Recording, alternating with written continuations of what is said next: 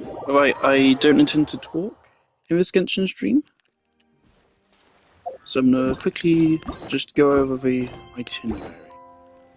So, I have resin to spend, so we're gonna go do that. I've not done Imaginarium Theatre yet this month, so I'm gonna then do that. And then, I need to catch up on this event. So I haven't kept up with it. Right, all the quests are unlocked, and I haven't done all of the levels of these. So I'll finish that. Also, I realised I was playing those mini games wrong, so that also made me hate myself. And then after that, if I feel like it, I will do world exploration here. People are saying the world quest for this area is really good.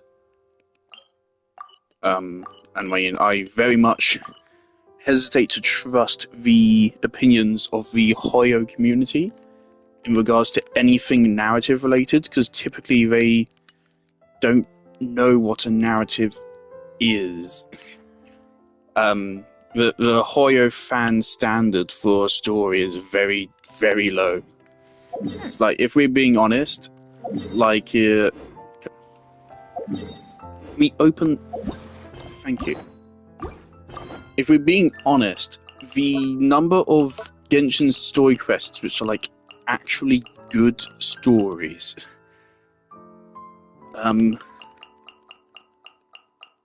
Sumeru was the first actually okay story. It wasn't even compared to other things. I don't know if I would even say good. I don't know. It's been a while, so I don't remember it much.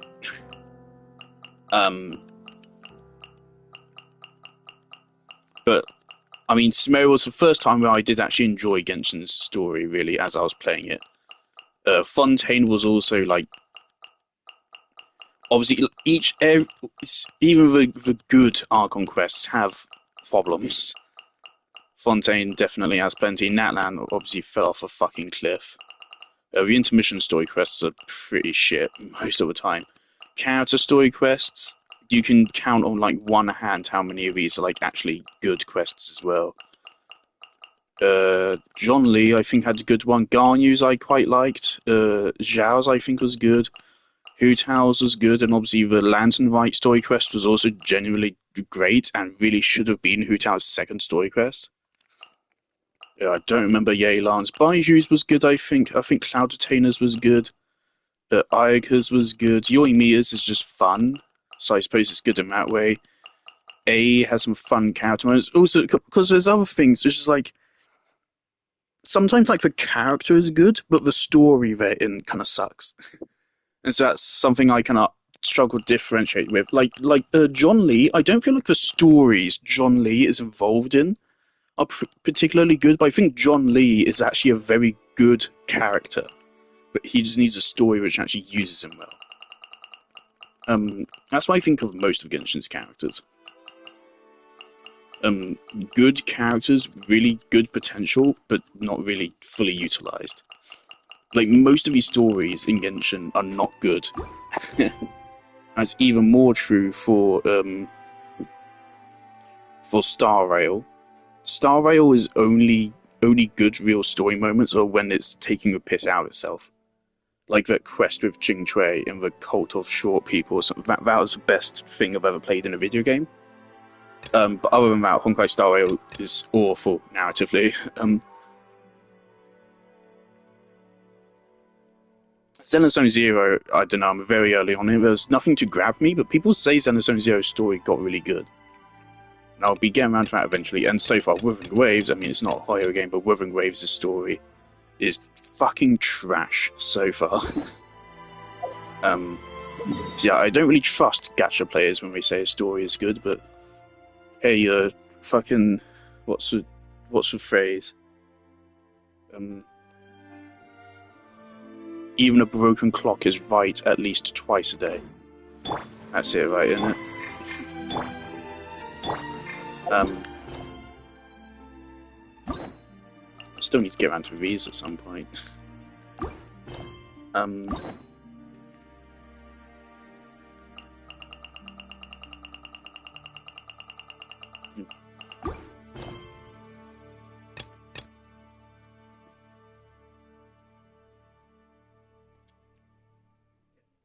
But generally, Genshin does do, like, world quests obviously different. They're supposed to be more about world building. And I do suppose world quests in general in Genshin, I have actually kind of liked them. There are definitely some that suck. A lot of people say they hate the R&R one. I really liked the R&R one.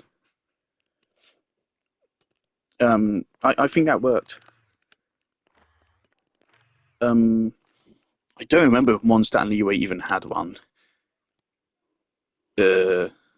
Dragon Spine Spawn was kind of fine. I don't remember Inazuma having one either.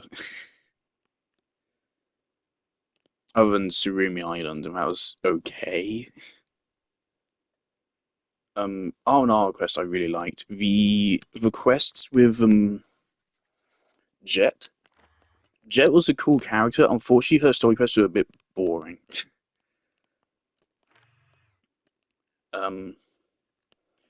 Fontaine had a bunch of story quests. Some of them were okay.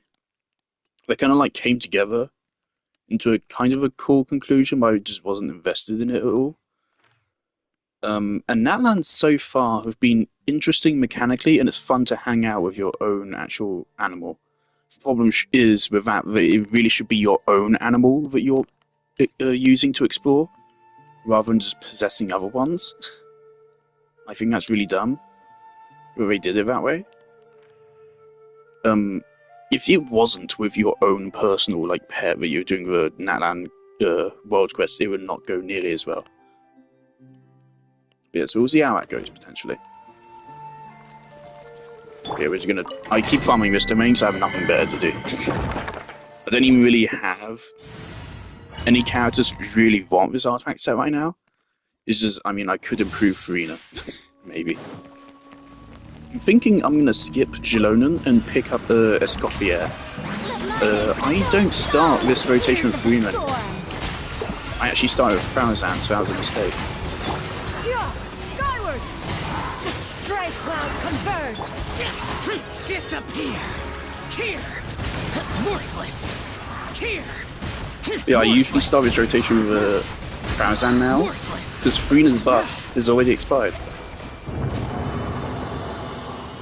The unfortunate truth, which is something I was worried about with Cloud Retainer, is her rotation is long.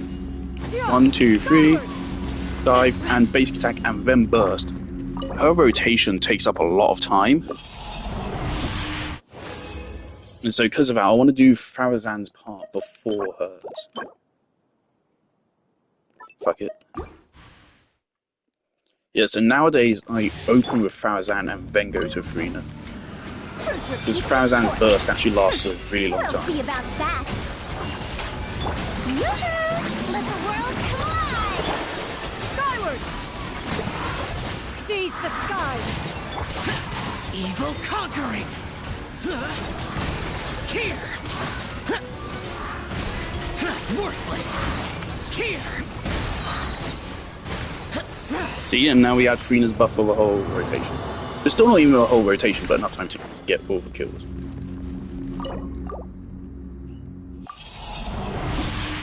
I'm pretty sure the reason why this team works is because Cloud Retainer's damage is amplified by all damage percent.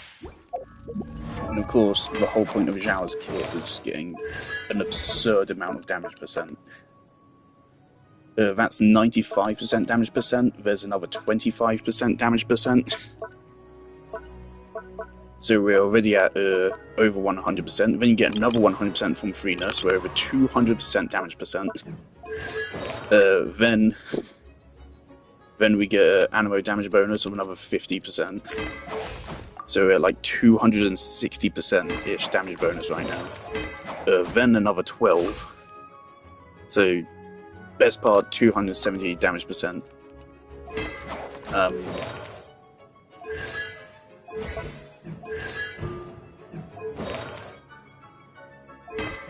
And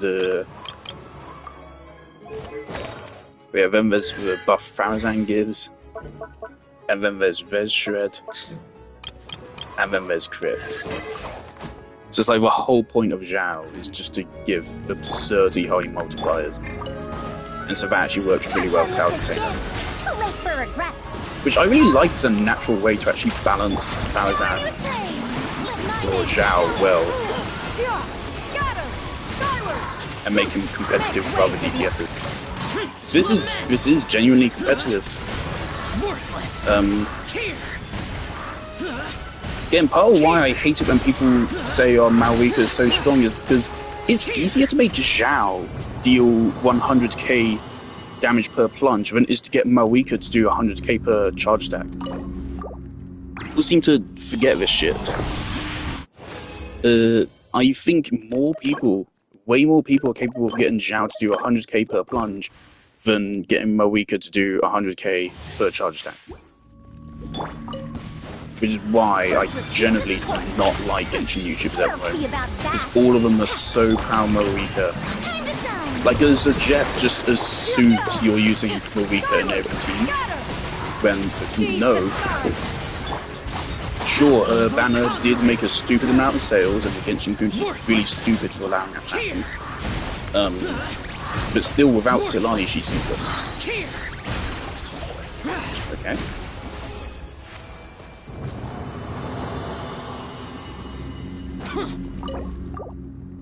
I think the main thing holding people back from getting Zhao to deal more damage than their Malrika is the fact that they don't pull for Zhao. Because they hear the Malrika is so strong. I think actually I don't want to spend the rest of hours on about was it 120?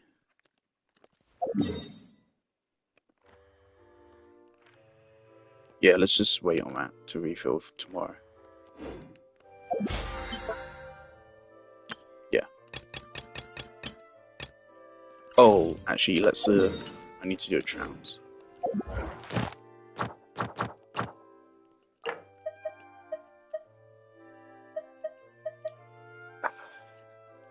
I hate this boss so much.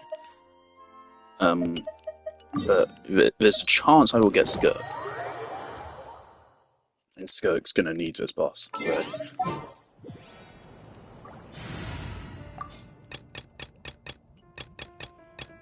I think I usually run Al Haytham for this boss now.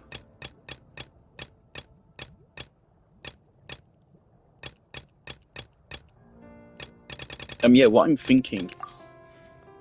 this team replaced Charlotte with Escoffier. So this team, I found, actually performed really well. With this team, I'm pretty sure Ganyu's dealing like 120k with every charge stack. Which translates to 60k per second, which again is very competitive with most people's Malrikas. People are bullshitting. I mean, yeah, Natlan characters have the advantage of their artifact set just giving 40% crit just off the bat. And that probably also gives them a lot more appeal, but again, we have Farina to give any character 36% crit rate. People blow power creep out of proportion, and that's how it actually happens, really. People become so fixated on meta when it doesn't really exist. I personally, I don't think Marika's that OP. I think the fact her burst happens at the start of her rotation gives her an illusion of strength.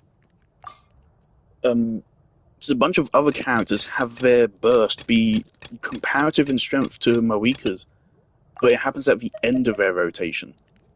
Like Hu Tao does her burst at the very end of her rotation, and therefore you often simply don't see it. Because often the target's already dead, or you miss it. God forbid, obviously you can miss it very easily. But Hu Tao's burst, if you do hit it, I'm pretty sure the damage on it is comparable to Marika's.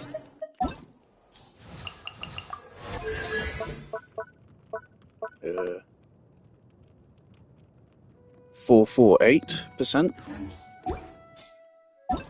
And then that is level 1, isn't it?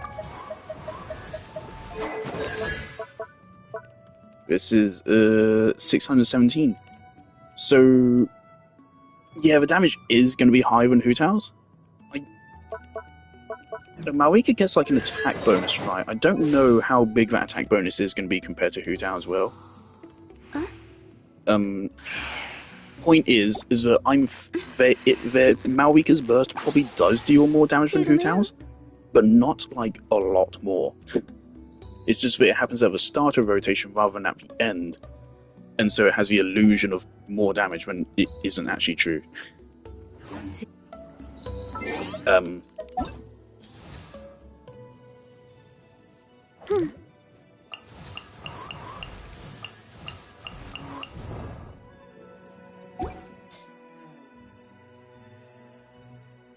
I think the part of Moika's kit, which is true power creep, is the fact that she can just keep going. Right, is the fact that you can see. I don't know how her elemental skill works. I don't have her. But in my experience with her, she can just stay in it for fucking ever. So she can just endlessly have pyro-infused charge stacks. And that's what made her so OP in the recent event, because her rotation is really long. And she can just pump out really high numbers for the whole thing. That's what makes her OP.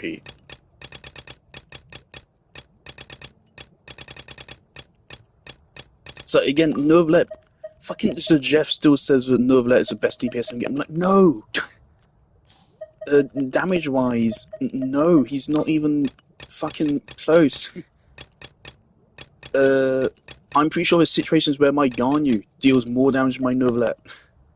And that's not because my Ganyu is better built. My Ganyu does have a 5-star weapon, but my Neuvillette's actual artifact setup is still better, I'm quite sure. Neuvillette, obviously, the advantages of Neuvillette is self-healing and big AoE, and still being one of the best DPSs in the game. Hu Tao does more, Zhao does more, Ganyu can do more, at least. Raiden C2, at C2 specifically, gets close. Nilou, you gotta respect Nilou. Nilou is still one of the best characters in the game. Al-Haytham, my Al-Haytham does more than Neuvillette. The Twink here does very close. In fact, he might do more. I hardly use him anymore. Shilonen would be really good for Linny. So good for Linny. It's tempting, but it's not that hard to get a DPS to deal as much damage as Neuvillette. It's just meta slaves really piss me off, man. Things like I do have Frina C2 and Nahida C2, but the thing is, like, those are understandable constellations to have. These are characters who have had several runs, are fan favorites, and have like valuable constellations. Like their constellations are good for the whole game and are fun. Whereas other characters, we missed like a big amount of damage there.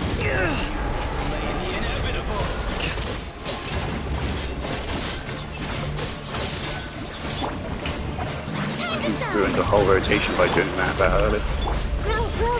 The process of elimination. This world shall perish, and its ashes will fall like rain. So he had the damage reduction up. He totally fucking did. We were doing like half damage that.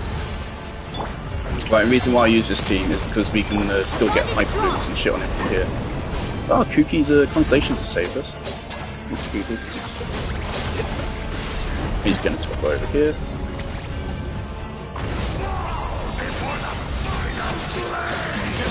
How bold.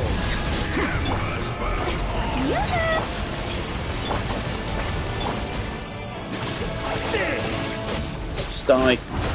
Thank fuck. See, that's why I use this team for this. Because it's the one team which is actually able to like kill him before he goes into his full rage since he kills you. Or you can use Malwika, because Malwika was specifically designed for this fight to complement her. You know, that's the other thing about Malwika. They're doing a Honkai Star Rail strategy where they release a character specifically to counter all of the content that's in the game and in vogue at that moment, and then they'll release other content that then makes that character super weak.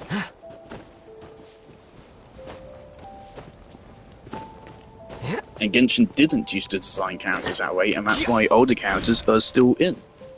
They can't really do it, and they couldn't get away with it if they did do it. I want to talk about the voice actor situation, but the thing is, I don't really know anything about it. I just know that shit's going down.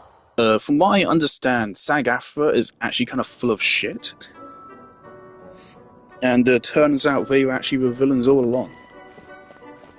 From what I know, SAG-AFTRA is basically trying to make a fucking monopoly, and they're trying to make Genshin a union project, which basically means kicking out all voice actors which aren't with SAG-AFTRA from Genshin, and replacing them with SAG voice actors. And because of this, it's caused a whole controversy or something.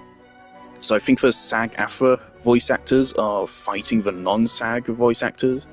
Like the new voice actor for Kenichi, I don't think is good.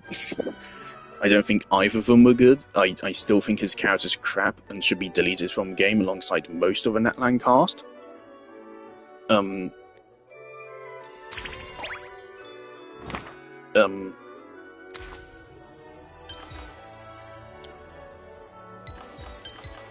Really? This does not seem like a fun one. I refuse to do a maximum difficulty.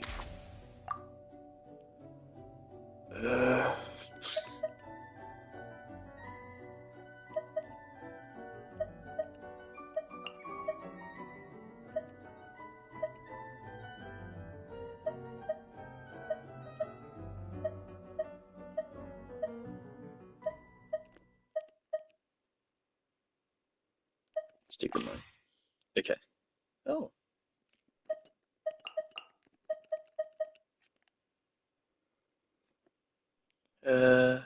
We won't be able to do Hyper Bloom.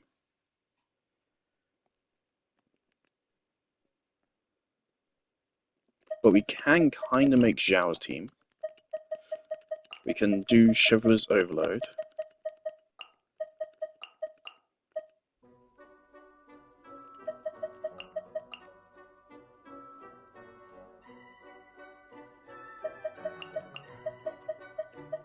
I'm kind of just picking like all the strong characters I see, right? I don't think picking Hu Tao will be wise here, just because I don't see many characters to partner with. How many healers do I have?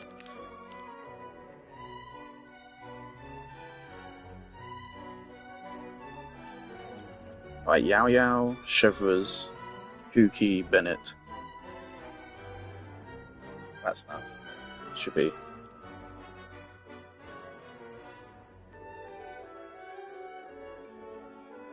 I think we're fine.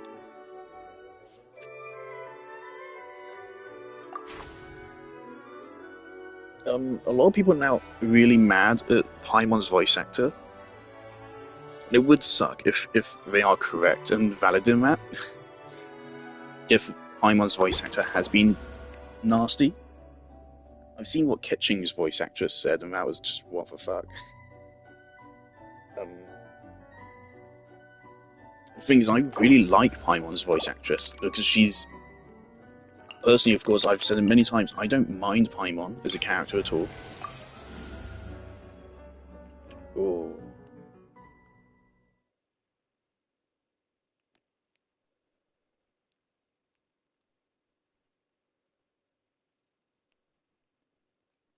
I think right now Yao Yao actually makes most sense here, because we don't really have a healer, and Dendro, I think, works with our current selection. I'll take good care of everyone.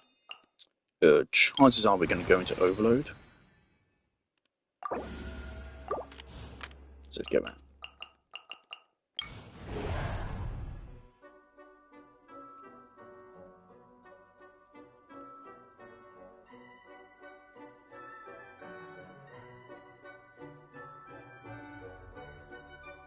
I guess we're going to do Yoimiya Burgeon.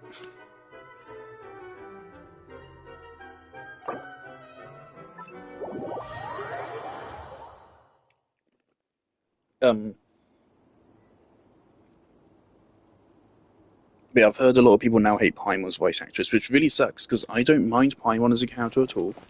Sometimes I even like them. And other roles Paimon's voice actors have done has actually been like some of my favorite game characters of all time. Like, part of why I think I was excited against Genshin was once I found out that Paimon's voice actress was Korona Betgirl, however you say her name.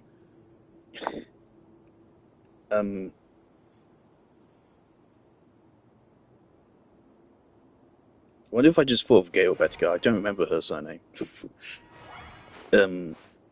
Korona or whatever. Of course, she's a Mizuki Okiura who at one point might have made it into like my top 5 gaming characters ever. I don't think she would anymore, but she is still very much up there, and she's still part of one of my favorite duos ever. So it would really suck if it turns out she's not a good person.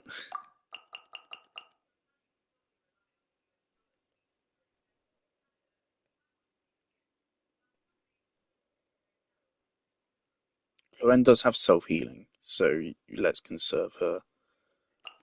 Not a fan of Beidou.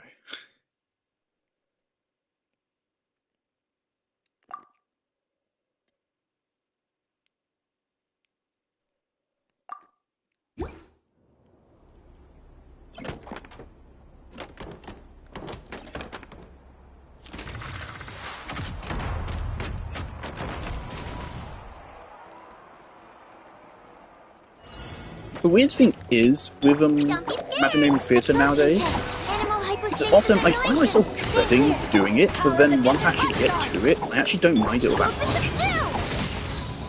Right, how does your music kit work? Yeah, that's how it goes, right. This actually kind of works, we get overrate going here. And maybe a couple of blooms. Absorption test. Enhanced animal module. A festive reprise. Time for a light show.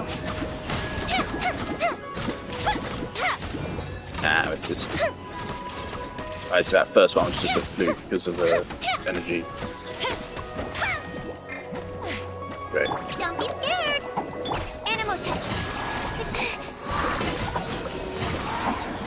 Whoa, Mark 2. To ashes! Hey, go away. Yeah, we did. Great. Yeah, often I find myself, I always say that I hate going to Imaginary Theatre, but then once I'm actually in it, I actually end up kind of liking it. This is pretty difficult.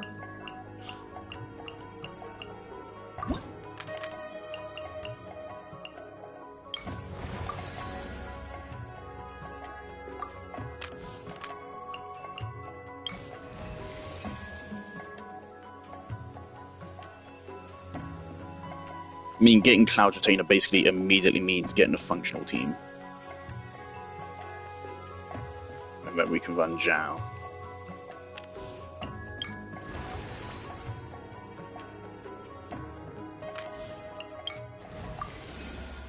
My contraptions are calibrated. We may now depart.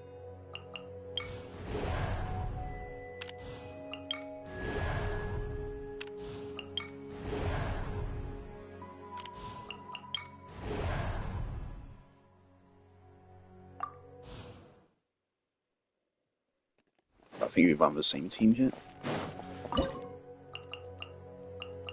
Just burn them. This team doesn't have a whole lot of mileage. Sucrose is kind of a healer, which sucks, but we currently have 2 healers, 1 defensive, and 1 self-healer, so... You'll get frostbite. We're gonna need a lot of DPSs though, before we get to the next round. Power that can be punched on!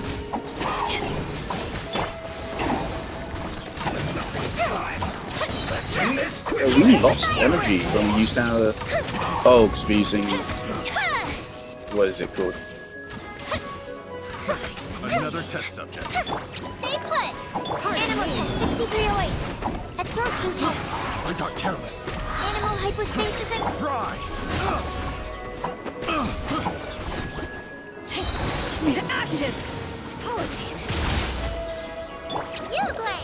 Animal test 6308. For just a moment. Forgive my prior inconsideration.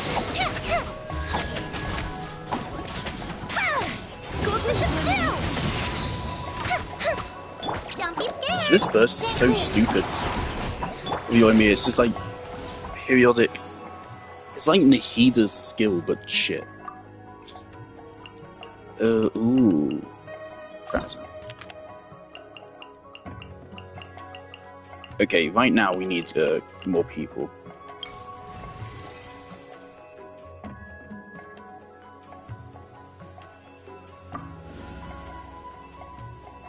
What is the situation?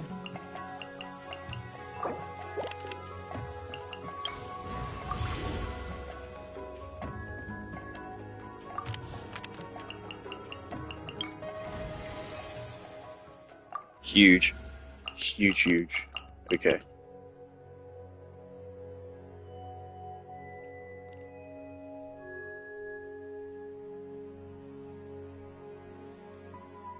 I think here we have to use Zhao and burn a character we don't want.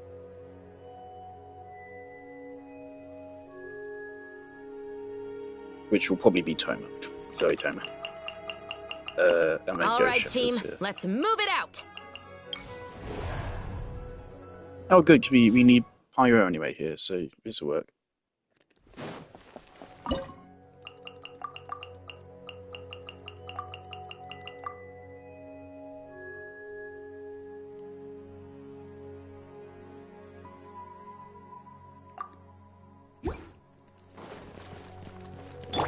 Right, how far do I play this? Storm!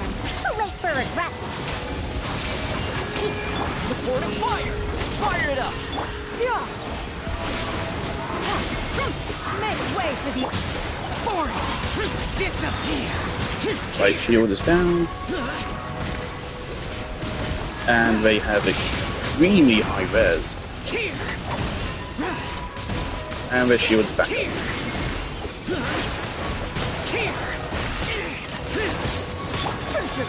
What a fun, innovative boss fight. I fucking hate this boss so much. Fire it up! It's always an awful experience to fight him. Seize the skies. Too late for regret! I got you covered! Don't get too close! Lament! Worthless!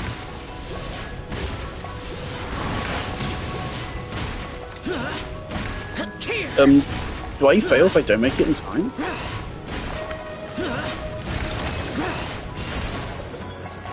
Have fun with this gift! Check this out! Skyward. Why does boss have super fucking high ammo res? Get out of my way! Who was like, fuck this boss, fucking Xiao me. This boss specifically. Okay. Fuck you too. This is why I don't like Imaginary Theatre.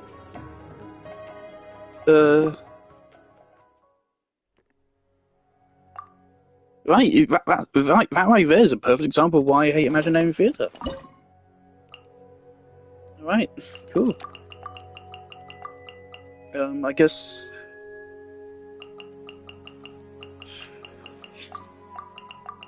Fine, I'll use the team I didn't really want to.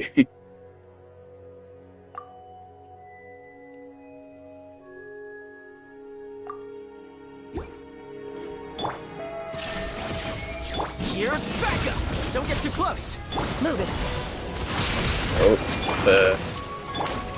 fuck that rotation. Drop your weapons. Final warning. Stop right there. Where evil lurks, shoot on sight. Right.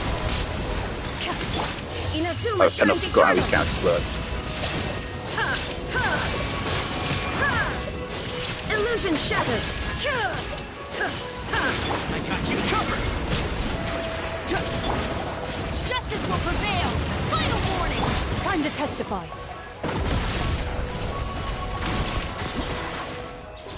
Dude, that made it easily, but now all those characters I want to use later have now lost a bunch.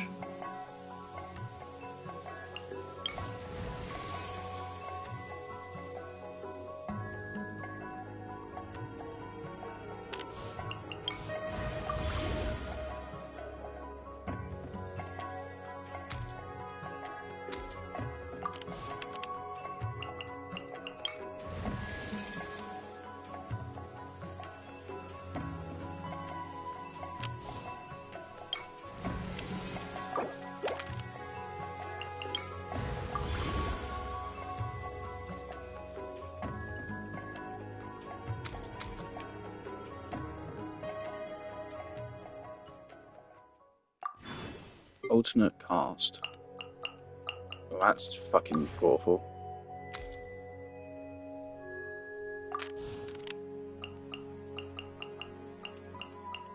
We need more characters. Okay, we're not gonna get any. Fine. Okay.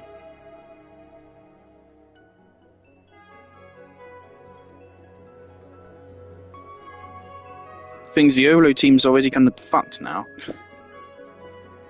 Because all of our core Overload characters are now missing a charge.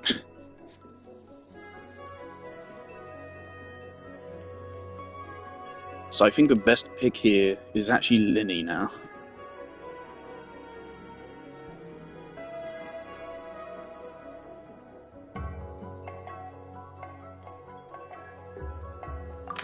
We'll be a traveling magic troupe.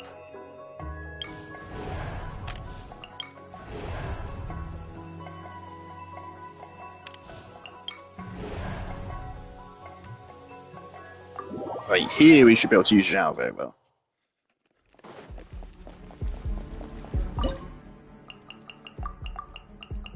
Get rid of you.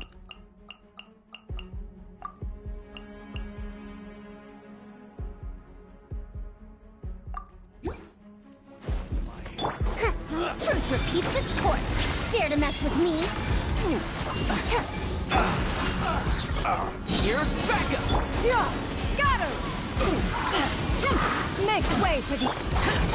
Disappear! Here! Worthless! Here!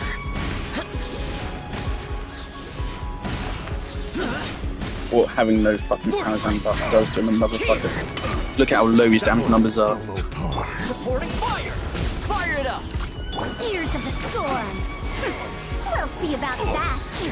I am thankful my Zhao team still has room to grow stronger thanks to the fact that, of course, I don't have Tarzan C6. So my Zhao still has room yet to grow, and of course I could eventually get Cloud Trainer C2. That's a long way off there. Get out of my here! Here's Becca! Repeats its course. Got her! Skyward! Make way for the adept! Lament! Here! Really gotta learn like how to position Zhao as well. Zhao is so much fucking fun to play. That's why I hate it that fucking meta slaves tell you not to fucking get him. Fire! Don't get too close! Have fun with this gift. Dare to mess with me? Got her! You know, again, like you're more likely to be able to make Zhao deal 100k than you are be able to get your Mawika to consistently do 100k. This is actually very easy because we don't have shit to back up Al-Haytham. Al-Haytham's such an interesting character balance-wise. Because Farina C2 single-handedly doubles his damage output immediately. Which is so crazy. But it does.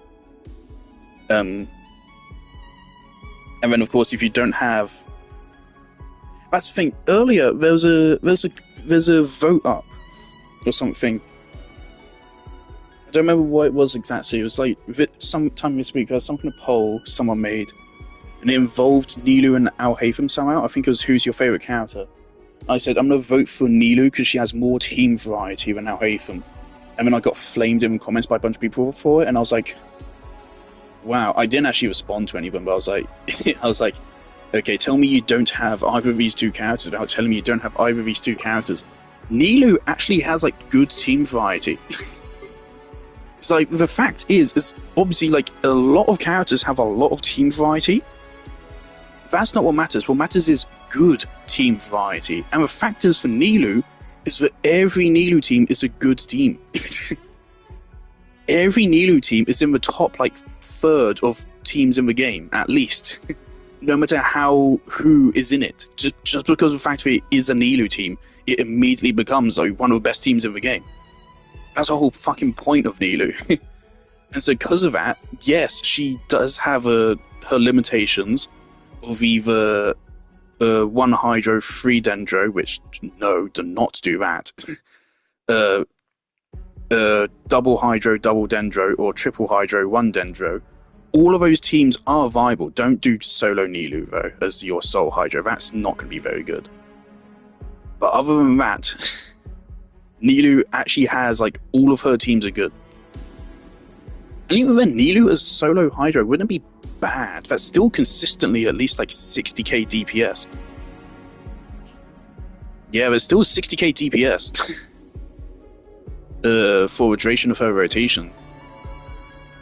More so once you get Nahida C2.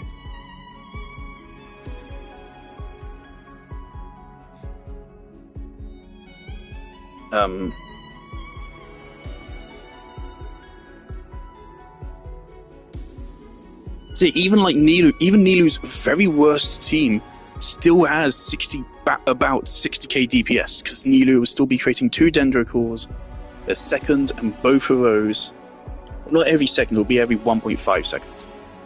And both of those will be dealing a little over 30,000 damage. So it's about 50k. Because of a 1.5 seconds, it would be closer mathematically to like 50, 40, mid 40s to 50k DPS mathematically, I think. But still, that's like better than quite a lot of teams. And that would still be a decent bit of AoE. That wouldn't be single target.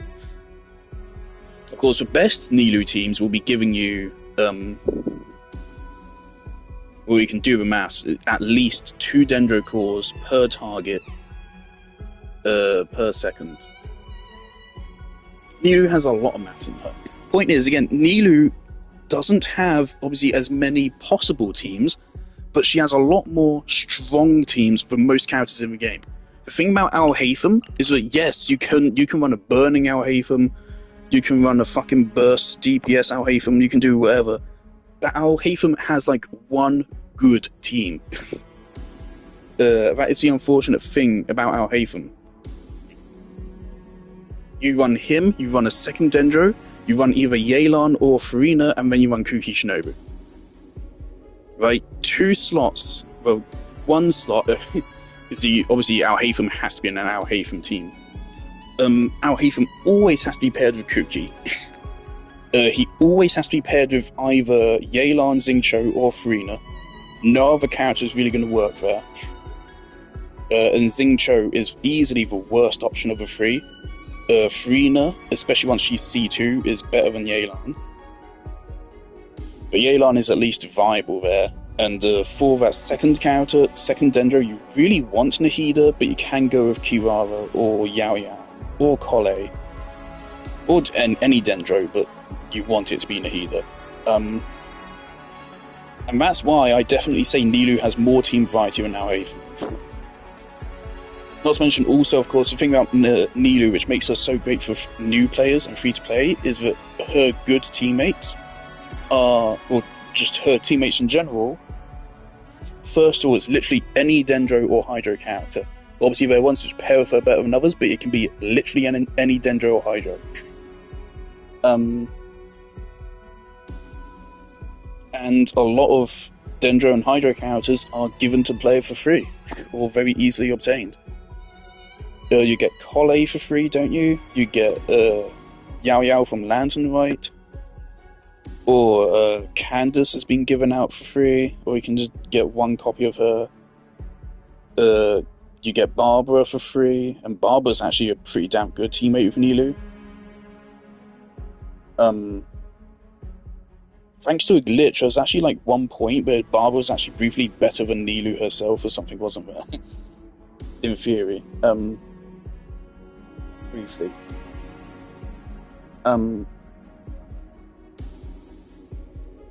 Obviously Kokomi is great.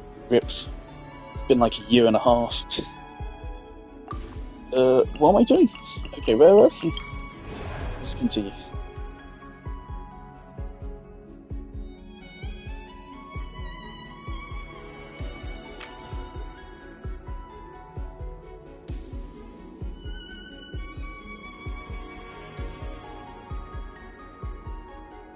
I just realized the final boss is going to be fucking catastrophic.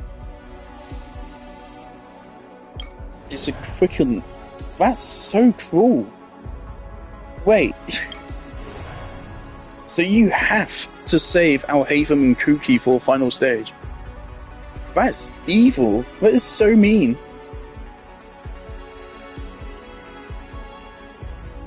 That is so fucking mean. What the fuck?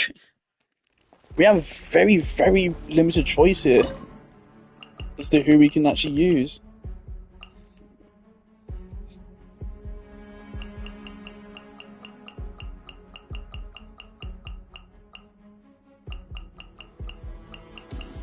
I think here we just have to burn Clorend.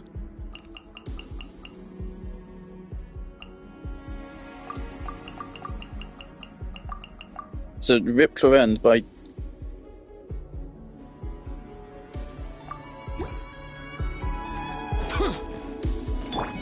Ready.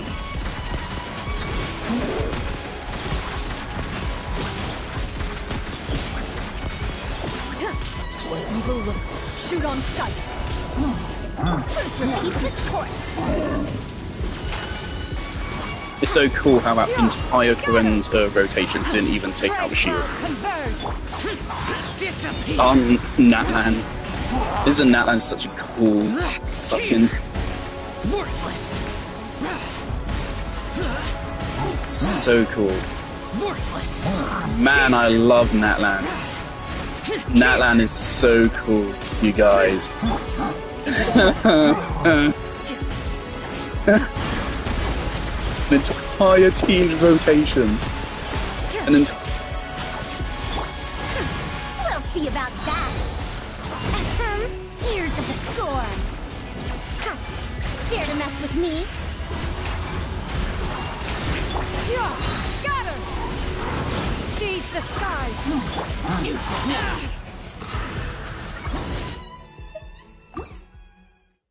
An entire team's rotation to take down just a shield. We're fucked. Is this even possible? This might not be possible. From seeing that. Wow. Wow.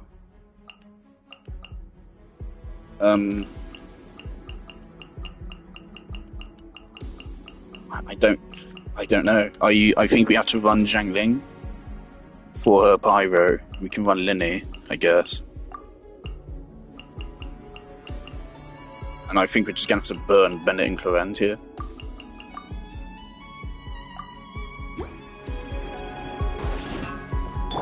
Adventure time. Ready.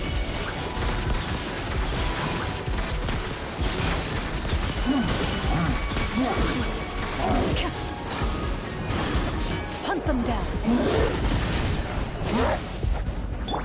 Sorry, I do not know how Clorend's kit works.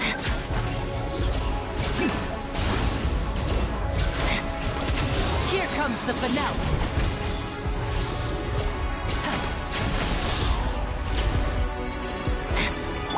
Into the shadows.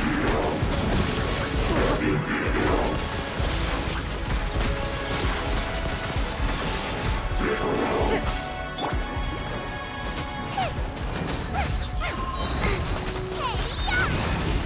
Everybody stand back!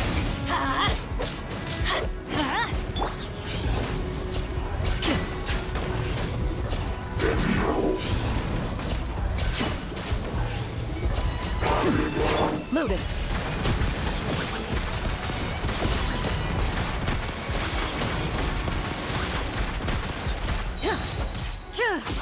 Where evil lurks, shoot on sight. Boba, get the... Teamwork is dreamwork. We still might not make it, by the way. Let's get this show on the road.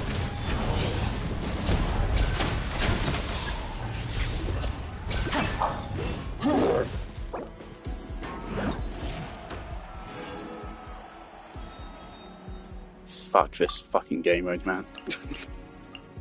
There's not a whole lot Kazuha can really do, I feel like, here. Nor Yai Miko, because Shivers only has one charge. Without Shivers, Yai's not going to be all that good.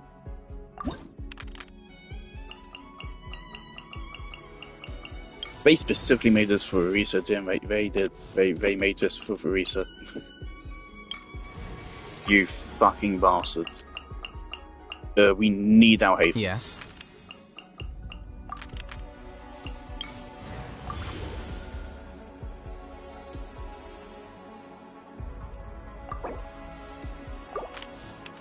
It always picks worst character.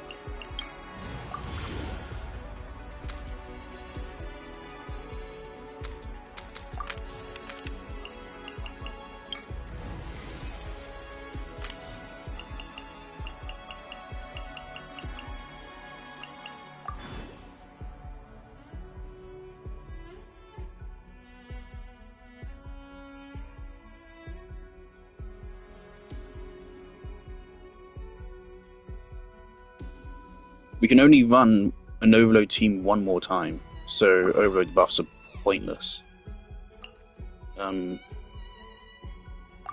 We can only run one more Animo team as well, so Animo teams are also fairly pointless. Chances are we're going to end up running our Hatham, Kuki, Kazuha, probably with Fischl.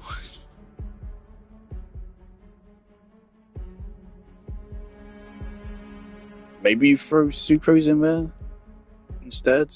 Nah, Fischl just for raw damage. Okay, I think we have to run Stormgale here. And I think here we run an Overload. Is this Hydro Tulpa? Hey, at least I get to run one fun team here. This is one of the best teams of the game, at least. You asked for it! Do not attempt to run everybody! Stand back! Let me Eat this! Axe right, kid! Now you shall perish! Okay. Very cool.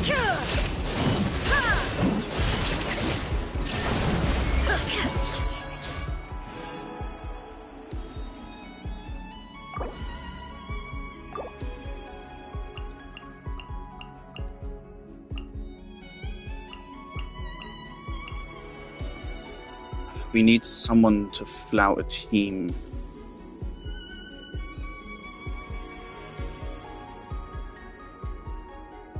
I get her to fill out Zhao's team.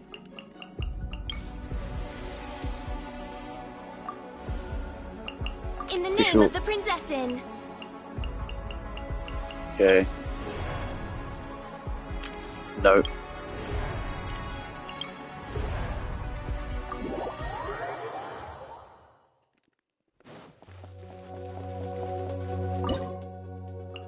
Reminder that I have spent several £100 on this game and have been playing it for 2 years. And I can barely manage to have enough characters to pass this.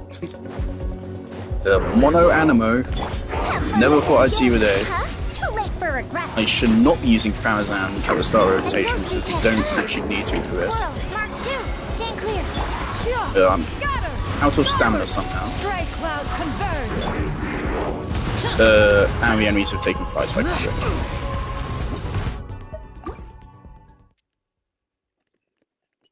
I mean, I think I could have shot him down with Farazan, but I...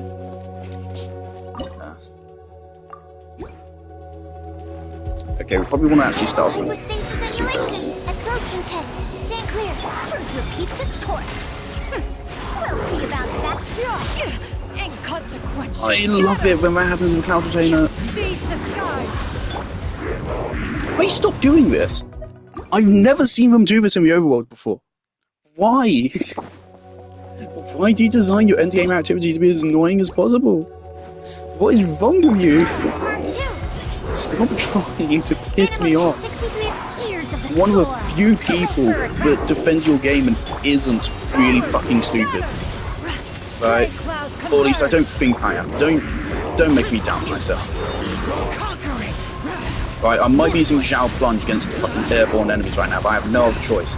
I literally have no other choice. Like, if I run any other team, I'm fucked. And I won't be able to complete the challenge. Okay, we're gonna have to shoot him down with Farazan. I've never done this before. I've literally never shot him down with Farazan because I've never seen them do this before. Yeah, I have to run this team here.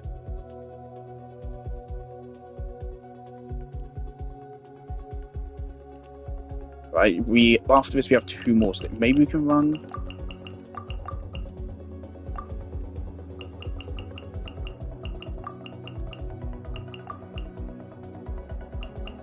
No, fuck it. Oh no, actually, okay. Elemental cocktail, sure. Just random bullshit go. Animal hypostasis emulation. Fallen leaves. Um, Adorn my night. A round of applause. There we go, that steals all the raw damage we need.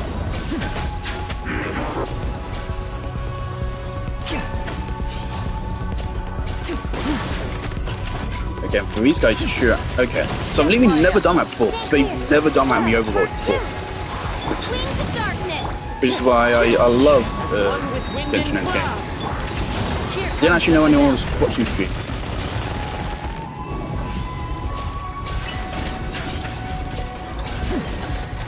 I know Aeon Blight Drake also has the same thing with that. Enhanced animal module 7. Wind strike.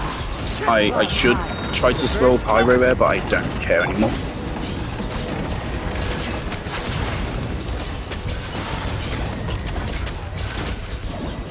Alright.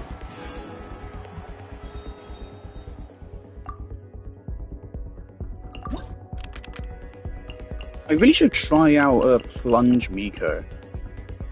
Oh, this is it. Okay. Alright, so it is the guy we have to... Yeah. Okay.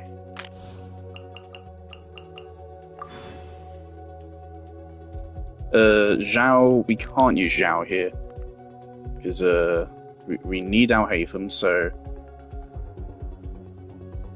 Don't like Zhao... what? I don't like our Hatham being the sole Dendro, but we're gonna have to run that way. Unless there's some way we can bring back Yao Yao here. Which, probably not.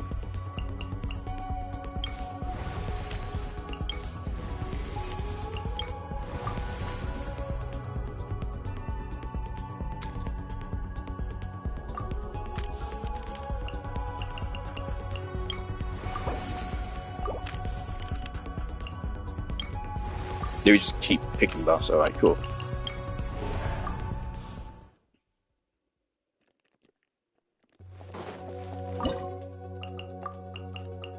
Okay.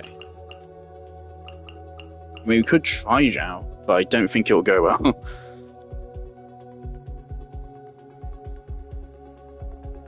Is possible Zhao will just kill him before he has time to go into a special phase?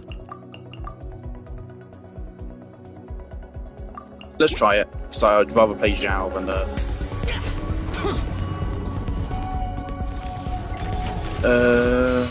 let's hope I'm official. As you wish. Have fun with this gift. Dare to mess with me. Okay. Got him. Never mind. Okay, cool. So once again they changed the enemy AI. Okay, so we can't use Zhao here. We have to use our Hatham. Cool. Alright. The boss usually has an entire fucking phase before he does that, but not this time. Okay.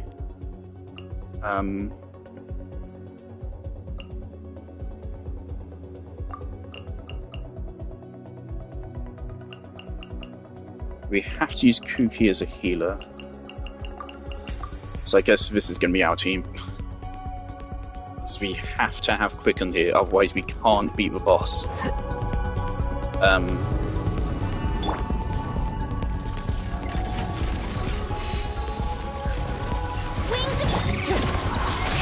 Fallen leaves. Adorn my night. Stand with me. It's already...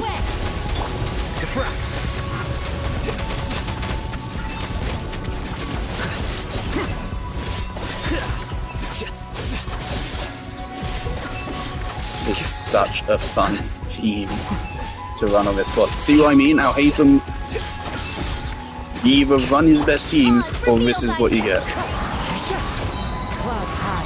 The birds come. The process of elimination.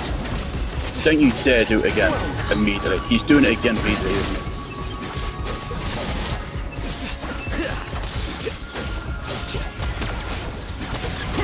Yep, okay. Where are you?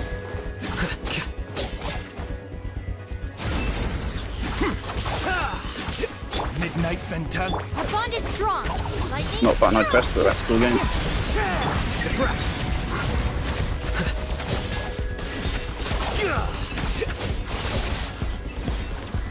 Fuck's sake, it's over. That was the most miserable.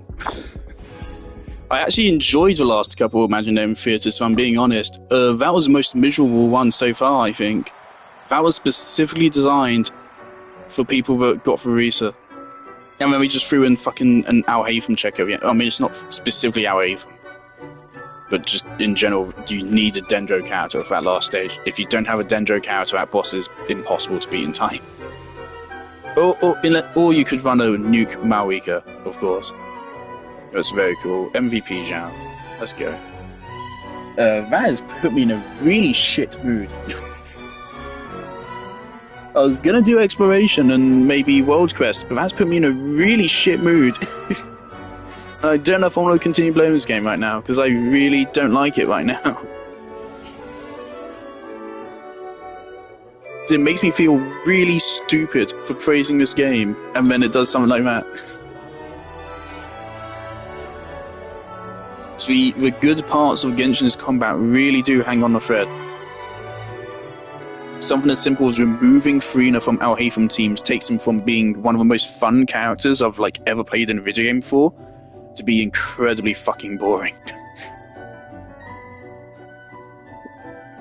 Fuck you. What a fucking chore. Hopefully there's some new emotes at least. So I do like those. That was 8 minutes, that felt like half an hour. That was insufferable. Give me my fucking Primo Gems. No.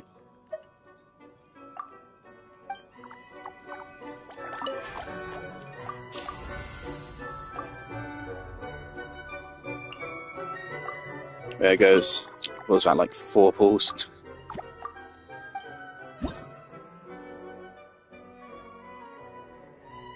Oh, Wanderer. Gimme. Sure. And no one likes this character. Go on, you emote! Yay!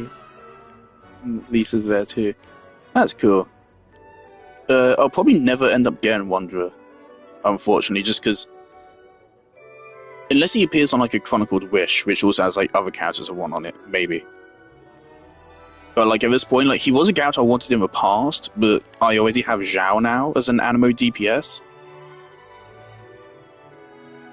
And then there's Chuska, who I would probably rather get than him. So yeah, chances are I'll never get him. But sure, I'll pick that up anyway. Go on, you emote, bro. That's great.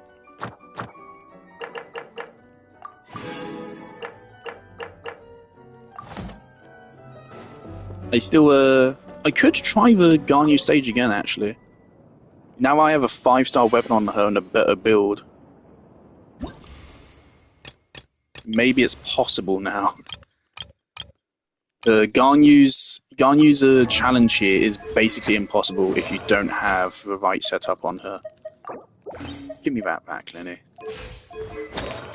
Yeah, she is running on Marasasi though.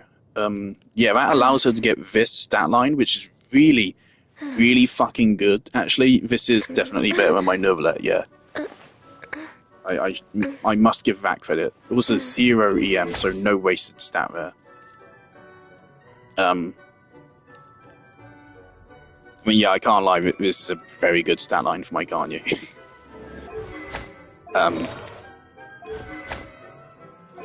Which actually, Shenhe works the same way as Cloud Retainer, right? So that means Shenhe's damage would be multiplied by that much.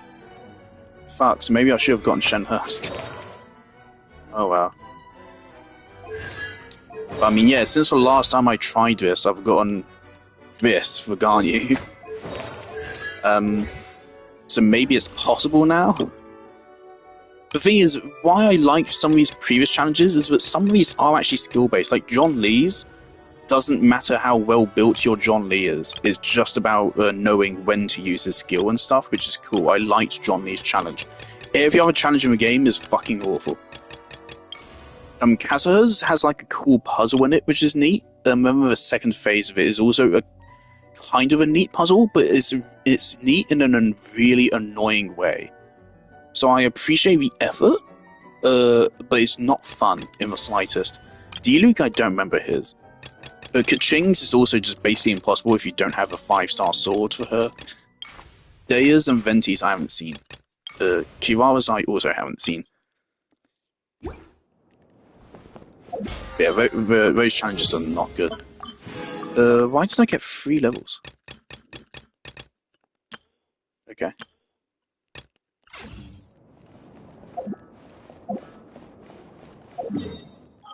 Anyway, that's that shit done for another month at least. Fuck.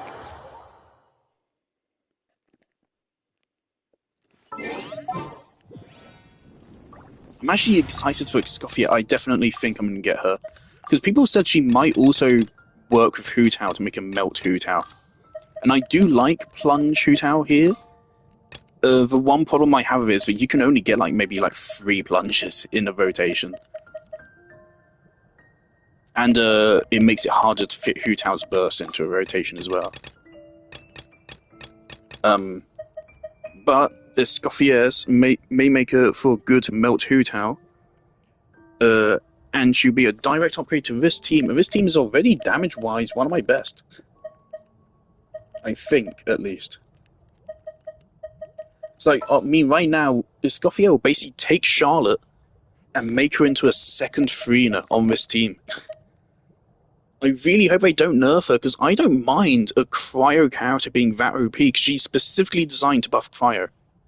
She only shreds Cryo, doesn't she? So if you're not using a freeze team, she's not actually that crazy. And so I honestly think Escoffier is fine as is.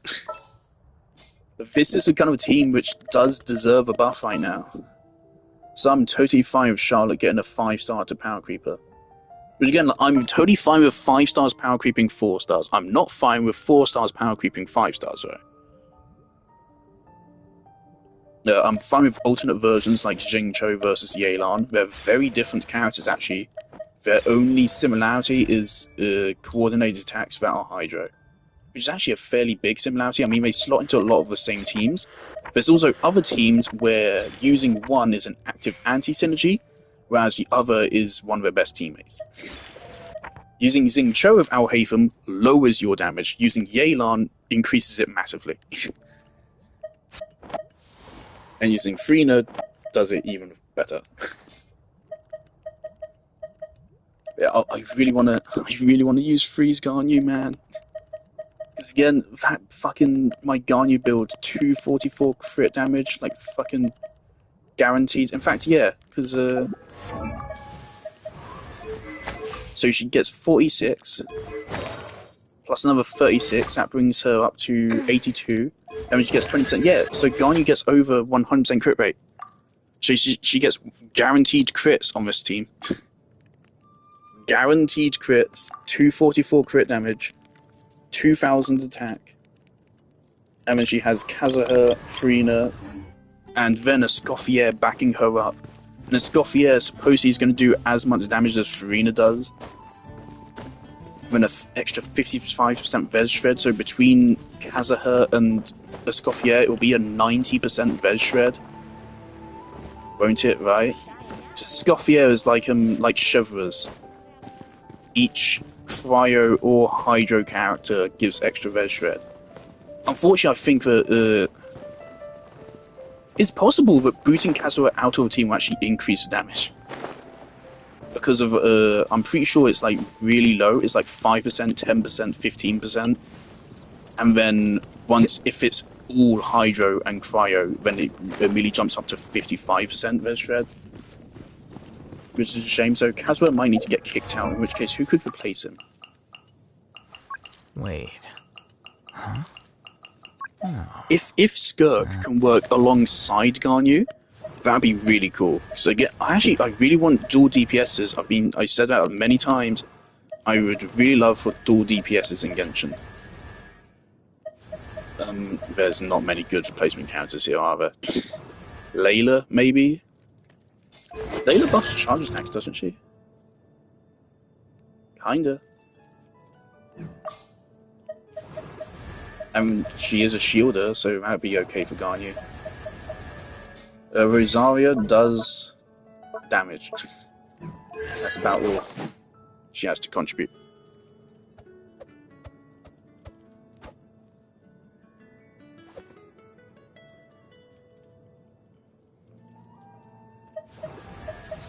Okay. I mean, I'll think about it more when the Scorpio actually releases.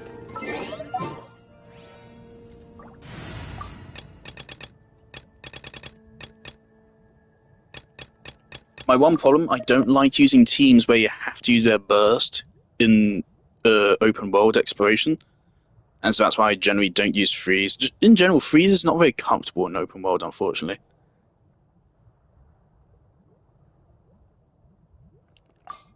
Like, I can work with Zhao, because like Zhao, every counter's burst just adds more and more, right? Farazan gives Animo damage and Res Shred, and so then Zhao's skill can deal a lot of damage. Cloud Detainer's burst just immediately means all the counters. Cloud Retainer uses her burst, gives Zhao 50k plunges immediately. Just his physical plunges hit about 40 to 50k.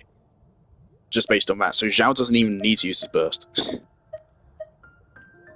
But that's why I love this team in Overworld, because all you need to use is one burst per rotation, and you're clear.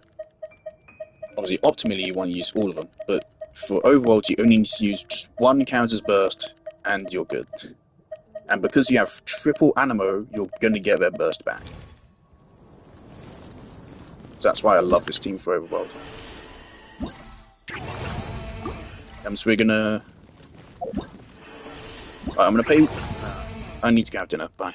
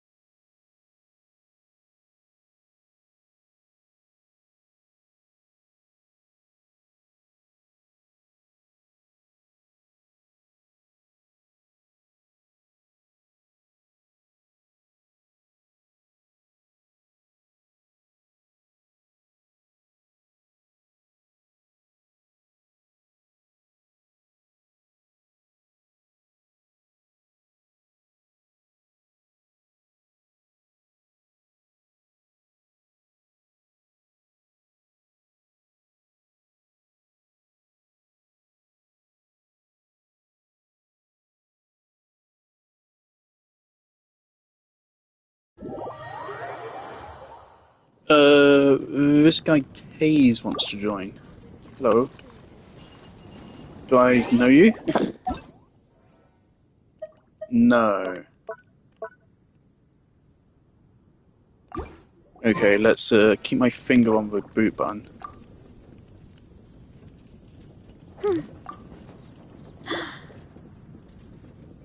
If they start hitting shit and it starts fucking disappearing, just boot. If they hit something and a more billion damage pops up, boot. Heard about a lot of cheaters being around nowadays.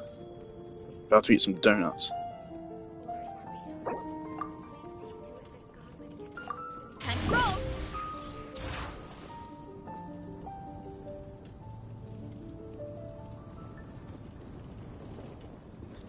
Alright.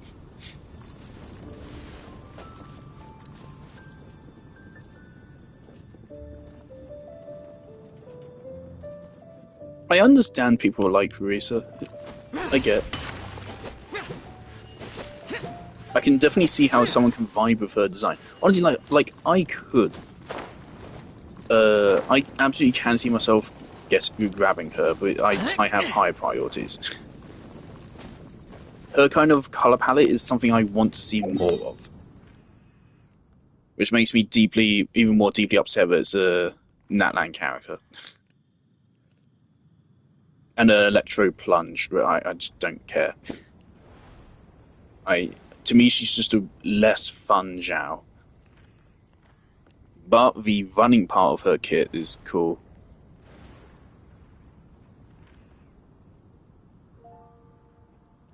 Alright, so I'm just going to keep an eye on this person from a distance.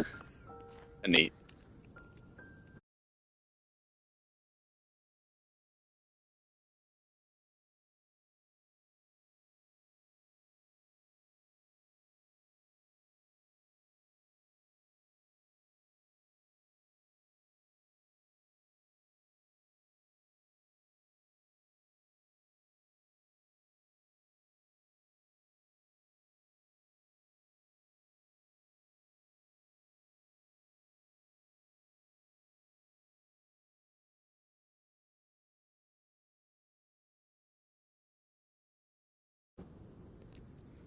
Sorry, what's this about Mitsuri from Demon Slayer? Sorry, what's this about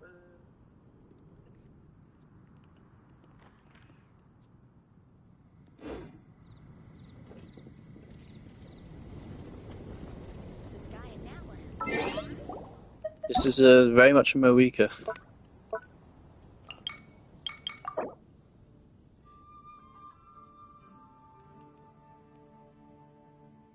The damned will sooner die again than lay a hand on me.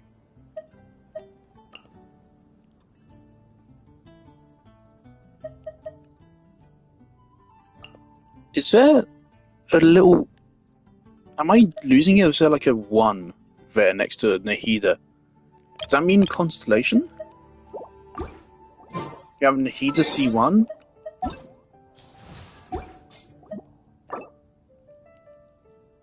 It doesn't show on mine.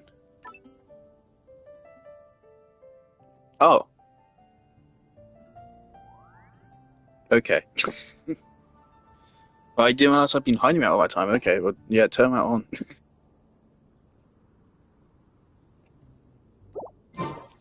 Did this guy try to get C2 and failed? So the tragic thing about Nahida C1 is it sucks. Nahida C1 is awful, but Nahida C2 is one of the best constellations in the game.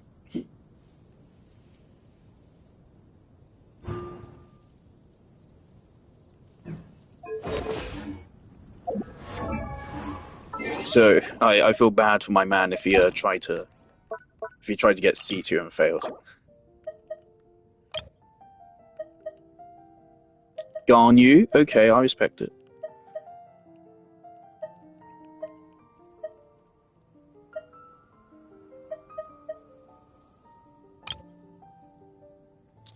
Man, I wanna like characters I want to build. Right, or like I want to run a main DPS Mona first of all. I want that to be a thing. Or does Mona just at all, man? Oh, I could run Mona instead of Kazuha in a.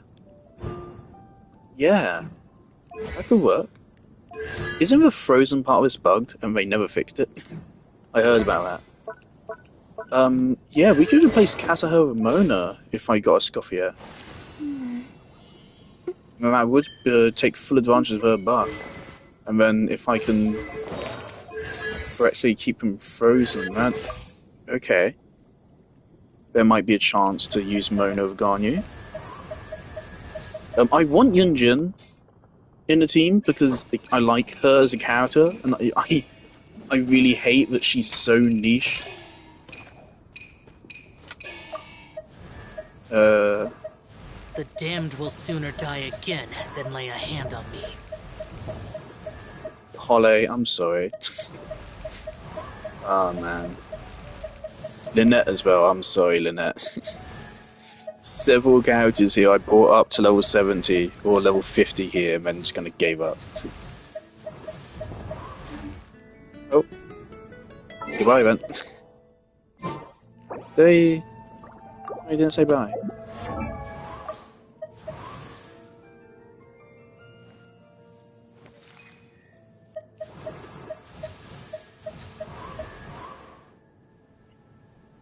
Reduced to just standing around. How Yeah, I want to absurd. build a Lanyan at some point. What was the team I had in mind? I keep forgetting. Oh, it was a Ganyu, wasn't it? Yeah, I wanted to have a Ganyu freeze actually, didn't I? Yeah. It was like a proto-Sitlali. As a replacement for Charlotte, give her prototype Amber. Virtus and Venom actually wasn't it? Did I mean that for something else? Maybe it was something else. Was it Ganyu Melt? It might have been Ganyu Melt I wanted it for actually. To replace John Lee. Maybe that was it. I'm pretty sure it's related to Ganyu in some way. So ever since I got that 5-star bow, I've been determined to buff up Ganyu a little bit.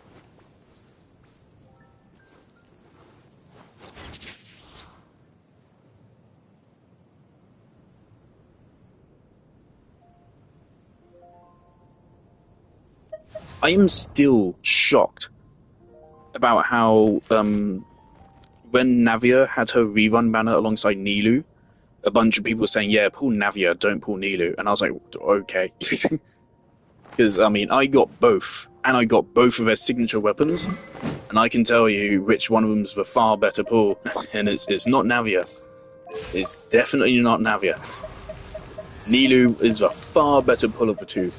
Nilu in some situations deals more DPS, personal DPS, single target DPS than Navia.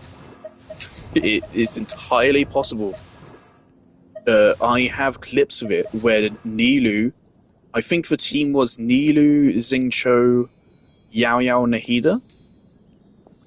Yeah, I think Nilu, Xingqiu, Nahida, Yao Yao. That team dealt more damage to a single target than Navia did. And both characters have their signatures. And both are very well built. Nilu reaches 74k HP, her maximum. The Navia here has a pretty good stat line. I think this is her correct. Yeah, this is not her best in slot set, is it? I think her best set is this one, yeah. Yeah, but this does give her still plenty of a crit rate, which is also very important for her. Very, very important.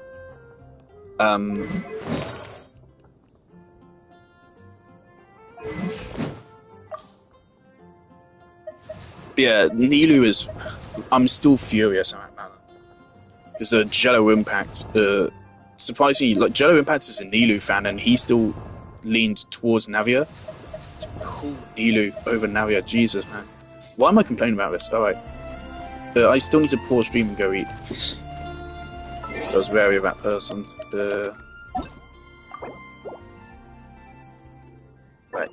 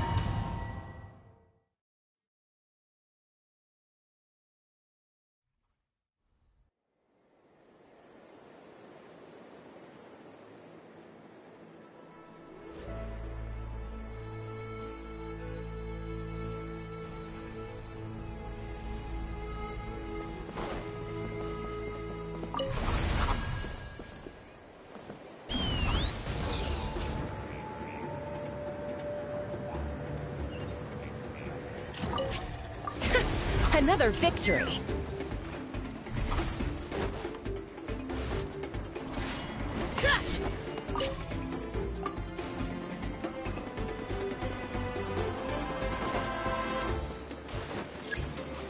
Smile! Hold on to your hats. Let's fly! Take a deep breath and grit your fire. all ice on you! Open fire! Take a look behind the veil! Open fire!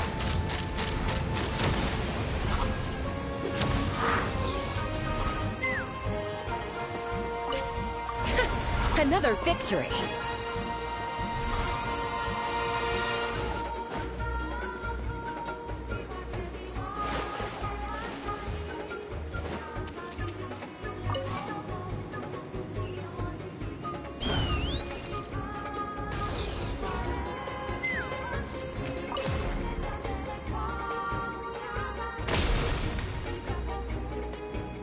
Keep this up!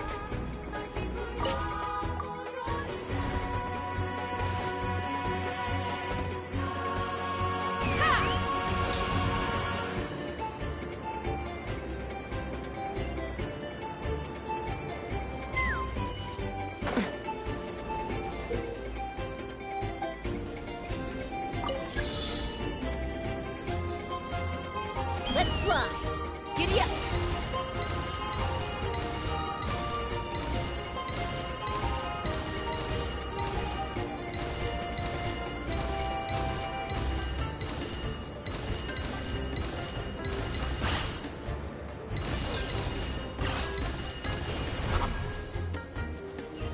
Open fire!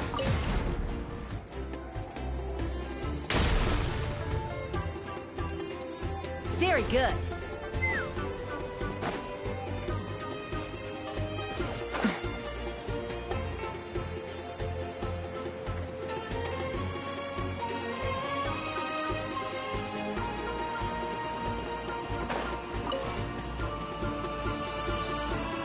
Take me up! Giddy up! Another victory! Brace for their counterattack!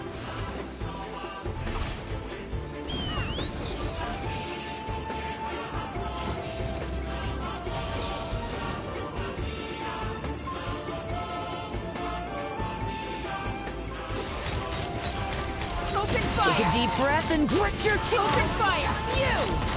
Bullseye! Take a look behind the veil! Wind blows. Snowed under! Locked on! Locked on!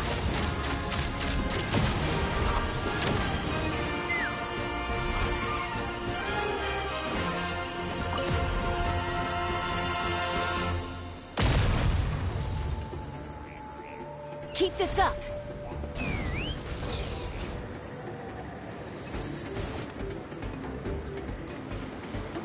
Yeah. Strike a pose! Let the world come alive! Hold that pose! Breaking news! I'm going in! Fire in the hole! deep breath and grip your all ice on you! Open fire! Bullseye! Open fire! Locked on! Locked on! Bullseye! Locked on! Shower me with praise! Time to shine! Smile! Let's light it up! Take a look behind the veil! Hold on to your hats.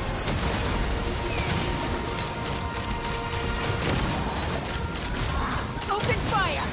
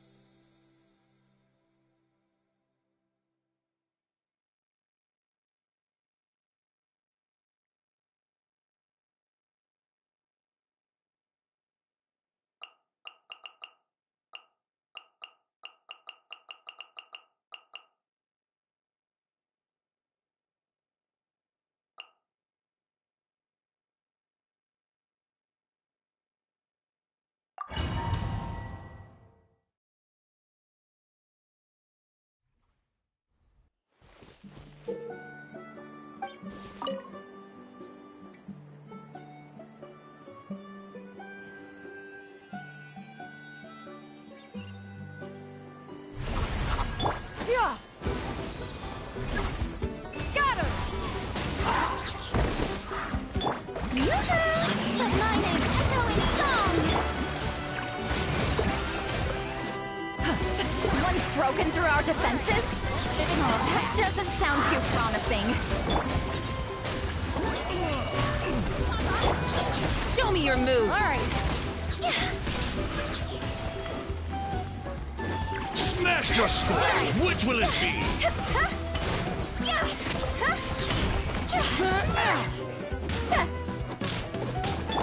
Shower me with praise! Time to shine! Show no mercy. Smash your sword! Alright. Which will it be? Yeah! Got him! Skyward! Bright clouds converge! See? Huh? Phew!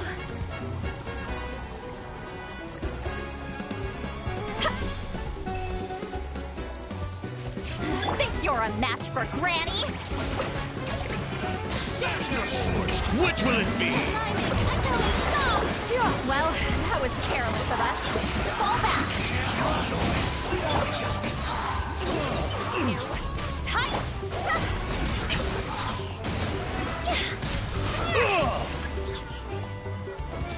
Smash your Show me your sword! move. Which will it be?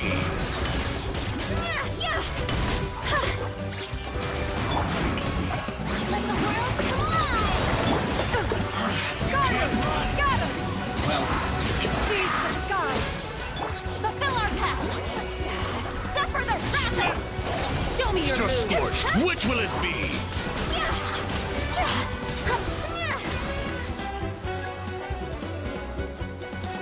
Yeah! Skyward! Scatter! See the light switch out, or you'll get singed. Fire! Make way for the attack! Lolly, meet Papa.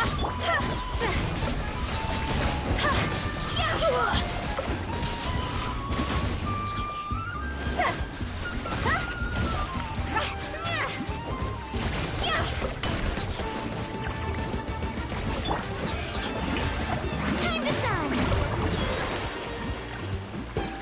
Yeah! Strike cloud confirmed! Fire! Suffer the wrath of the...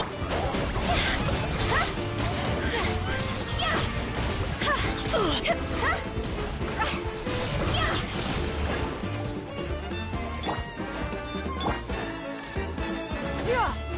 Scatter!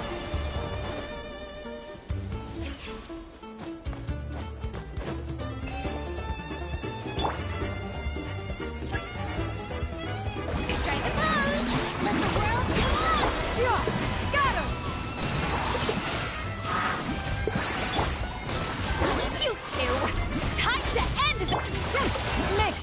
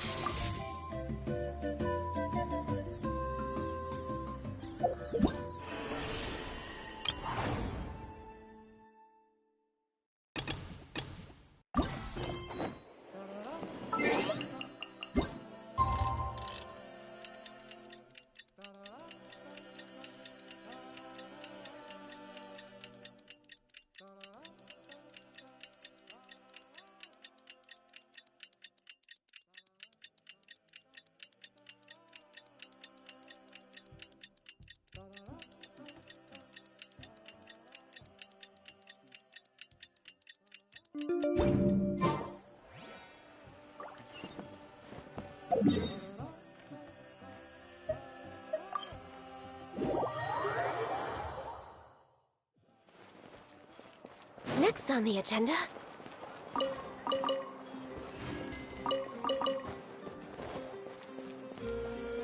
Add Astro...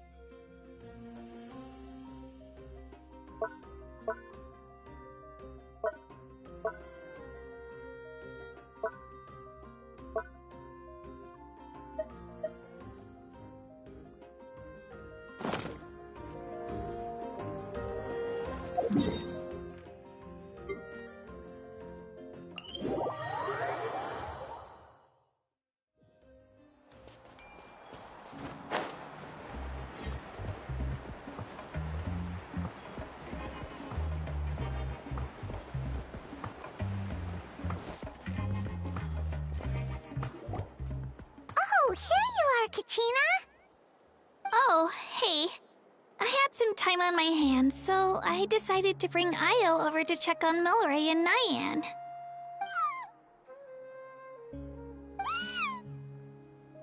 Don't worry. Everything's gonna be fine.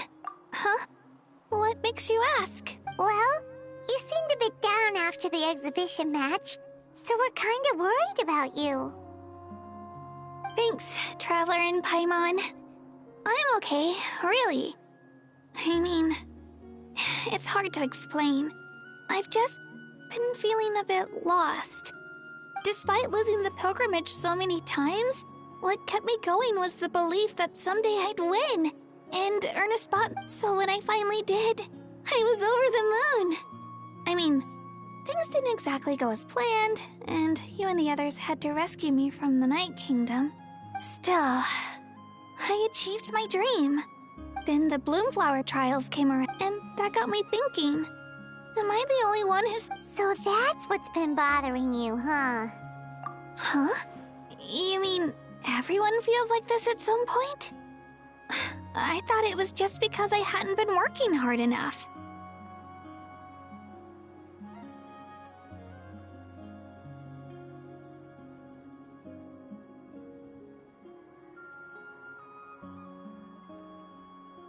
Oh, I see. Thank you, Traveler. Huh. If you think about it, this is a good thing. Not knowing what you want means the future's still full of possibilities, right? When Paimon can't decide what she wants for dinner, she gets to imagine all kinds of delicious dishes. But if someone told her, "You're eating this tonight," kinda spoils the anticipation. That actually makes a lot of sense. Hey! Stop underestimating Paimon like that, would ya? Oh, looks like you guys beat me to it. Is the little guy feeling any better? Granny Lolly! Hello! Hello. I didn't have much going on at the moment, so I thought I'd check in on our patient. Milray's been in a deep sleep this whole time. It's just as Aoife said. We'll need to gather all the sacred flame crystals before we can help him. I imagine you're right.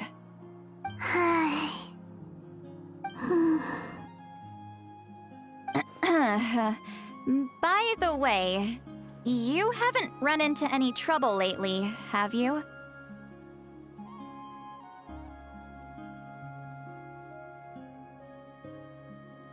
When we discussed the sacred flame crystals after the exhibition match ended, everyone else looked happy. But you seem to have something on your mind.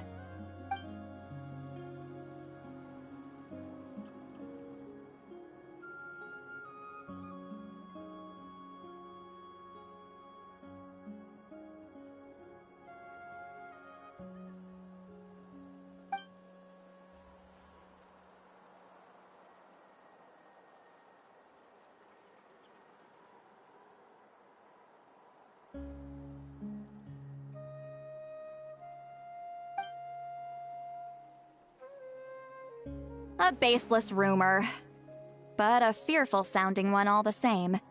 Fear stems from the unknown, so the more cryptic the hearsay, the more panic it spreads. Wait, are the crystals actually dangerous? Then what about Milray? Mawika was right. Even if trouble does come our way, she'll handle it. Still, there must be a story behind the Bloomflower trials being stopped. It is said that something happened the last time they were held. Since you're concerned, why don't we look into it? I'm sure we'll still be able to find scrolls from back then over at the Masters of the Nightwind.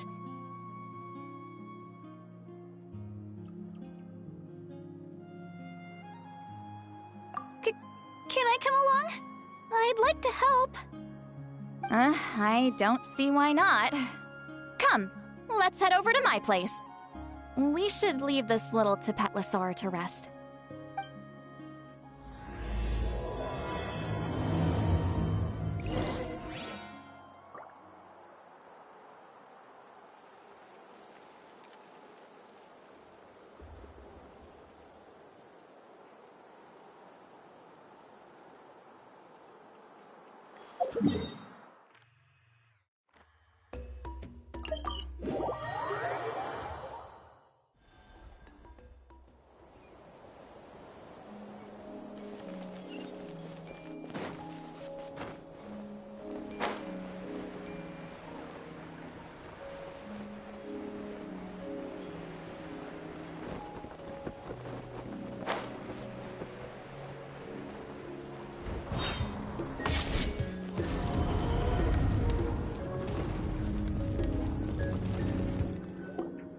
I had someone gather up all the woven scrolls from that era.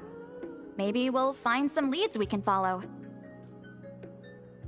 There's that many?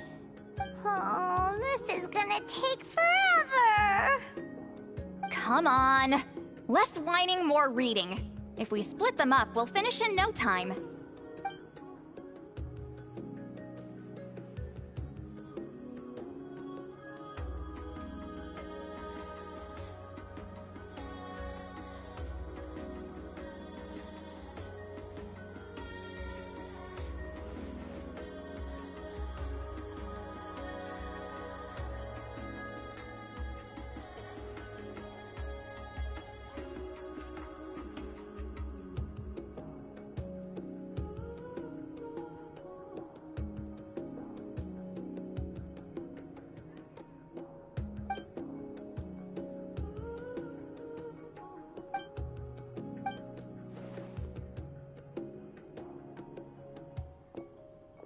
Why have you stopped? Did you notice something strange? There will always be tensions. But the intensity has changed. Usually the Pyro Archon tries their best to prevent intertribal disputes from escalating. But not every Archon has done that as well as Mawika. Also, given that our Archons live only as long as mortals, the transitional periods can be fraught. Far fewer conflicts have ended in bloodshed over the past few centuries. Whenever I read through these scrolls, I too am always struck by the thought of how unimaginable our lives would seem to people back then. Hey, come check this out. This one seems to mention the Bloomflower trials. Oh? Let me see.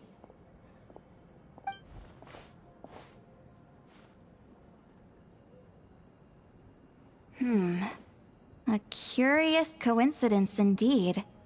It seems like the last Bloomflower trials were also held to save the life of an ailing Saurian.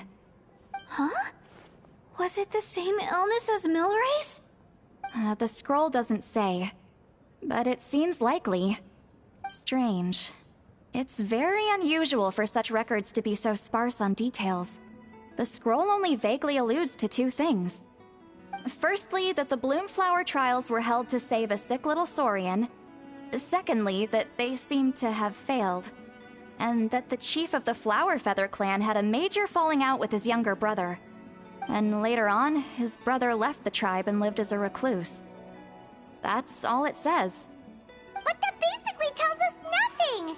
You know, except that the person who weaved this scroll must have been slacking off on the job. Sacred flame crystals having the power to beguile human hearts. Is this where that's from? Looks like we'll have to approach this from another angle. I'll go take a look through some even older scrolls. Surely the trials were held more than once. Seeing as that scroll just now mentioned the Flower Feather clan, I think I could go ask Chief Butota. And what's our next move? Any other leads we can follow?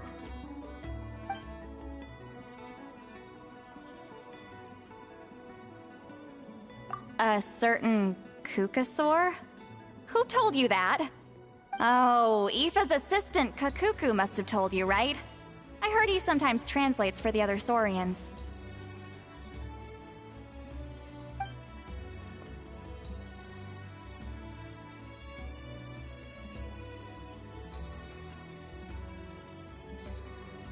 Alright then. I'll look into those ancient scrolls, Kachina can head over to the Flower Feather clan, and you two can track down that Kukasaur. Let's split up and meet back here later.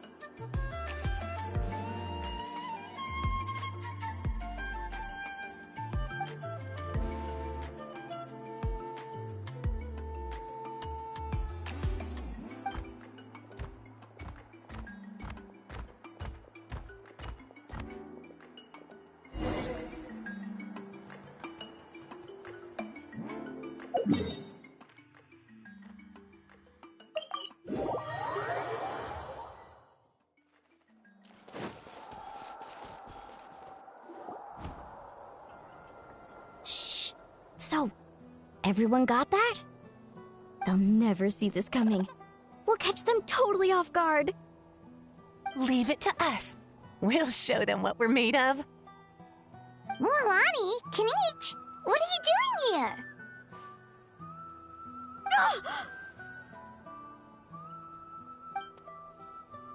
Oh, Traveler, Paimon, it's you! You nearly scared the life out of me!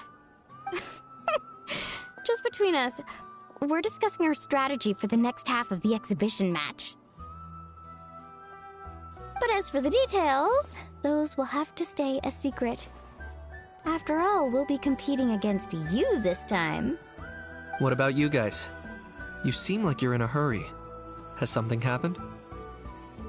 We're on the trail of an extremely rare and elusive Kukusaur. Rare and elusive?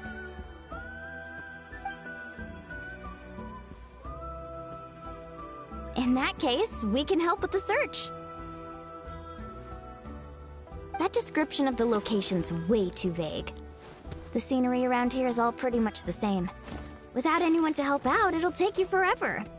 What does the Kukusaur look like? Nothing more specific than that?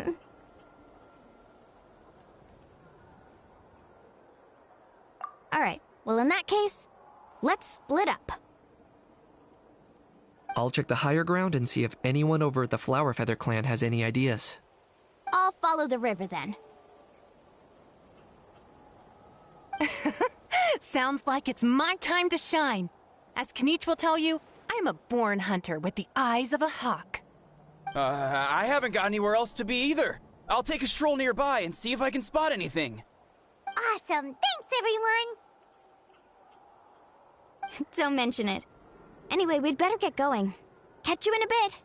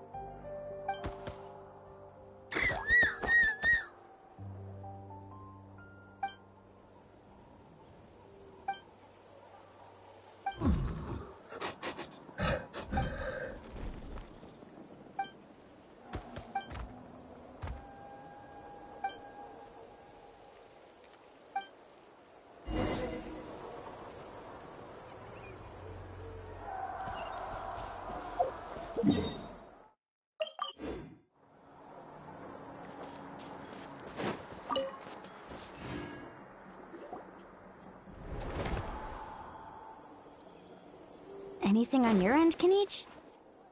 Nope. Me neither. Kukasaurs all look so similar.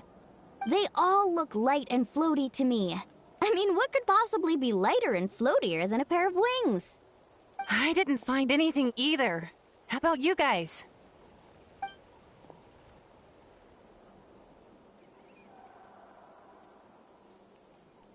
Sorry, Traveler and Paimon. We couldn't find that Kukasaur you're after. Are you in a hurry to find him?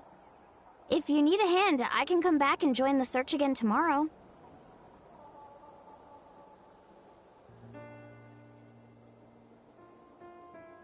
Okay, well, if you need any help, don't hesitate to reach out. That's what friends are for, after all. I've told my friends over at the Flower Feather Clan to keep an eye out. If they see anything, they'll let you know. So, what's your next move?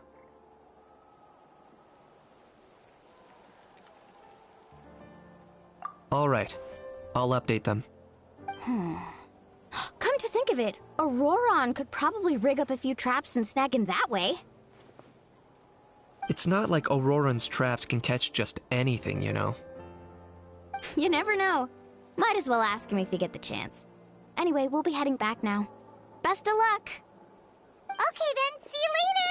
And thanks for your help!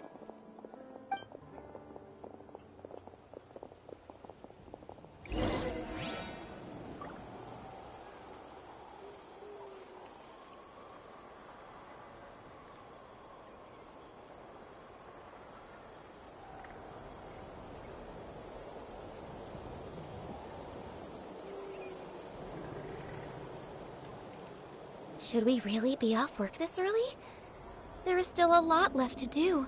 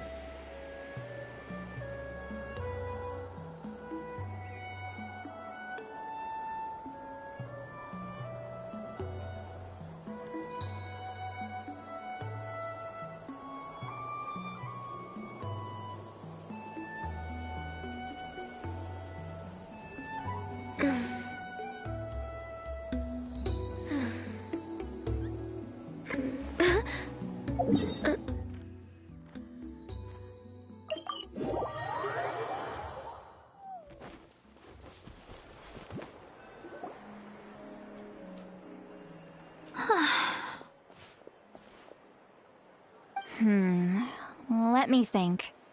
Kachina, Seat Lolly, what's up? We haven't managed to find anything. No one seems to know what actually happened back then. Any luck with your mysterious Kukasaur? In that case, I'd suggest we set this aside for now. It would be great if we could get to the bottom of this, but not every historical mystery can be unraveled. We must also learn to live with the unknown. Just remember, as long as we stick together, no challenge will ever be too great. Yeah, I'm sure everything will work out. Still, after all this investigating, it feels a bit disappointing to come up empty-handed. Whew. Finally, dudes. Found you. Aoife, what brings you here? Kenichi mentioned you were on the lookout for a Kukasaur. Just so happens a strange Kukasaur has been following me the past few days.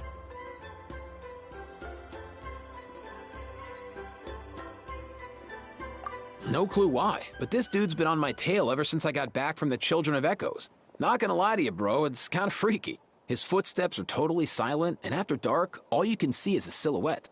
So I didn't even realize he was there until Kakuku suddenly flipped out last night when he went for a drink. His squawking woke me up, and that's when I finally spotted a shadowy shape outside the window. That sounds terrifying. I could tell it was a little... Not sure if that's... Wait. Yep. Dude's probably hiding right behind... It's okay.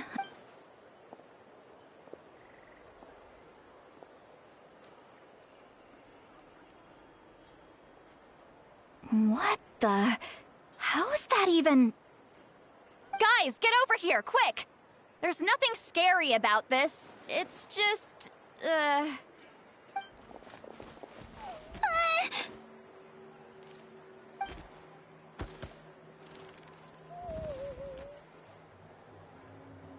Wait, surely that's not...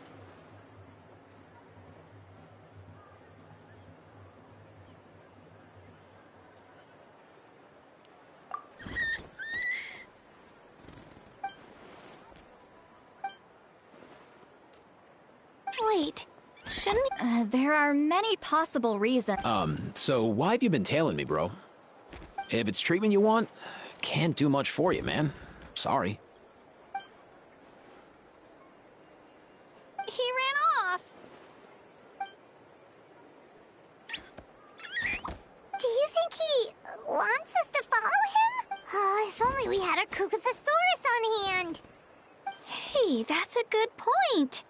Oh. He was so spooked last night that he rattled through every single word he's ever learned and then fainted. He was still out cold when I left. All right, enough chit-chat. Let's just follow him.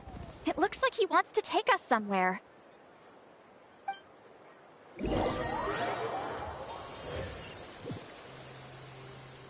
It is something of a luxury, but I love listening to the rain from the courtyard.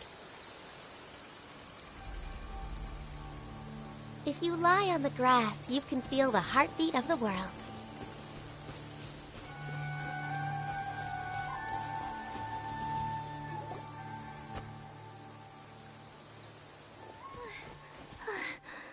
Looks like he's finally stopped.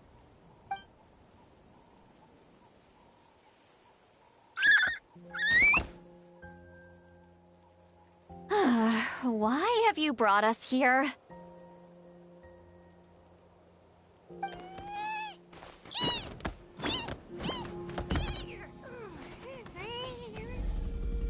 So, is there something buried here, or what? You want us to dig it up?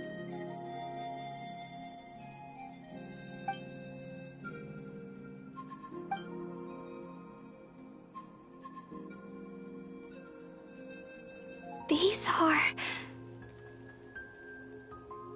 woven scrolls, yes. Albeit very crudely made, and heavily time-worn as a result. Still, they're just about legible.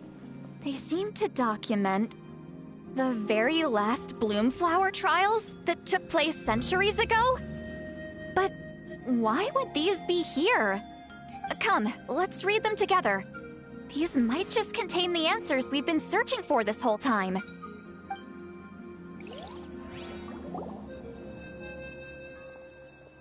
So, have you figured out a way to save him? Indeed, I have. As far as I can tell, we need ocean zephyrs and sacred flame crystals. That's about it. That's great news. Don't worry, little guy. You'll be better in no time.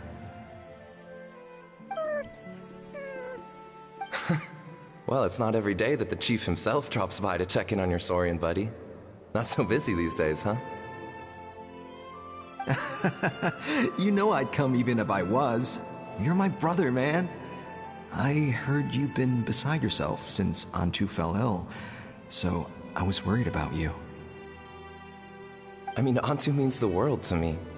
I promised to stay by his side until the day he's fully grown, ready to spread his wings and soar freely through the skies. I mean, with him around, I've never felt lonely traveling through Natlan. Sometimes he's happy, and other times he's sad. Sometimes he has tantrums, but then he'll curl up beside me when I'm down. And right now, he needs me more than ever. I'll draw upon everything I've ever learned to help him get through this. I salute your courage and wisdom, brother.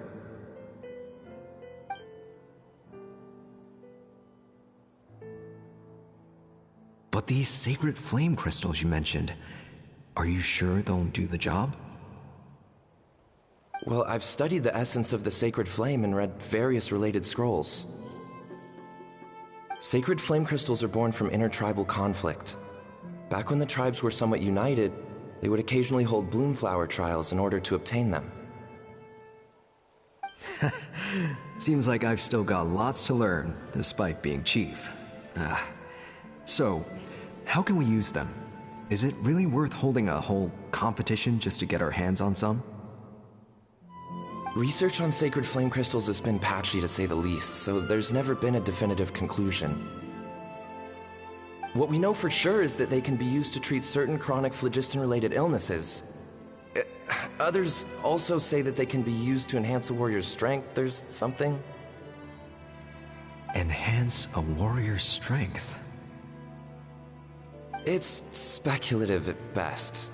We need to analyze an actual specimen to know for sure. As far as I'm concerned, as long as they can be used to cure Antu's illness, that's enough. Nothing else matters. So you asked the chiefs of all the tribes to send people to take part in a scaled-down version of the Bloomflower trials? Remarkable that they agreed, given it wasn't so long ago that we were at each other's throats.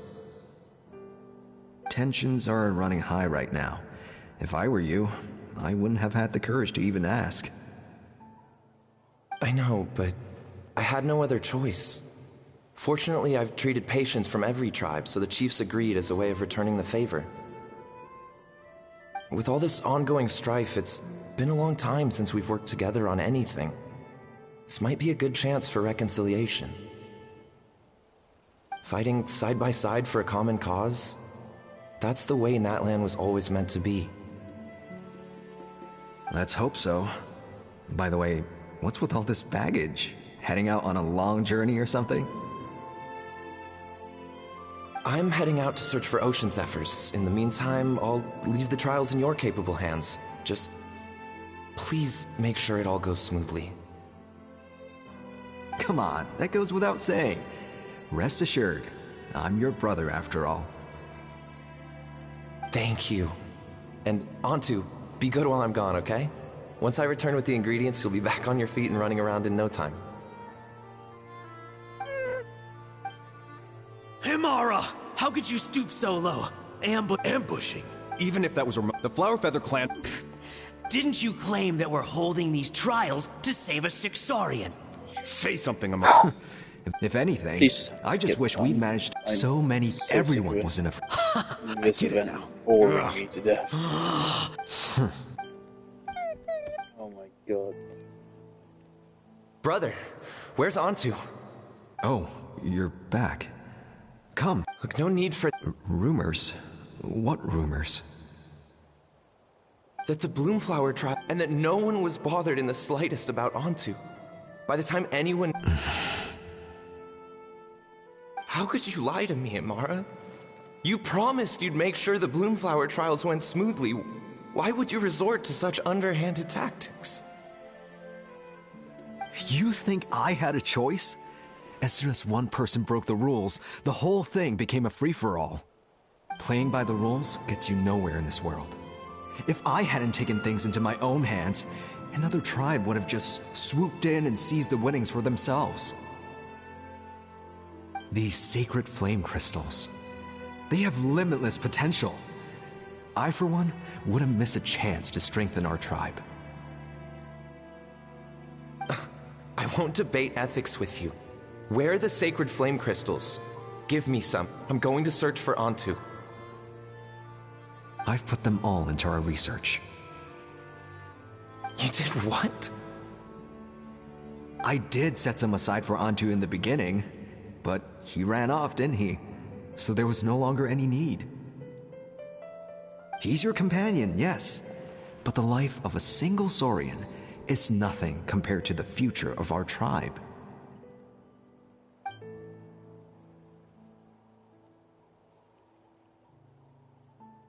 Hear, hear. You've certainly proven yourself a worthy chief, Imara. Your name will no doubt be etched into the hearts of the Flower Feather clan for generations to come. Just remember this. No excuses can hide the harm your greed has inflicted. All the hope and trust that that little guy placed in you, placed in me, you'll never know what that feels like. Wait, Numpel! Where are you going? Onto! Onto! Onto, it's me! Please, answer me!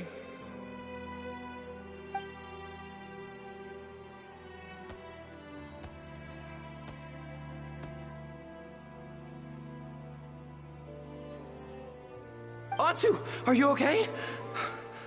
Oh, look at you out here all on your own.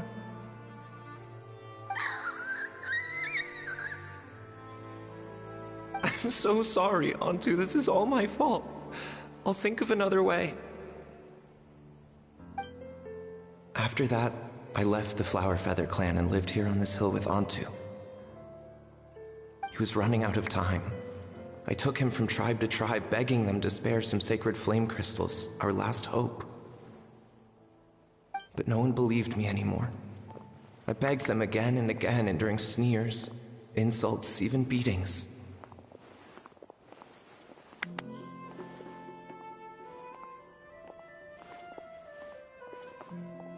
Until finally, Onto's time came. In those last few days, he seemed consumed by an overwhelming sorrow. And then I realized it wasn't just the sickness weighing him down, no. Remorse filled his gaze.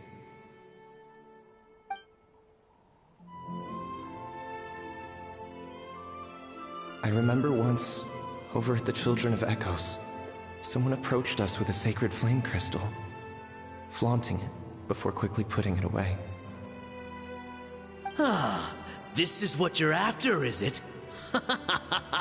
Dream on. Go beg your brother for some.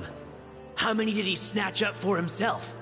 He's the one who put you up to this whole I'm a victim charade, wasn't he? I don't buy it.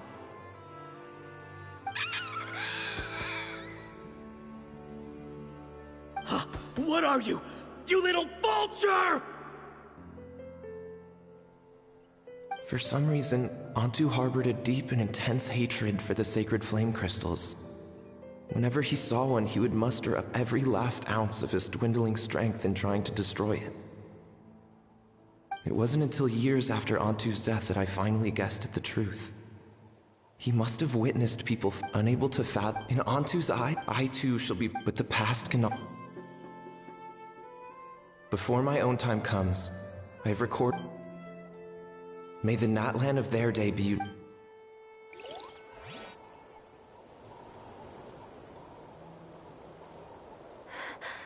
Medicine born of guilt. So the non-pole from the scroll. Seems so. That's why he's been following you around, Aoife. Even though he doesn't like appearing in front of anyone else, he senses something familiar in you. No wonder there weren't any records of the last Bloomflower trials. If anything corrupts the human heart, it's greed. And who'd want to immortalize the memory of a scandal by which all 6 tribes were tainted? The bitter irony is that the sacred flame crystals turned out to be nowhere near as miraculous as they believed. All that scheming, after what proved to be nothing more than a hollow fantasy. Hey! Where's that little cuckoo gone? Look! Over there! Do you think he's sad? Or maybe he's lost in his memories? Thanks. I might need a breather over here. A regret lingering for centuries. Unfolding like this before my eyes. Can't believe I'm just now hearing my ancestor's story. Now I know why we became vets too. I gotta think this through. What should I do? What can I even do?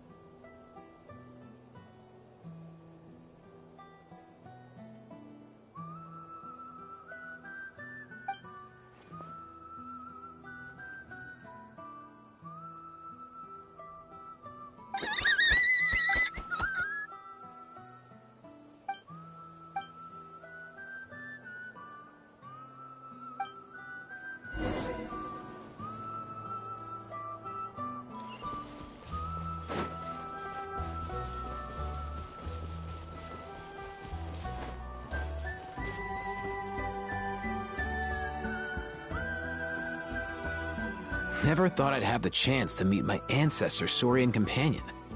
It's a pretty cool feeling. Wouldn't you say so, bro? Can he understand what you're saying? Kinda. I can pick up on Antu's vibes, just like he catches ours, but that's pretty much it. That's just how it is with Saurian companions. You have to spend a lot of time together to develop an intuitive bond. If my ancestor were here, I'm sure they'd vibe way easier. In other words, he wouldn't understand even if we discussed everything that went on back then in front of him, right? I'm not even sure if that's a good thing or a bad thing.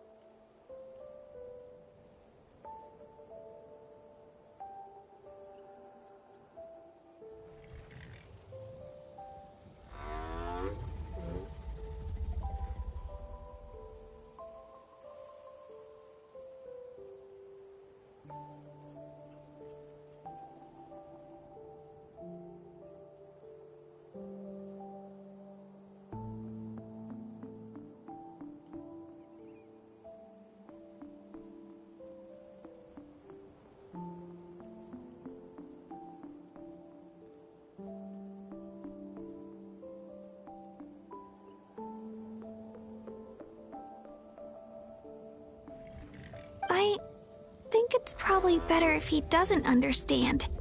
I know that running from your problems isn't the way to solve them, and that we should face up to the challenges in our lives. But even if we told him the truth, wouldn't it only distress him more than he already is? That's right. The people responsible, the ones who should have apologized to him, are no longer around. All the truth would do is tear open old wounds and sadden him all over again. Isn't there anything we could do to help him forget his sorrow and find hope once more? Just like Nampol, I've spent a lot of time studying Saurian psychology. They can be a bit slow sometimes, but they're razor sharp at others.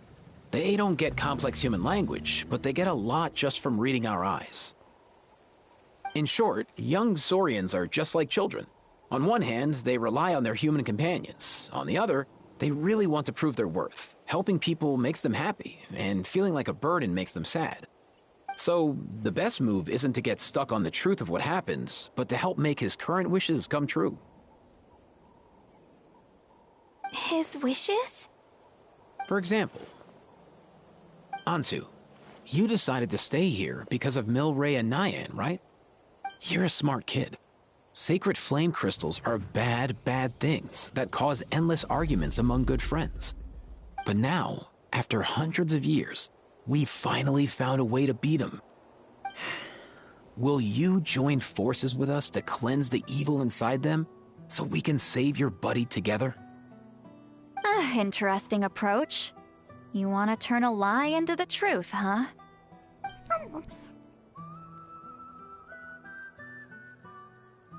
Actually, I didn't really understand either. Is there really some kind of evil power inside the sacred flame crystals? Oh, dear child.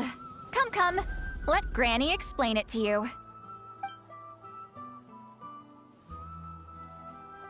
Oh, I get it now. Okay, I'll do my best. Not so fast. Hate to break it to you, but the three of us can't make this happen. Let's meet up at the stadium in 2 days. We'll spread the word and see who's willing to play along. As for making Antu understand, Kakuku can help out. They'll have an easier time communicating.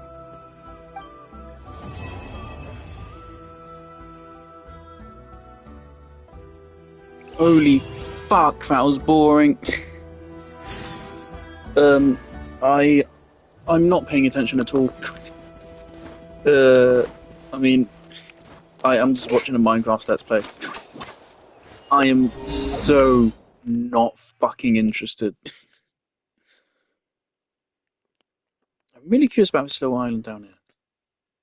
And also, I want to know how to access the, because I know there's an Enconomia style location. They did a little update here where they, like, everything is like marked with a little thing now. So you can click here and it takes you there. Or in Inazuma, if you click here, it takes you to Enconomia. Which is cool. Because typically, I end up liking these sub-locations, evidently. 100% on Enconomia, 100% on the Chasm. Don't like the Chasm as much as Enconomia. And the Sea of Bygone Hours is also pretty cool. Granted, the ending sequence is a little bit embarrassing. And this is the update where they tried to plagiarize Final Fantasy VII just as much as they possibly could. So in general, this is a pretty embarrassing update for Genshin. But I mean, it was fun. It was a fun place to go through. It's just unfortunately at the ending, they wanted to rip off Final Fantasy VII, but they weren't willing to put in the budget to make it good. So in the end, it was just kind of cringe.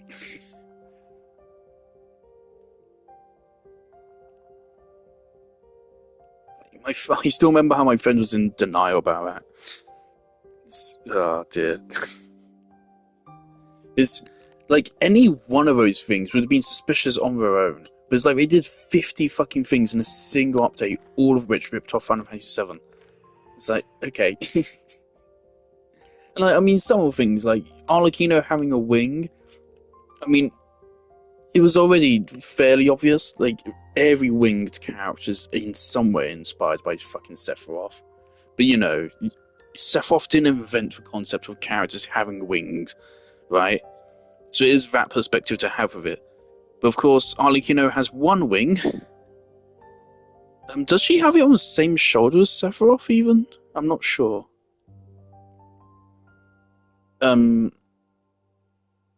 Yeah, she also has one wing. She also has the same color palette as Sephiroth. They tried to give her the same character as Sephiroth, at least they did in her trailers and marketing, but in reality, she's not. And then, just to round it off, just in case it wasn't clear that they were trying to just make their own Sephiroth, they then went ahead and just gave her the glitching aesthetic for no reason. Like, when I saw it, I was like, maybe part of her story will justify it. No, there's no explanation for it in her story quest or anything, or in any of her lore. They just saw Sephiroth glitching out in Final Fantasy VII Remake and were like, oh, that's cool. And then they copied it. And that was the part. That is what makes it blatantly obvious that they were ripping off Sephiroth. Everything else, it could have been incidental. It could have been just these are popular things, and it was Sephiroth that popularized them. The glitching confirmed. No, they want to rip off Final Fantasy VII, but they're not willing to actually put in effort. Even having the same kind of music sequence as Final Fantasy VII, but again, not being willing to put an actual effort into it.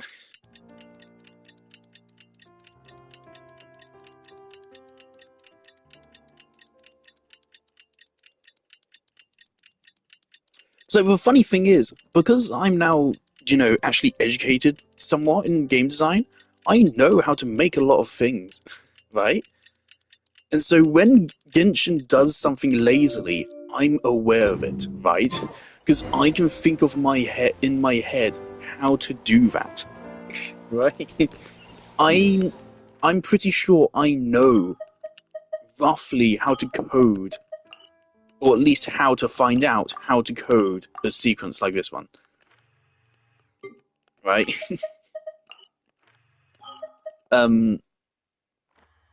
So with a lot of stuff, I know how much work they put into it. And then, like, when I realize, oh, I could do that myself in a reasonable amount of time, like maybe give me a week, and I could probably program that feature. And I'm like, oh, why is my capability even remotely comparable to one of the most profitable games in the industry right now? And that's what makes it. Oh dear.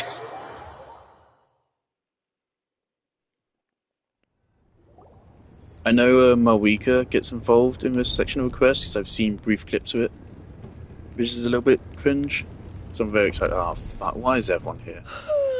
So sleepy. Didn't sleep well? Yeah, I blame Kachina. Being all mysterious about some gathering to discuss something important. I was so curious I couldn't stop tossing and turning the whole night. Also, how come it's so quiet today? You didn't lock a How up, did you? When I tried to wake him up this morning, his response was, "Leave me be, minion. Darest thou disturb the almighty dragon?" Was all you again, Skip? Good thing you didn't tell him about our gathering. We could do without his gate crashing, for sure. Not late, am I? Nope, you're right on time. So, Aoife, now that everyone's here, shall we begin?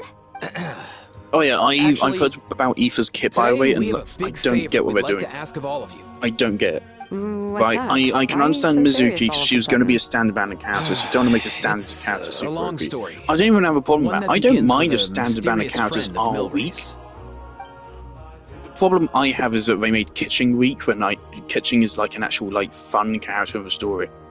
I feel like if you're going to make boring characters, make the boring characters the weak Seems ones, almost unthinkable today. and then make But it was an the everyday actual occurrence compelling in my characters the era. strong ones. And so, Even working Genshin together does have on a something fairly was good track record of that That's just too awful. in general.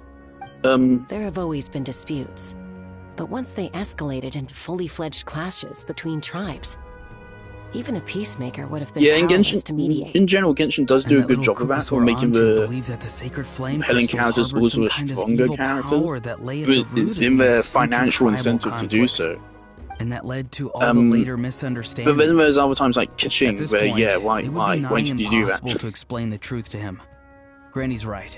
Because It would Kaching only still make him remains one of my suffer all favourite over characters again. to this day, and she's still one of the worst That DPSs said, of the game. Antu will naturally sense that something's off once She's he such a collected shit enough sacred DPS flame that her crystals best and pure teams Milray, won't are just he? a buff official. He'll see that no one has been corrupted, and that It's all is as just it should be. so sad. At that point, he would realize the truth of what happened in the past, even as young as he is. Exactly. That's why we came up with a I plan. imagine When the Yaimiko second half of the Plunge tournament might wraps up, genuinely we'll have be enough better sacred flame crystals. than That's when I want wanna everyone try to it. act I like want the to try crystals Yaimiko mess Plunge with at us some and point. I start don't know arguing. why I haven't, because I could literally just put her on the Acting. That sounds Cloud fun. Trainer team, and that'll literally Then just what? be it. That's all I need to do. Then, we'll bring Antu over and cast a spell of unity to cleanse all the bad vibes within the sacred flame crystals and bring everyone Bad back to their vibes, senses. man.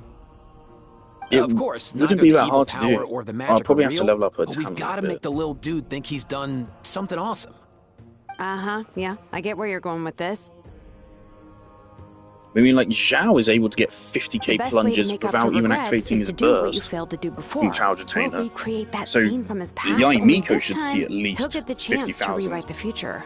per plunge. So, how exactly are we going to do this? Is there anything we can look to? Once, when I was reading a foreign book, I came across something called an interactive play designed specifically for kids. The story usually features a showdown between a Obviously, hero like, and a villain, with twists and turns throughout.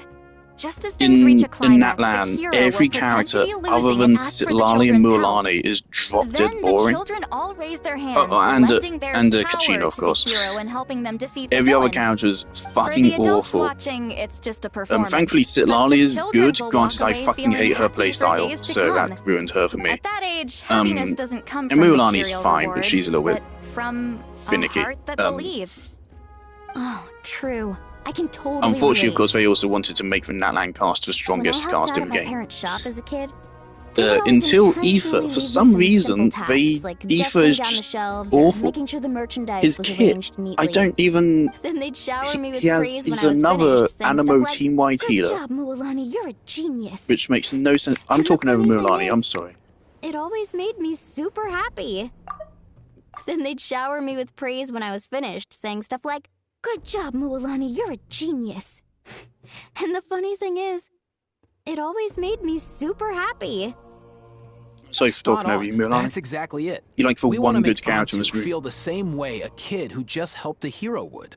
Lessen his regret and pain before he moves Sorry, on. not good character, but least Besides, annoying. Milray already heard the rumors about the sacred flame crystals from him.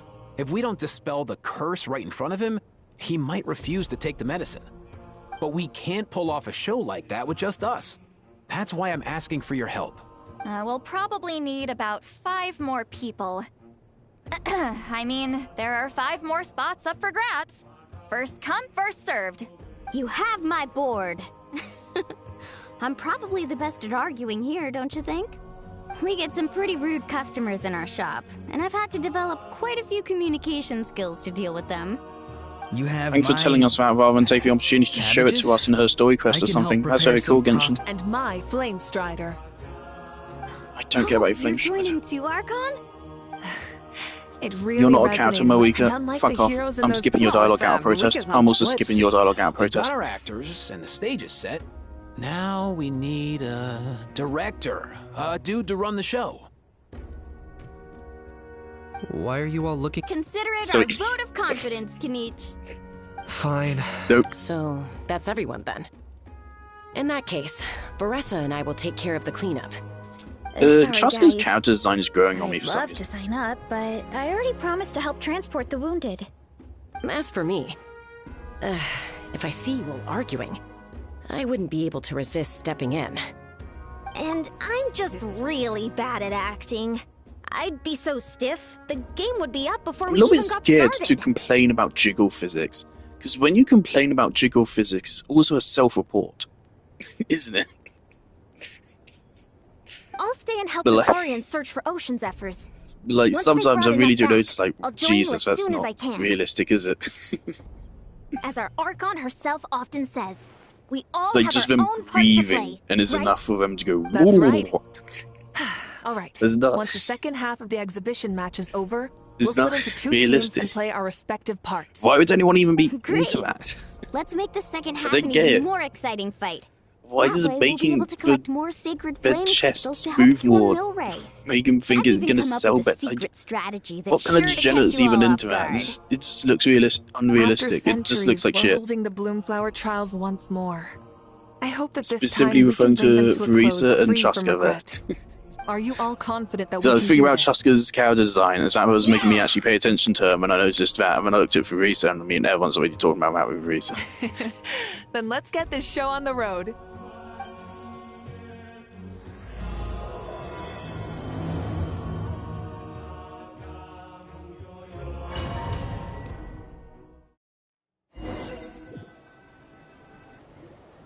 Alright, looks like everyone's here. Time for a strategy meeting. Ugh, why do they keep picking battlefields covered in mountains that need climbing? If you're worried about getting tired, I can just fly you straight to the top. Launching a surprise attack on their base would also be a good tactic. I'll use smoke to sow confusion amongst their ranks. Then you guys can just charge in and beat the living daylights out of them. It'll be over as soon as it began. These two are in even more of a rush than Paimon is. Let's all just calm down for a moment. We don't even know what their formation will be like. Besides, if we don't deal with nearby opponents first, our main base could be at risk. But the area nearby is full of rocks. Looks like they're trying to block our path. That's nothing. Let's just charge straight through. Come on, time for a warm-up.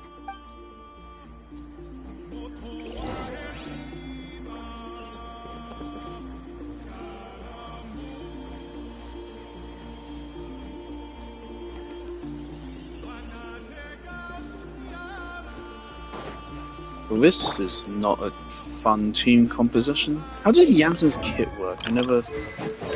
Alright, let me read it, because I never actually read it.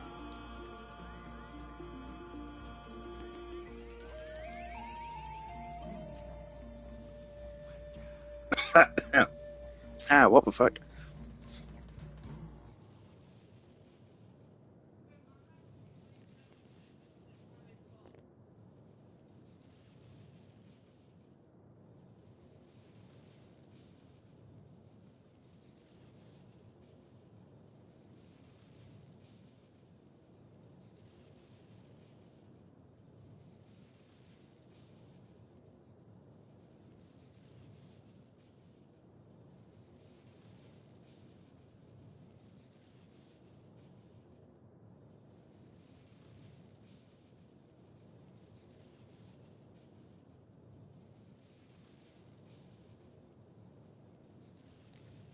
Alright, so use skill.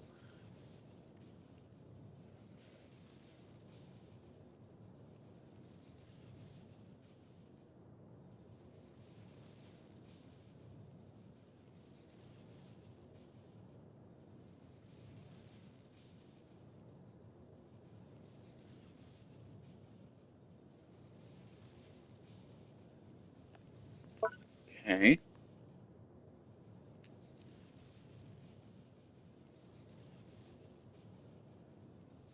Look at that.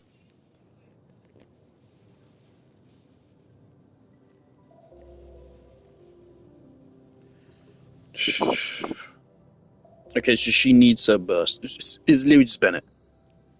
It's literally skill burst to switch to another character.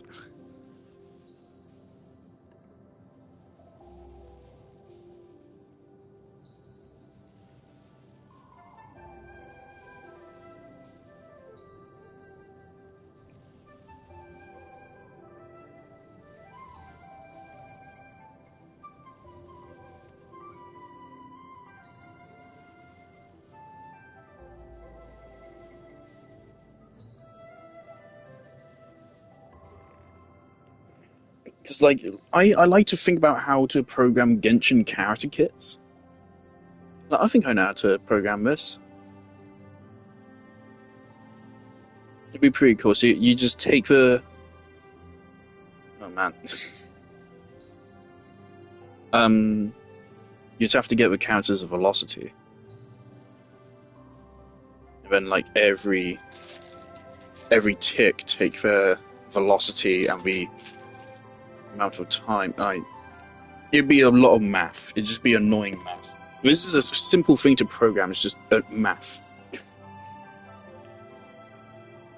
Alright, Coda, one moment.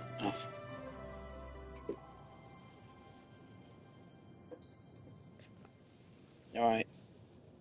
Come on. Goodbye.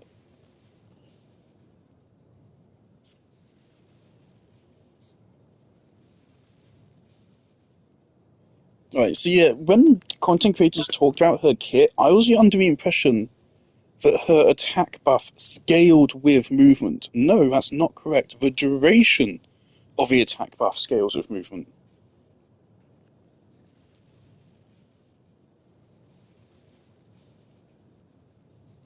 Kind of. It's both. But the attack buff is way lower than Bennett's. Is way lower. Bennett gives like 1,000. She gives... First of all, it's based on her talent. I mean, Bennett's is also based on his talent, but... I mean, yeah, 690 at level 10. And of course, it's way easier to get a C6 Bennett than a C6 Janssen.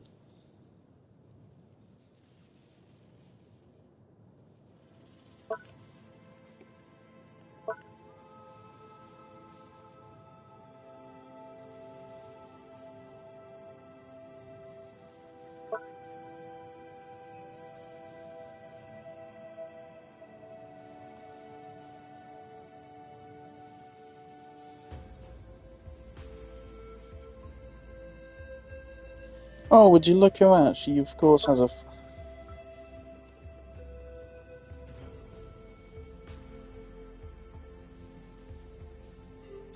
60% of her attack once every 3 seconds. That is awful. That is awful. Right, so this is a really well built Janssen. Here, 1,500 attack. Like that. So let's say 2,000 attack Janssen. 60% of that would be 1,200. So 1,200 every 3 seconds, that's 400 a second.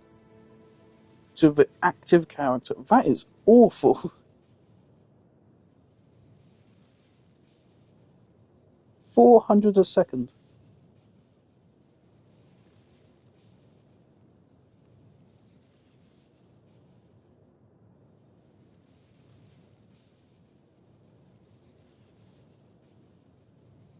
And I can only trigger 3 times. Yeah. So in actuality, the way we should look at it is 180% attack.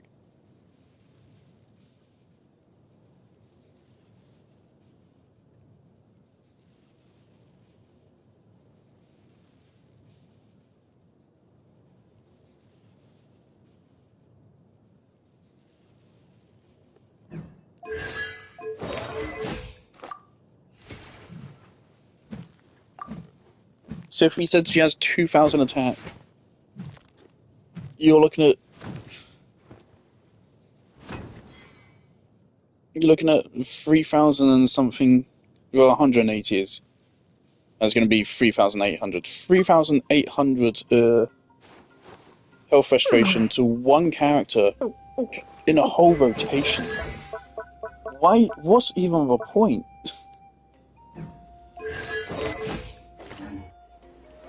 $3,000 HP is nothing. It's... Oh. Okay. Faster, stronger.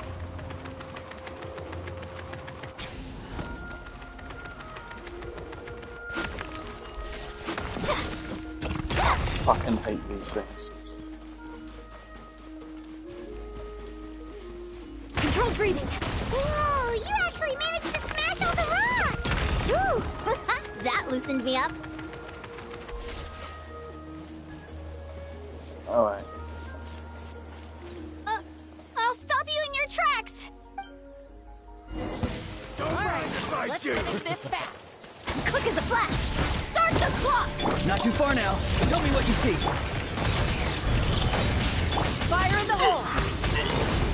Take me. Don't worry, everyone. We can do it.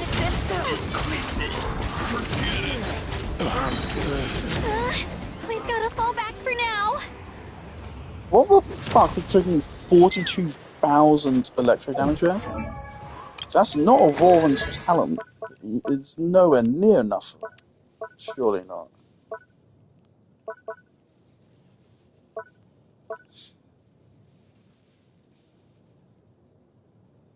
%160%.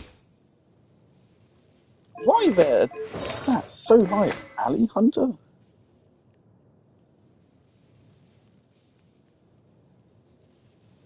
That's pretty cool.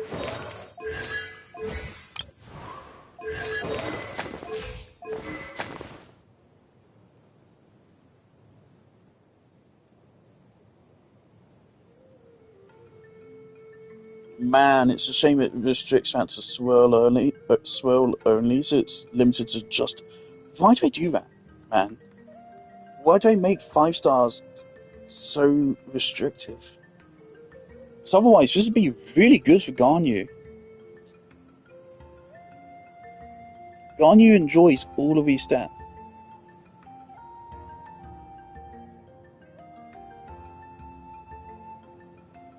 If it wasn't for that swirl restriction, this would be like her best weapon, I feel like.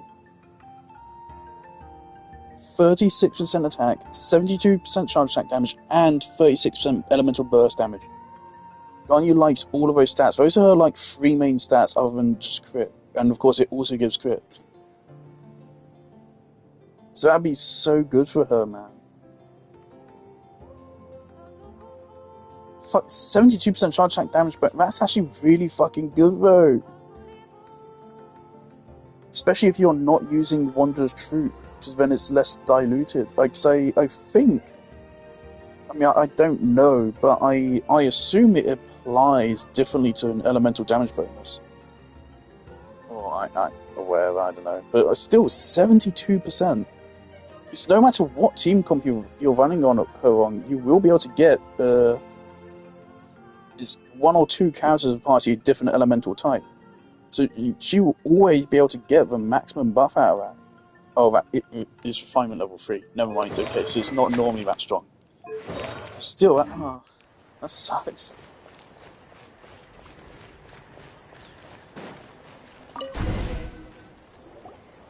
Excellent! We've secured the Children of Echo's base.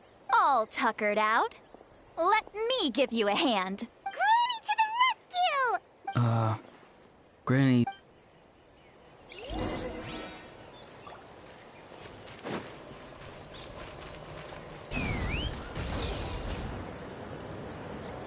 Coach will take it from here.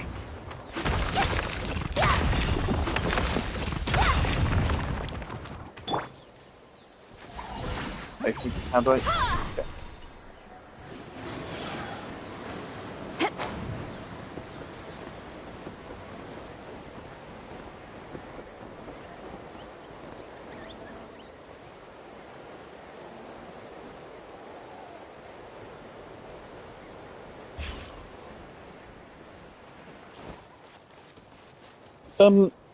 I've forgotten a little bit of how the law works for the Natlan Night Soul shit. So I must be wrong in thinking that it's like only the 6 heroes, right? That are supposed to have Night Soul abilities? I guess it is just everyone? Is it everyone that has an ancient name? Was it people that get ancient names that become part of the 6 hero? I don't remember. I don't care anymore. The story's over. Just stop thinking about it. Oh no, we have to fuck up Mulan. Find a way to hold them off. Let's hope you pull up a good fight. Farewell! Go! You're free! Suffer the wrath of me! Knock them down.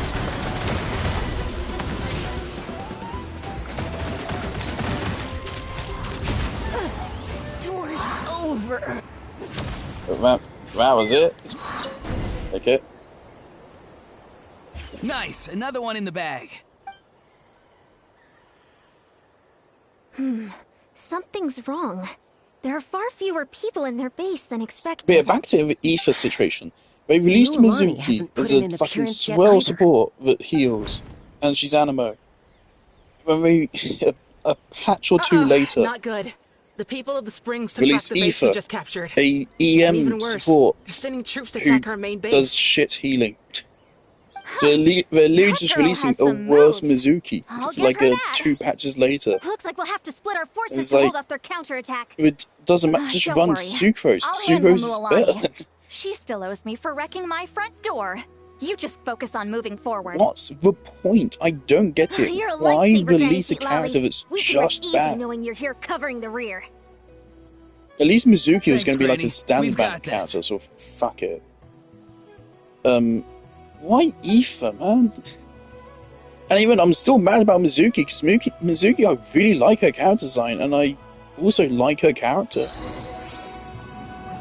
Like, honestly, with a little bit more, if there was just more of Mizuki, like if she was actually like plot relevant and, you know, had the actual good kit, she could have been one of my favourite characters of the game. If I'm being frank, I really liked her personality. How is this not over yet? How Hello? many people do they have in reserve? Splitting their forces into smaller squads to slow our advance and undermine our morale. Very clever. We have constellations. Yeah. Is that why we're getting an extra bullet? Looks like the scions of the Canopy's base is on the other side of that cliff. Ooh, does that mean it's finally time for the big showdown? That cliff top's very high up. Whatever you do while you're flying over, don't look down.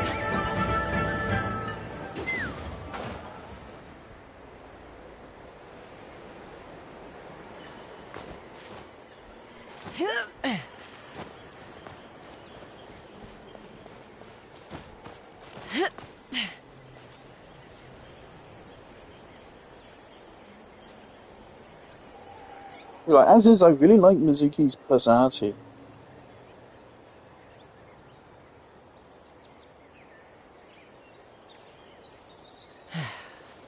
So if there's just more for her to do, and like a reason to be invested in her, like in gameplay, I would put Mizuki as like one of my favorite knew that characters. When I wouldn't say stop one of you. my favorites, I mean probably Let's have like our weapons do the talking. maybe top 10. Alright, let's finish this fast. Here comes Control another. green. On my mark! Time to say hello. Fire in the hole! Take me up! Move! This isn't over yet. Stand down. Doesn't every enemy that gets targeted get hit with all of the bullets? The fight is done. Sound the retreat.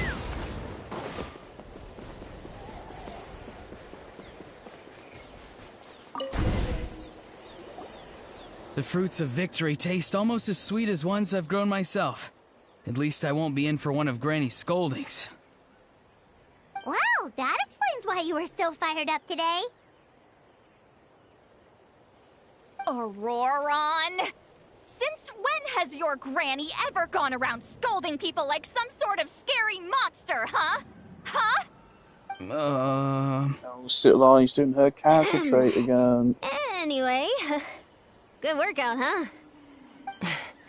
You can say that again. It's not every day you get to enjoy the thrill of battle. You youngsters What the sure love fuck a was good that noise my brawl, cat just huh? made? Once this is all over, I think I'll need a few days at home to lie down and recover. Thanks, Granny. Without your support, who knows what might have happened. I'll have you know that Mualani didn't pull any punches during our little skirmish just now. Next time she shows up at my place asking for a favor, I'm giving her a proper talking to. Shows that everyone really was giving it their all. Anyway, after all that, surely we've collected enough sacred flame crystals now. We have indeed. Let's gather them up and head back. Next up, time for our little play. This is a scene that I've seen where it was hard for me to tell if Shalonen's voice actress is Eva, supposed this to should be be acting enough, poorly. Yeah, plenty. Maybe more than we can even use. Oh, that's great news. Just Yeah, goes to this is show it. how fired up everyone it? was. Let's set the remainder aside in case of emergency. See, I've said this before. I think Jalonen is genuinely like the worst character in this game, narratively speaking. Part of that is a little bit because of how literally a mistranslation actually can hurt a character a bit. In the original script, they basically said that like she was gonna lose a couple years of her life to craft a traveler's ancient name, but when we translated that to English, they said she might die. But then she didn't, and it was never even like addressed or mentioned. And that was just really annoying. And that was a translation issue, so that was fun. But otherwise, of course, my problem with Jalonen is that she's unbearably fucking boring. And there's nothing interesting about her as a character, and she's DJ in a world which is supposed to be a fucking medieval. And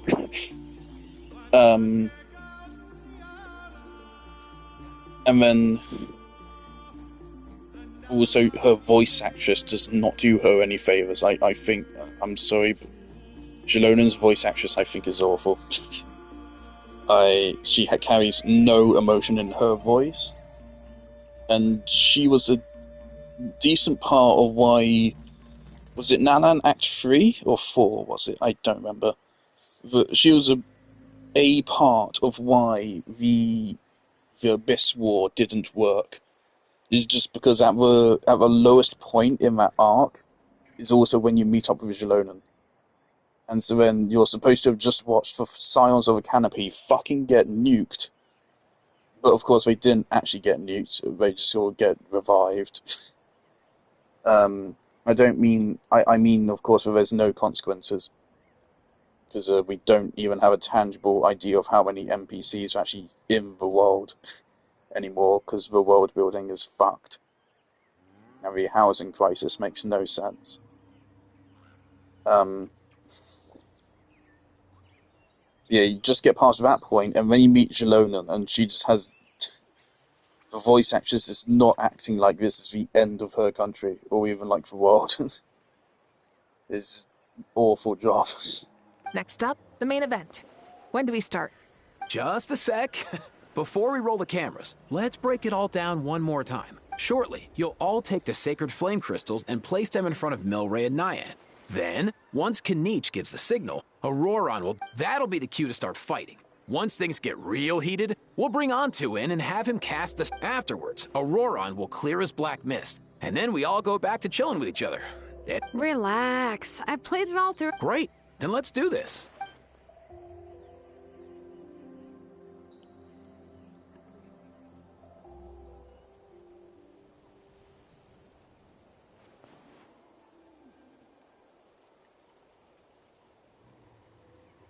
Oh, finally! We've got all the sacred flame crystals we need. Don't worry, little guy. You'll be better in no time. It's just like Eva said. He looks very reluctant to go through with this. As long as he sees us dispel the curse with his own eyes, we'll be all right. Let's proceed. Hey, Mualani. That's weird. I feel a bit dizzy. Special effects team, get in position. On the case. Now, time to get squabbling. As agreed, we'll start with Mualani. You've got this, Mualani. Leave it to me. Now, listen up, Kachina. I'm gonna give you a piece of my mind. You hear me? I'd never have thought you'd do something so terrible, Kachina. Why, I'm positively furious! do again? That is a good question. Let me think about that. I thought you said you were a natural at this. I am, but I'm struggling to come up with a reason to argue. How am I supposed to tap into old talents when I'm drawing blanks here? If this goes on much longer, even the little Saurians will realize something's off. Don't get caught up on the reasons for an argument. Just start by setting the atmosphere for one. Don't panic. I'm thinking. Kachina! You stand accused of the heinous crime of eating my very last Saurus cracker!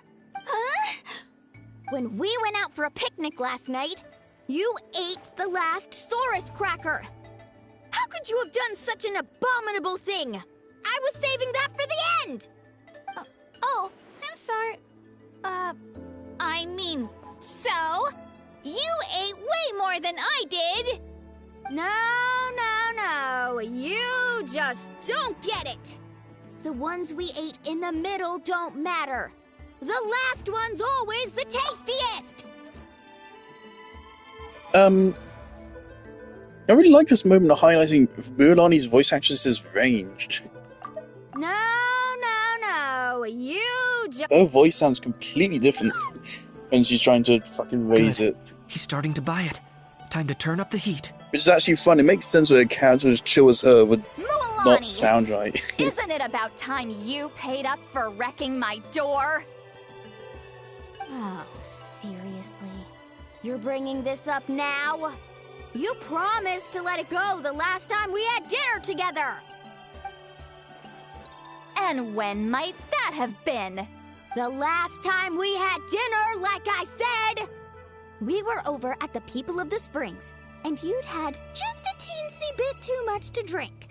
You took my hand and said it was all water under the bridge. Wait, hold on. Have you genuinely forgotten?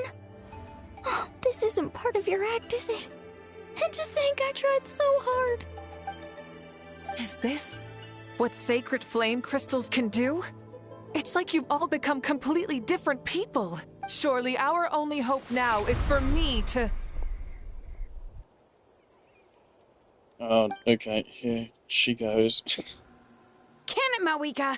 Do you even have any idea how long I've had to put up with your nonsense? Without so much as a heads up, you just dumped some pile of design schematics in my workshop that you'd gotten from who knows where, and then tell me to build you that flame rider or whatever you call it. Then you drive it into the wilderness every single day, and then whenever it breaks down, you send it straight back to me for repair, even when I'm on vacation. Oh, and not to mention your special sunglasses and that precious sword of yours that's impervious to even the hottest of flames. Do you need me to make a list?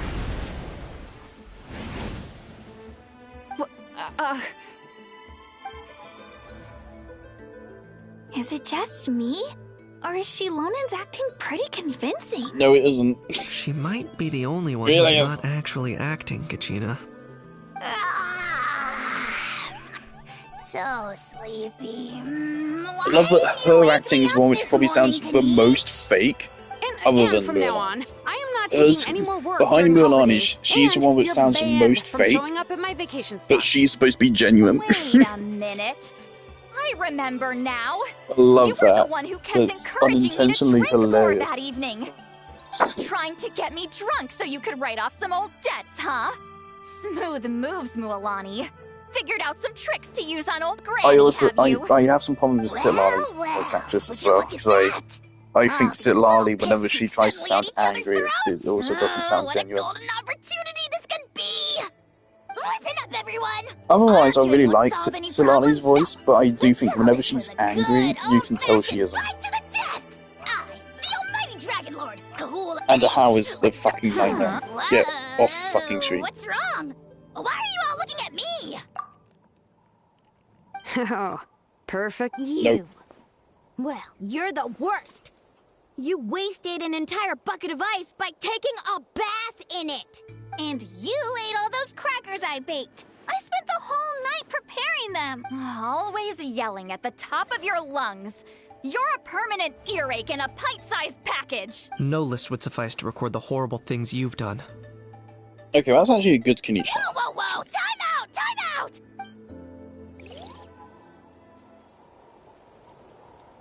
Oh, how could this be? The argument's spiraling out of control. I can no longer cleanse the evil power within the sacred flame crystals myself.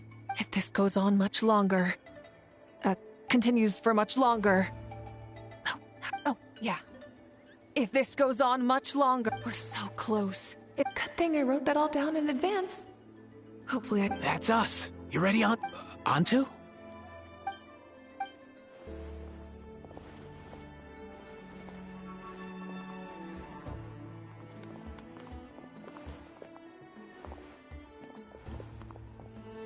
There's no need to save him.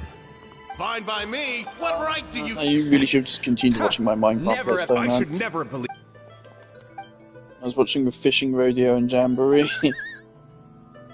Antu! You're up, bro. Evil power that corrupts the human heart. There's no place for you in Natlan Also, it anymore. really feels like they deliberately baited us stand into thinking they're bringing Brute Hill into a game. Because his silhouette is literally identical to Brute Hill. Just like I taught you. And then Cacao is identical to one of the Now, Aurora. Penacony birds. And that would have been so catastrophically disappointing. Because Boot Hill is probably the single worst character in the whole Penacony arc. So...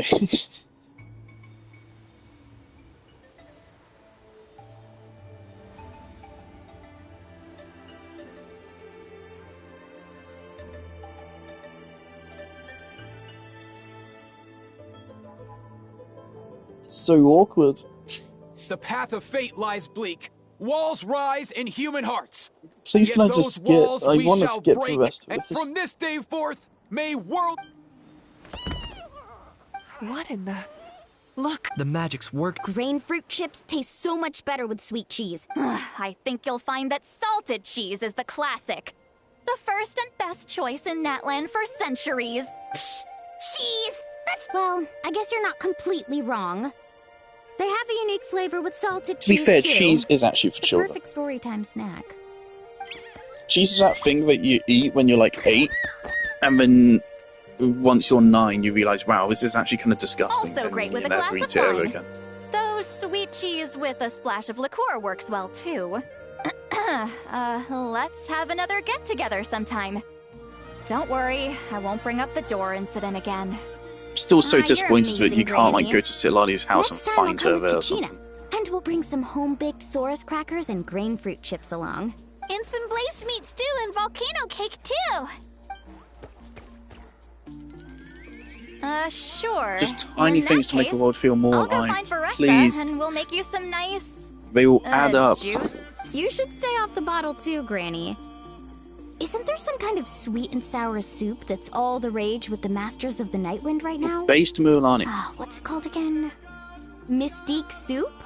Much better than alcohol, if you ask me. Wait a minute, what exactly is going on here? Your attitudes towards each other are... Huh. Wow, that's weird. What was I just saying? I can't remember for the life of me. Can you, Mawika? Something about wishing I'd drop by your workshop more often and how grateful you are that I keep pushing you to achieve the impossible. Life is like climbing a mountain. All the best views are at the top. You just give people that kind of vibe. Wait, are you serious? Just kidding. I'll Wait, are you serious? Wait, are you serious? That is unironically the most well-delivered line Jalona's voice actress has given. How into that have you... Snap out of it, people! It's like you're all... How? Huh? It seems the evil power is completely gone. Were you? Great I'm job, glad How is Antu. dead. Now that the sake, don't leave him hanging. Thank you so much. See, told you it would all work out. Didn't I mention I'm an old hand at this whole argument game? You were this close to spilling the beans. Hear, hear. Even the kids of our tribe would have done a better job. Tell you what, we're lucky they don't speak our language. I couldn't help it. Besides, how was I supposed to, criticize Kachina to her face like that? Mualani. Actually, it was the same for me. Even though I knew it was all just an act, I didn't want to argue with you. Huh? So you were all just playing pretend? Fuck off. Fuck off. Fuck off. Fuck off. Fuck off. Fuck off. Why can't I skip your dialogue? All this left. Fuck up. No, I don't want to start. No. So we came together. Fuck Just hang on a moment. I don't Hey, want to. Cuckoo.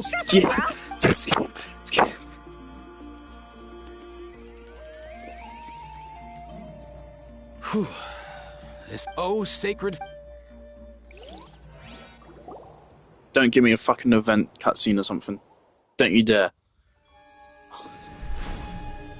It's anime. You gave budget to this event. I'm so upset. Hey, I'm even back, yeah.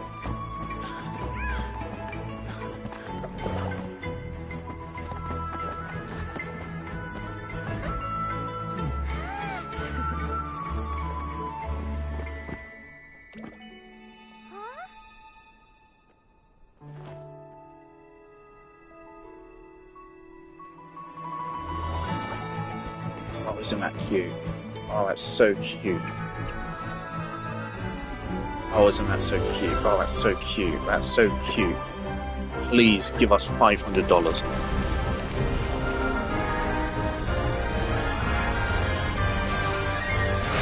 What is happening? Please look at the sunset. This is so cool. We spent 15 hours rendering this.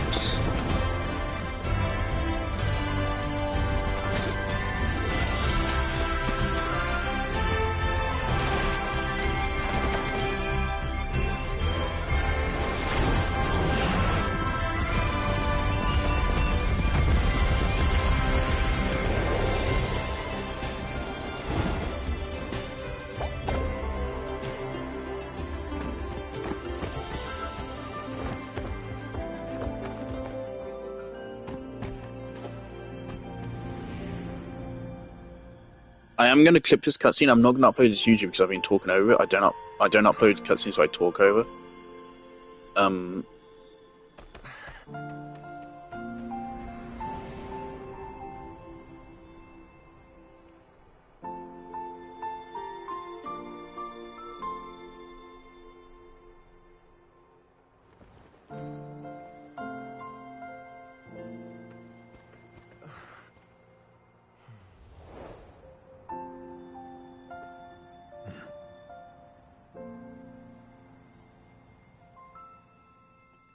Okay, but yeah, I am still going to clip this cutscene just because I want to clip Mualani and Teresa fucking hugging him back or whatever the fuck happened there for a moment. She really shouldn't be, but for some reason Mualani is like an instant like clip character whenever she does like anything. For me, I don't know why. She shouldn't be. She's not that great. But well, no, they just cheered. I don't know why I said that.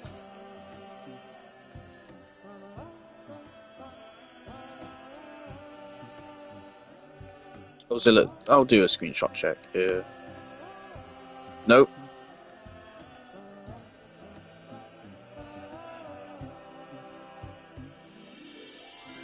I'm just going to do this now because I can't be bothered to do it later. I'll forget to do it later.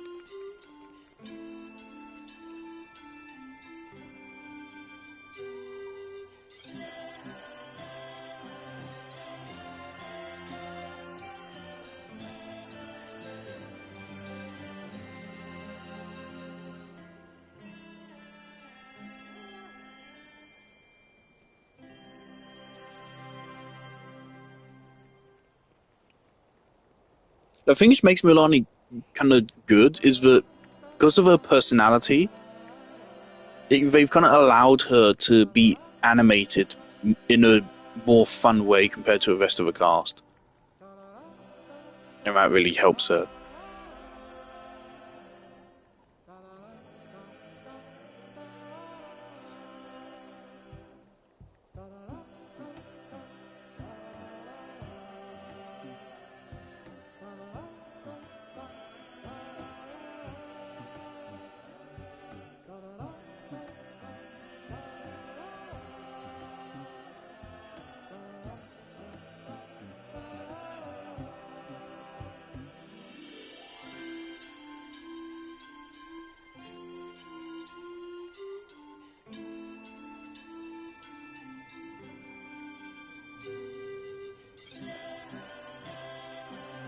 Alright, cool, and...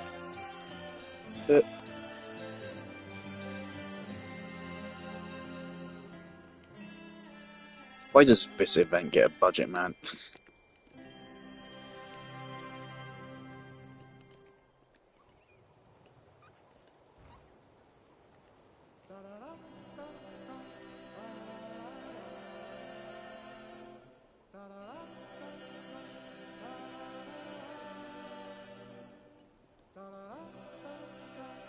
Cheer up, bro. It's always tough Cheer to lose up, bro. Antu's already wandered the world for way too long. His final wish was to be reunited with his bro. Thanks a ton, everyone. With your Oh yeah, I'm skipping all your dialogue. Your skip all dialogue counter. Well, You from also my skip all perspective, dialogue counter. even without the Wait, what? Oh, As very it happens, lively. I think I'll leave the meat to. And don't you dare skimp on it. I'll go gather the others. See you tonight, everyone. See you tonight! Man, a watermelon. Why did I do the accent like that? Man, a watermelon. What am I doing? What is wrong with me? I'm trying to mimic Joseph Anderson mimicking fucking Kanji, but oh, hello.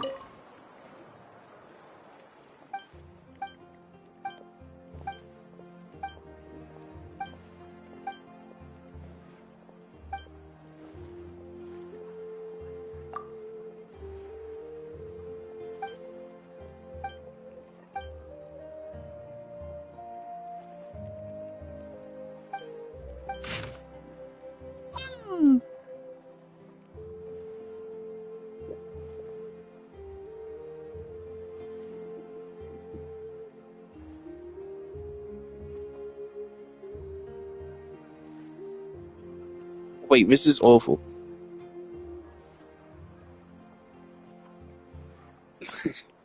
Wait. Wait.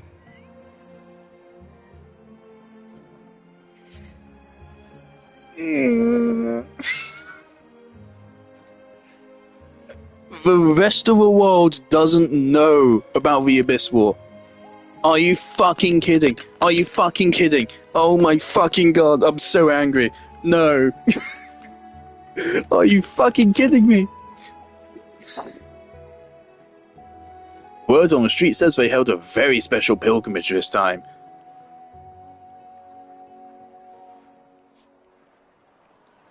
Oh, God. You're joking. You're fucking joking, man. I thought Mizuki mentioned the war. She says that she left, like, just before it broke out, didn't she? I thought she mentioned that. But I guess Fontaine didn't hear. Maybe Inazuma did, thanks to her. Oh my god. Of course, like, one of my major problems with the war was it was awful for world building. Because again, we don't have a tangible idea of even how many people are in that land. So the 2,000 number is... We can't discern if it's either extremely high or extremely small. There's no way to tell. Ultimately, it must have been extremely small because it goes completely unaddressed and it does not change anything. So ultimately, those 2,000 people did not matter whatsoever, and they hardly even mourned. Fuck them, I guess.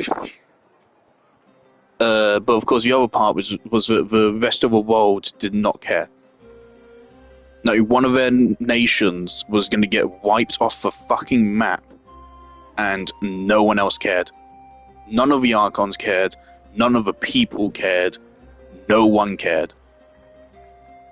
Not even though, of course, there are civilians from other countries here because Natlan has a tourism industry. You know, they still didn't care. Like, you know how when America has like the story of Captain Phillips, right? Like, one guy gets kidnapped by a couple of pirates, and the entire fucking American Navy shows up, right? Fucking Where was that? Here, right? Like, the part makes it especially egregious is when this world literally has hundreds of robots just lying around everywhere. Right? There's all the Carnarian mechs you can find out in the wild. We could just like fucking dismantle those and then drop those in. Or, of course, you have Fontaine's entire fucking mech army. Which would be a huge fucking help. Because they would be immune to the abyssal corrosion or whatever the fuck. And, of course, they're not people. So you can just send them through as cannon fodder.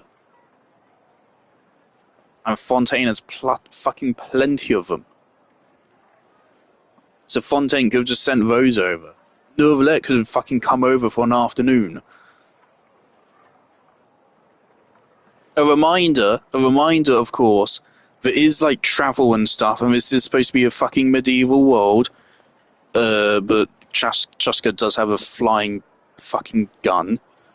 A reminder that Neuvillette canonically went from his office in Fontaine to Chenyu Vale and back, I think, within a day. Canonically, that happened in the Chenyu Vale event with Farina, like in that conversation with Hu Tao, Farina, Navia, and Clorend, who are totally not out on a date. They mentioned Neuvillette went out and took all their stuff home, and John Lee was avoiding him. Right, but I'm pretty sure they say that like he made their way there and back in an afternoon. Right, so. If the distance between Neuvillette's office and Chenyu Vale he can travel in like an afternoon, then I imagine he can probably make the way to Natlan, especially since I imagine he can probably travel through water faster, considering, you know, he's a dragon of water. So, you know, I figure he would be able to go to Natlan pretty fast and just show up and, you know, just do his Neuvillette thing where he just fucking,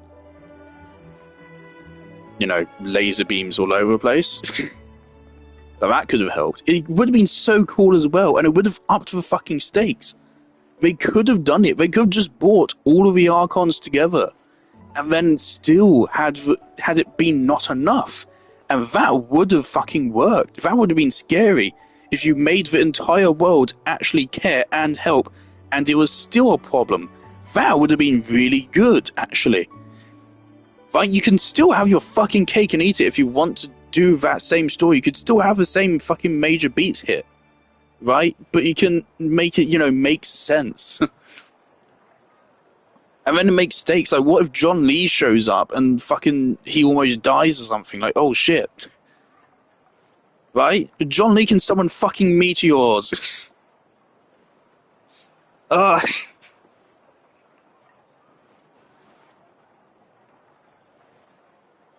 Nahida is friendly with fucking an army of fungus, isn't she? I remember, like, Nahida's Archon quest, story quest, there was, like, fungus, right? I don't remember. Can she control a fungus, or, like, get them, is she friends with them? So then we can send a fucking army of fungi to Natlan. Monster has the Knights of Favonius. Is Storm Terror still alive? I forget. Did we kill him or did we just free him? Where is Storm Terror? Could we have called in Storm Terror? Liyue has the entire Liyue cast as well as the Millelith. Inazuma has the Raiden Shogun who can cut islands in half for shits and giggles and has slaughtered other gods, right? And other fucking powerful people. Honestly, I'm not sure what Sumeru has. Sumeru has the competent... I mean, canonically, or I don't know how strong Sumeru's forces are canonically, but I mean, they do have a fucking Gundam. In other ways, they do have Nilu as the best AoE DPS in the game. but I don't know if that's canon. Fontaine has an army of mechs and a fucking Hydro Dragon.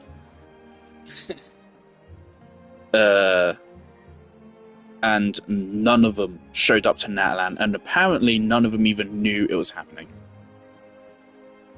Which, like, the one part I do get is that, like, the actual attack itself was pretty sudden. But this has been a problem for thousands of years. And there's been no cooperation between the nations. That's the thing, like, this is the kind of thing which a good fucking story would actually run with.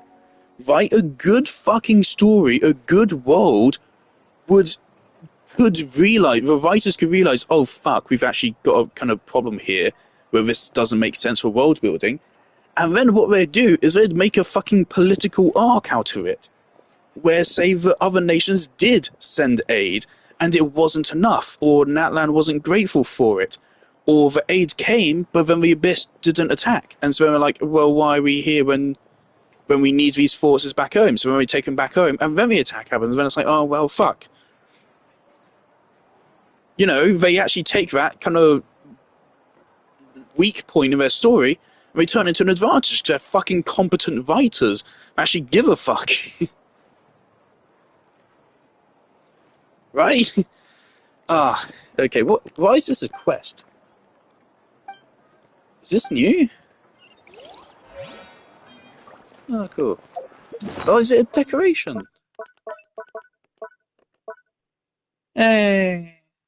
It's a decoration. Okay, cool. Thanks. I'm glad I did that. Regardless, it was catastrophic for world building, but cool anyway. Of course, I just love seeing Lady Farina. From what I've heard, Lady Farina has stayed out of the whole controversy that's going on right now. Apparently people say that, like, everyone else, all of the other voice actors are, of course, potentially ruining their careers. Meanwhile, Farina's voice actress is, like, posting pictures of plushies or something. That's what I've heard. Which sounds about right. I might remember, like, Amber, I think her name is Amber, she has, like, a history of Hawaii or something. I think she was a consideration for a previous voice role that was going to be significant. I think she was, like, maybe going to be Lumine or something. I baked it I think she was originally contacted for another role. And like, no, sorry, we don't want you. But then they contacted her for Farina, and she was like, oh yeah, I'll be willing to do Farina. And then she did Farina, and then everyone loves her. She did a fantastic job as Farina. Go ahead. I made this special. Fuck, Farina's like actually a good character. I miss having good characters and like a good story. Everyone could be happy every day. Well, Fontaine has his problems as a story, but Farina works, okay? I realized that the 6 tribes, I've never experienced anything like that. I can barely imagine. I still get that fucking. I can still hear that line in my head of Farina begging her people to still believe in her as the Archon. That shit hurted, man. So I've decided to always do my best to help. And I haven't figured out exactly. I'm sorry, Kashuna, I'm skipping you. I don't. You're not skip worthy, but I'm sick of this quest and I want it to be over. Making delicious dessert. Thanks, I'm sorry, Kashuna. Like, I wish Kashuna had like a kit that was usable. So I would actually use her, just like I feel obligated to for like one good character in that land. Kashuna's not a good character. She's just, you know, she's not annoying.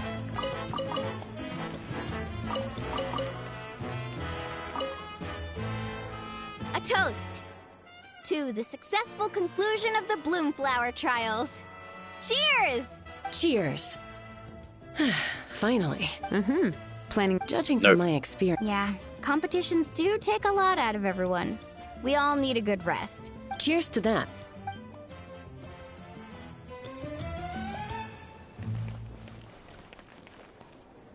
Is there anyone else I want to talk to? I'm curious. It was just an illusion. All right. You can stop with the flatter. Oh, is that Relax. I'm not here to dig up the past. I'm just saying you've got a real knack for illusions. And that's something to be proud of. I am excited for Scoffia, Thanks, though. Granny. And that makes it really annoying that I'm going to have to wait at least another 30 days for her. That's fucking sucks. The more meat you eat, the faster you'll recover. Hopefully she's in the first half of whichever patch she's in. Which is next. She's in next patch. Not talking to you. Not talking to you if I don't care.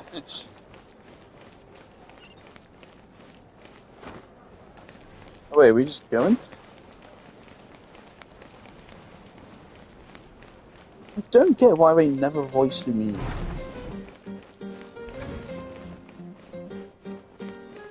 Lumine's voice actress. I like her. I don't get. She just gets a yearly paycheck for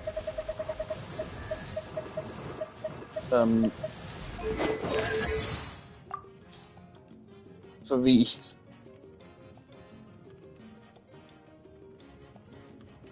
It feels like once a year they just reach out to her and say, "Hey, can you talk about poor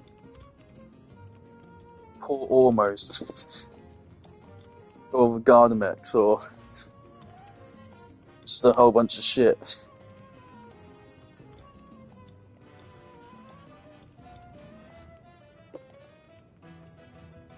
Excuse me?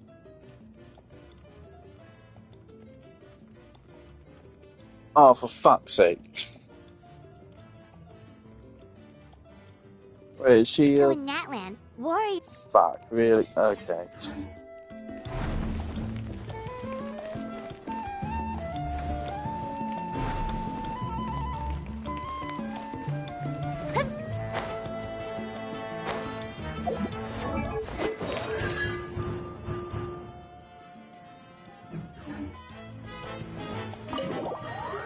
I am wondering if one day if I would get Frina C6. So it could be fun.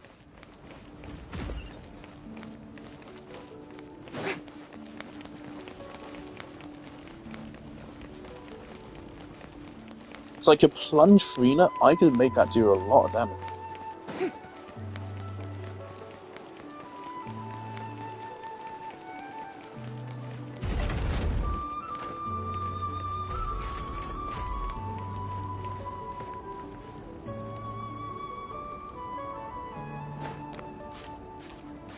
I remember when I first pulled Frina, I kind of like regretted it, didn't I? I would have streamed it all, so I could go back and see what I thought. But I'm pretty sure if I remember correctly, I wasn't happy about her at first. But obviously, I am now very happy I got Frina. I still think Frina is the best pull you can make in Genshin.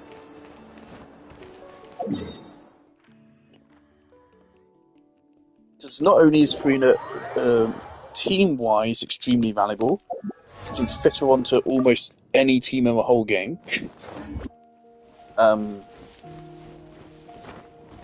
Also, obviously, she's one of the best characters, like, actually narrative driven. She's one of Genshin's few, like, genuinely just good characters.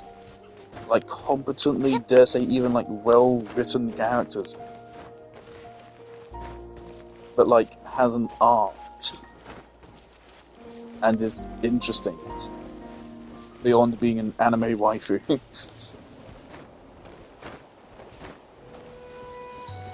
And, like, that alone makes her worth pulling for. I am glad I got her C2. I wish I hadn't gotten Nervlet C1. That's a Ancestor total man. fucking waste. Do not get Nervlet Guess you're C1. reunited with Antu already? All it does is make him more boring to play. I have And a he's Kukusaur already not companion actually too, all that fun to play. so I totally get how you I must remember I have had a felt. lot of fun with him when I First first time I got saw him. this I don't dude, know what happened. He was out in the wild. I think it might being just be bullied that by other he's Saurians really because of his boring if unusual you don't play him appearance. with Hyperbloom. He'd been pecked all over the place, bleeding from head to toe. He barely made it. I gave him some meds, and from then on, he just stuck to me like glue. Who was it? One of the Even wound up YouTubers made a becoming my video about like all the Electro DPSs. Thanks, bro. And he said that Raiden's best Hey, team is Hyperbloom. Don't mention it, Which, dude. like, Being on the road with me as a don't vet was think they never going are to be an easy gig. necessarily One wrong. time when we were treating a sick Saurian, Kakuku got infected too. He ran a high fever. And I The thing searched is, of everywhere course, for with ingredients and did everything Hyperbloom's I could for best him. team is, of course, Al But Haytham, despite giving it and my the Rat all, team, you'd want it to be Kuki he instead was of right on the Raiden. edge, man. And all I could do was keep praying. So, If he hadn't and I recovered, would say, of course, Raiden I know it I'd really have felt sucks. the same Raiden's guilt you did. C2 should be base kit, Luckily, he managed to pull through. And he even stayed and by it my should also be side, buffed. helping me ever since. Raiden's first He's and a second solid conversations assistant, should be no base question. kit, and they should be a little bit So stronger yeah, than they already are. Kakuku, I'm the one who Because should be Raiden thanking should you. be that good of a DPS just in a base kit. I can absolutely Your get how a medicine-born of C0 guilt? Raiden would be best in Don't Hyperbloom. sweat it. We'll keep I improving it think as I we go. probably do agree on You that. have my word. But a C2 Raiden definitely is That way, better off as an no actual one else will DPS. ever have to feel the same guilt that you did ever again. It's over. It's over. I did not pay any attention to that cutscene. It's finally over. How much pity do I have?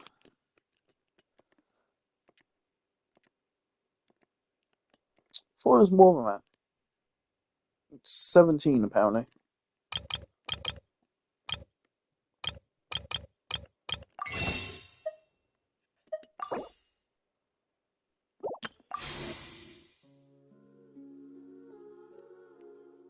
This is 79.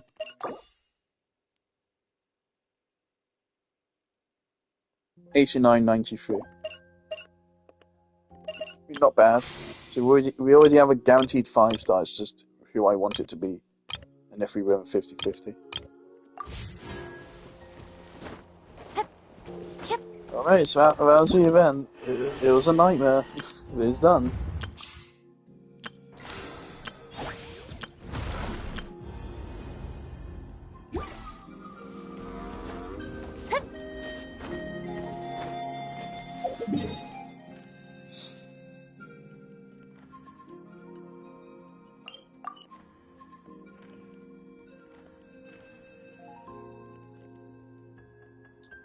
It's 10 o'clock, man.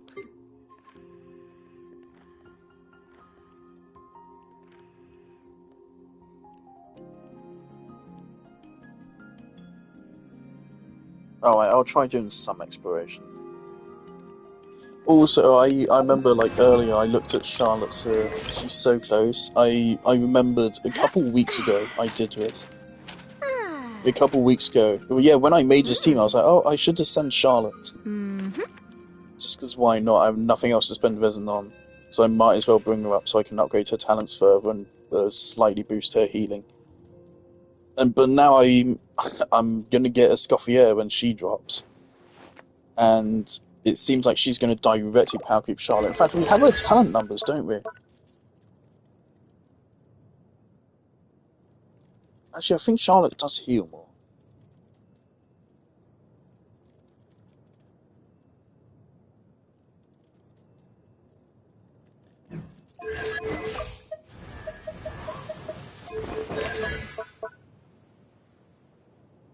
I'm pretty sure what I saw for Scoffier's healing, it was like something like 400% attack plus 2,900. So less than Charlotte, but more than Cloud Retainer, which would still be more than enough.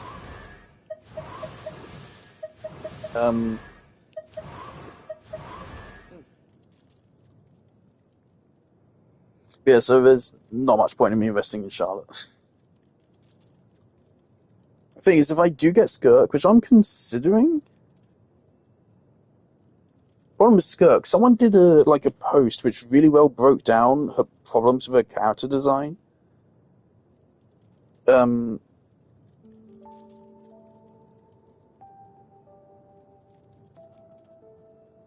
So I don't know if I would get Skirk, but I definitely want to get a Scoffier.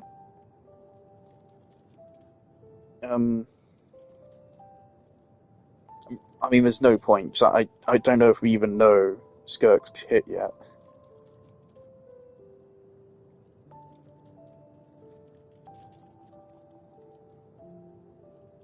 I just really want dual DPSs, man.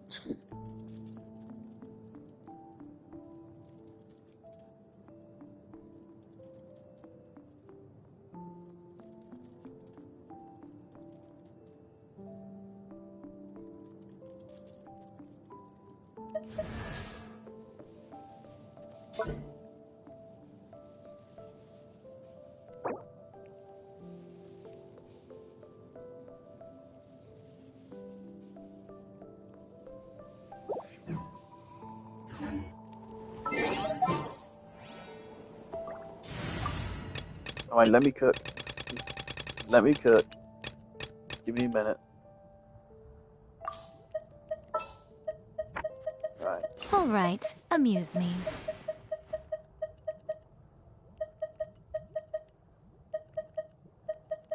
Oh, well, let's actually leave Lady Farina in here. Hey guys, how's it going? No. Time to broaden the horizons again. Here you go.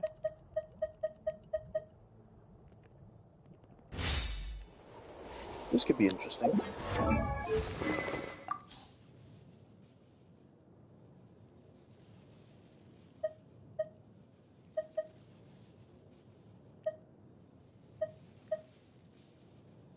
Oh, hold on.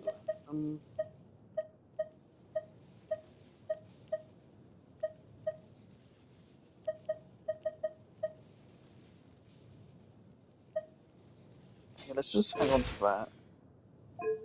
489.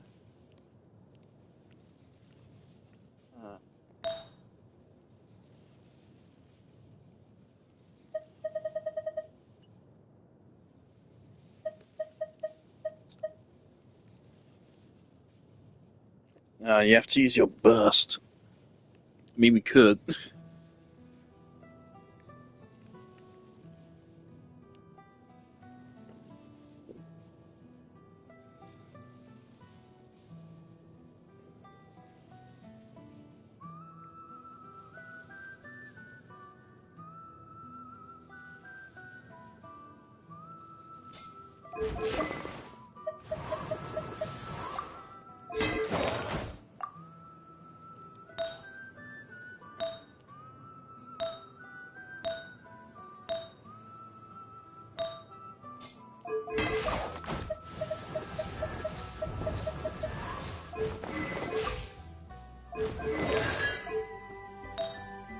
Yeah, Miko does have a high base attack.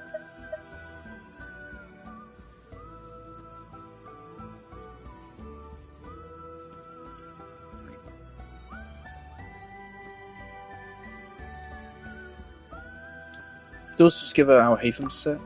That makes sense.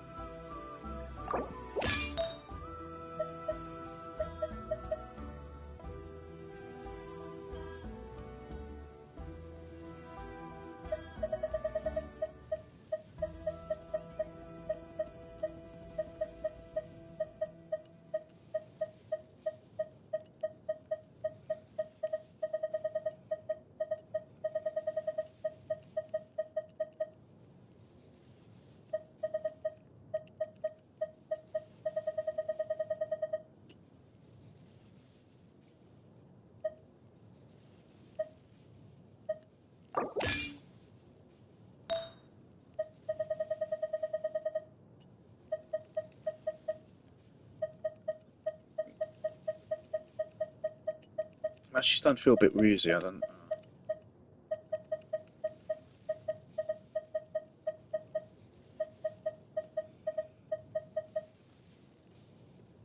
Ew, gross.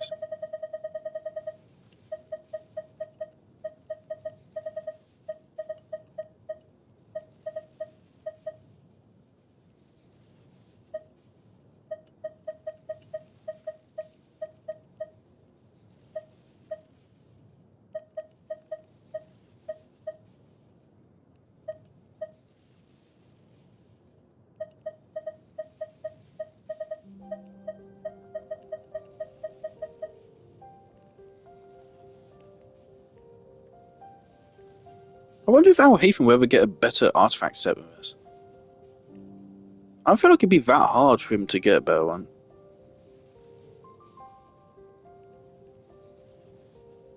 Honestly, I'm still going to take us just for crit damage.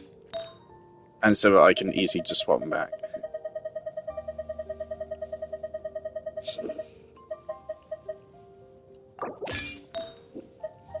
Oh, Haven is one of my best built characters. Alright. That works. Alright, and who's our test dummy? You.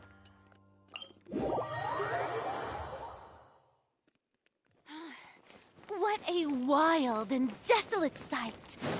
Allow me to grant you the blessing of water. Alright, so we're going to do Nahida skill burst, Freena skill burst, Cloudina skill burst, normal attack, Yai Miko triple skill, and then start plunging.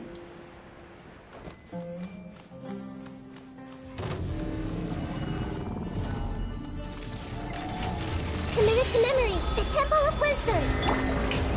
Let lightning echo in song. Yeah! Scatter! Skyward! Seize the skies! Right here. Emerge.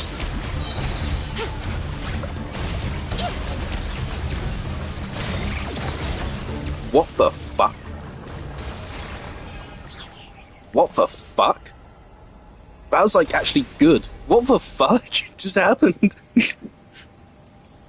Holy shit! That actually killed the boss pretty fucking fast. With not good on energy, but whoa! What the fuck just happened? And hey, I mean, we still might make it on energy if a rotation was longer. Whoa! Okay. I was not expecting that to work.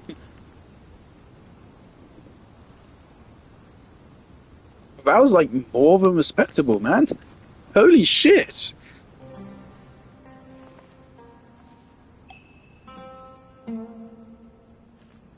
I don't know how much of it would be the hyper blooms. How long's the actual kill? 54,000 on the plunge. Wow. Wow, that's okay. So I mean, right here on one screenshot, I'm seeing 54,777 from Miko's plunge. I'm seeing 13,000 from Miko's skill. I'm seeing 11,000 from Freena's skill, and I'm seeing 52,000 in a big green number, which I think is Nahida's skill doing spread. And then I'm seeing a 21,000 electric hit, which I'm going to assume is Yai's skill again. I just saw another 53,000 electro. About these days. Then Miko's... What the fuck happened? Goodness knows what they find so disappointing about their own world. We actually saw there Miko's hyper blooms did 26k, which is not bad.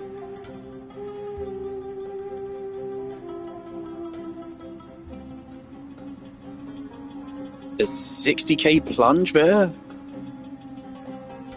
Another 54,000.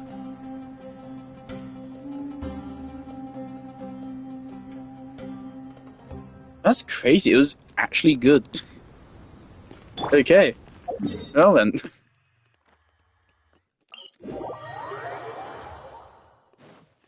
And let's do a quick direct damage comparison. Let's get Hu Tao.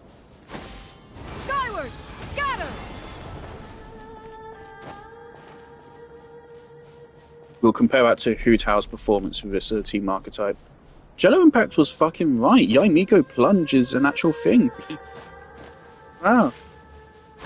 Isn't it so cool when the supports are actually like healthy for a game? And just make new team compositions, which is like what supports are supposed to fucking do.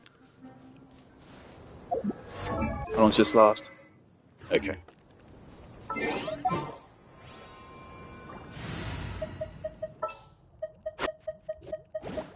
Conquering demons is what I do. Conquering It's been a demons while is what since I I've do. limbered up.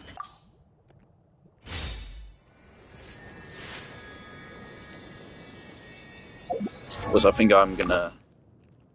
No shade on your current outfit, but nothing beats the OG.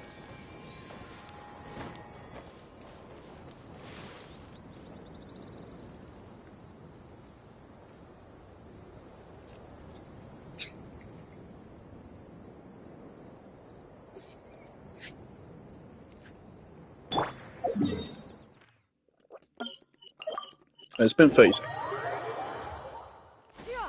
Skyward!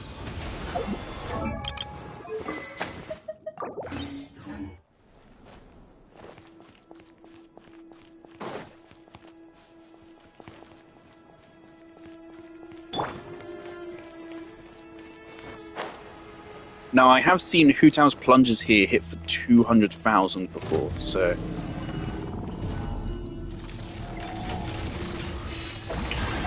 Time to shine! Things are about to get dicey. Scatter! Make way for the tea!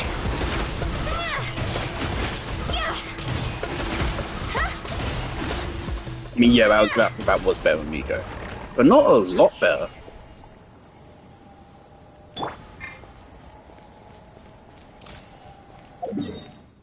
Man, I hate suffering from success, man.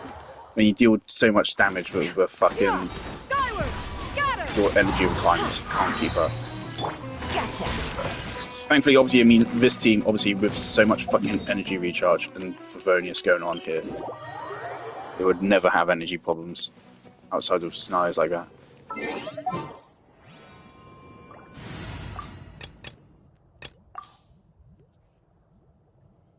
Right, Miko Plunge actually works. It's wild, I was not expecting that to actually work. What other characters? You could try Novelet Plunge with Zhang Ling as a pyro applicator. You're not going to meet the energy requirement, so that's not going to, yeah.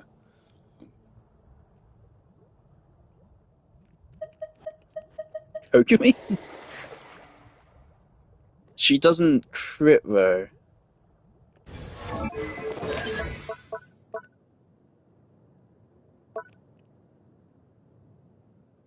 And she doesn't gain plunge attack damage.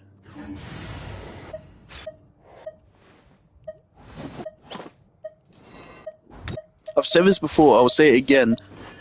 Ganyu not working on Cloud Retainer is such an easy fucking fix, man. You can even make it so Cloud Retainer's damage buff also applies to charge attacks, which make her even better with Hu Tao. Or you can just make it so that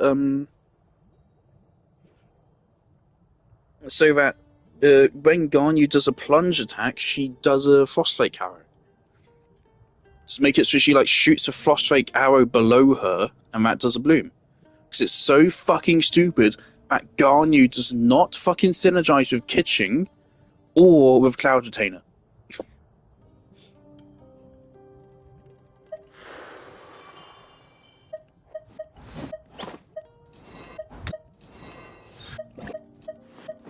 Don't get it.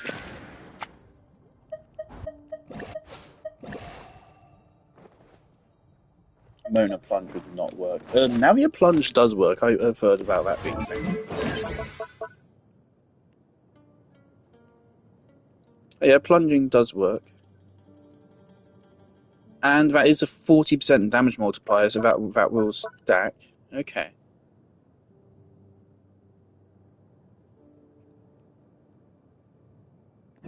Yeah, you know what? Yeah, let's check out Navia Plunge.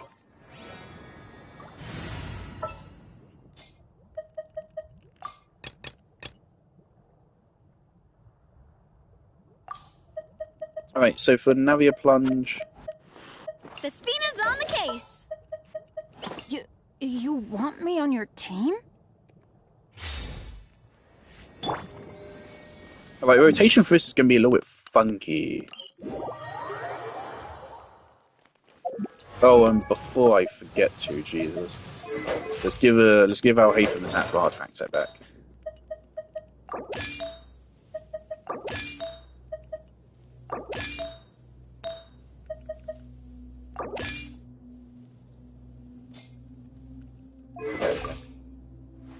Wait. He may not need that much ER. No. But I really struggle to get a better... He does not need that much ER. I'll hate him need like 140, I think, realistically speaking. But unfortunately, it's really hard to hit that sweet spot. There's literally like nothing else he has ER on it. So if I could get like an attack or EM sand with like a lot of ER on it, that'd be good. He's already so good, it doesn't matter. I think here we go Frina, Navia Burst. Now this is tricky. Yeah, Frina, Navia Burst, Countertainer, then Bennett.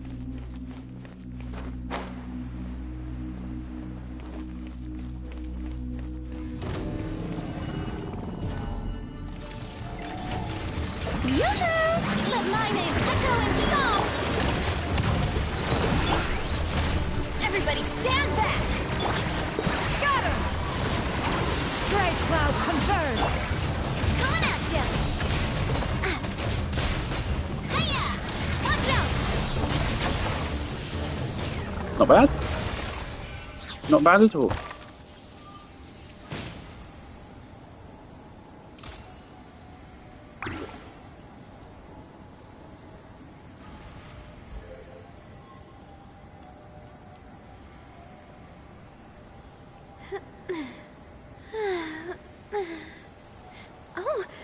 And I did also fuck it up there. I missed a couple of plunges and just did the normal attacks instead, I think. That's probably actually the best way to play Navia. No shit. Well, I mean Jalonan. Yeah, no, Jalonan's probably better. Because Jalonan will actually be buffing her skill as well. I do love Spina di Rosula's logo. It was designed by my mother. Have you noticed how it's shaped like a heart? How much damage does her skill do there? Was that 62k? That's so pathetic.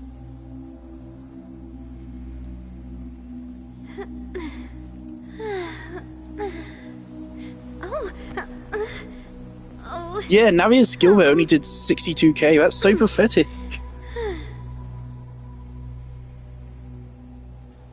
Plunge did 73.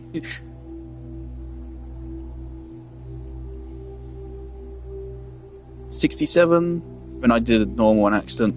Okay, that second skill then did 200,000. Okay. An unreliable weapon is worse than not carrying one at all. This is why I don't use Navio often. Yeah, that second skill did 201k. But 60k per plunge is not bad. And that was also reasonably fun.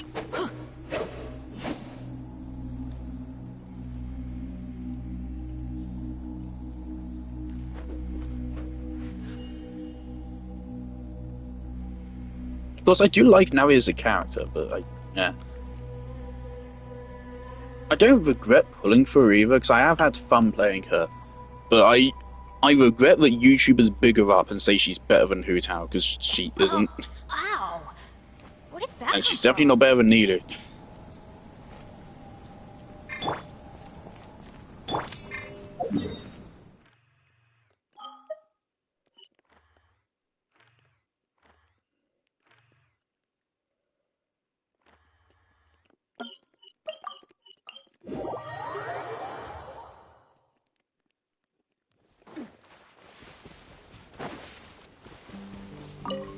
Mind you, of course, this is with her signature weapon.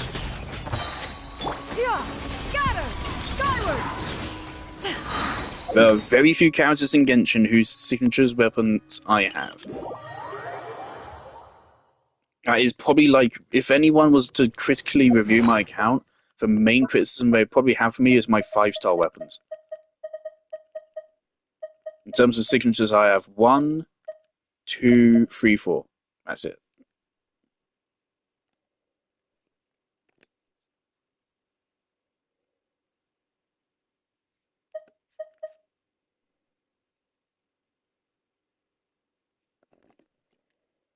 And plus, I've heard Skyward Spine will be really good on Escoffier. It's like her third best weapon or something. So it will get some usage there.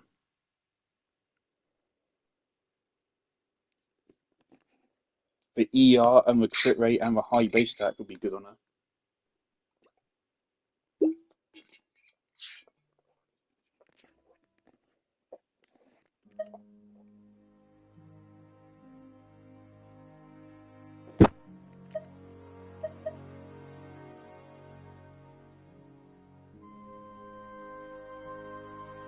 This one's also probably really good on her. Also Favonius. Not for damage though, Favonius. Favonius isn't good for damage, but this, ooh.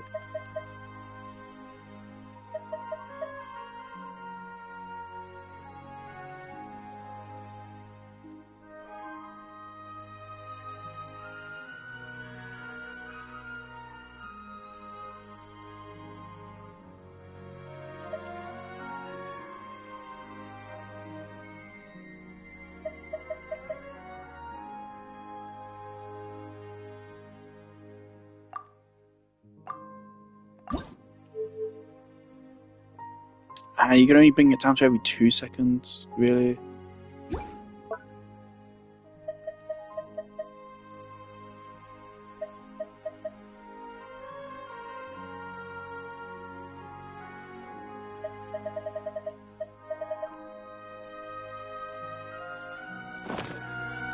Right, so we know Plunge Navia is also a thing.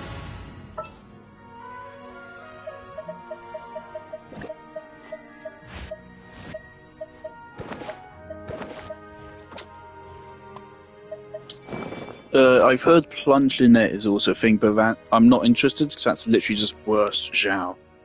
So I already know how that's going to turn out.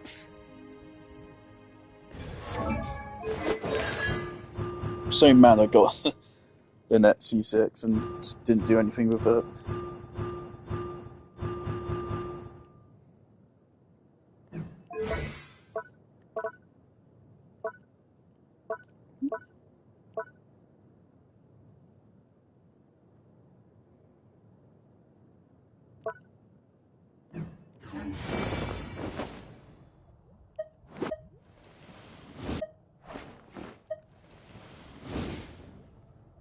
Man, I've said it many times. I like Daya probably more than I let on. It's just a disaster of a kit.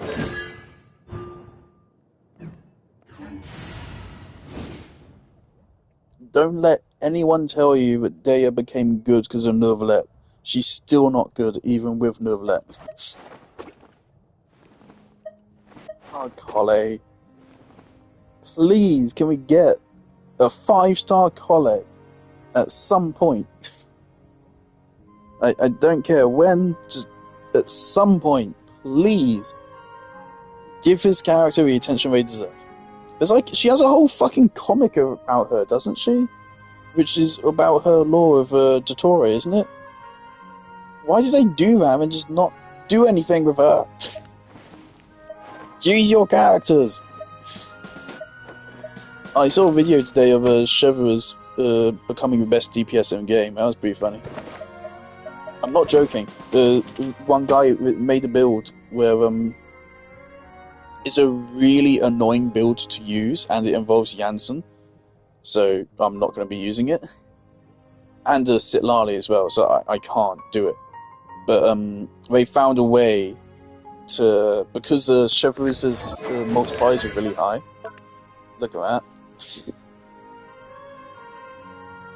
600 fucking % damage. So because of that, they realised the Overload Ball is not restricted to her party restriction. So you can use her with Sitlali and melt the Overloaded Shot, and suddenly you have a 12,000% hit. And so Shiver's skill with Sitlali and Jansen and Bennett buffing it can hit for 200,000. So you can make Chevreuse actually hit for really high numbers, like really high numbers. So you can get her skill. You can get each hit of her skill You can make her skill hit 3 times per rotation. You can get each of those to hit for 200k, and then her burst to hit for another 200k. So literally, you can make Chevreuse a meta level DPS with a really specific and really annoying team composition. But I do appreciate it. I appreciate that it's possible. Because it is weird to me that Chevreuse' whole thing is shooting guns, yet she's a support. But obviously she's great anyway. I just wish she was a HP scaler on her damage.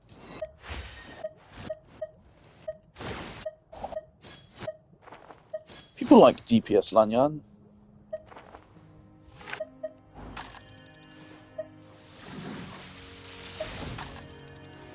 Plunge Femine could probably do something with Shatter. Plunge can trigger Shatter, can't it? I'm not interested. Gamming is way too clunky for me. Oh, the cats are causing some carnage.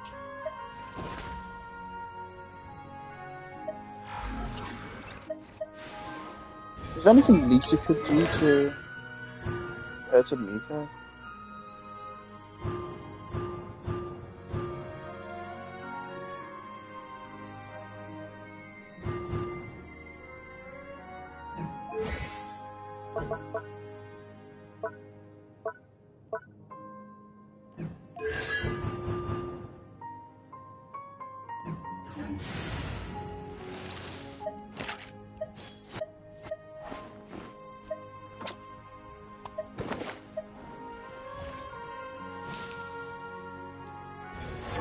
Always think it's punch multiplier. Oh damn, that is pretty high. Oh shit.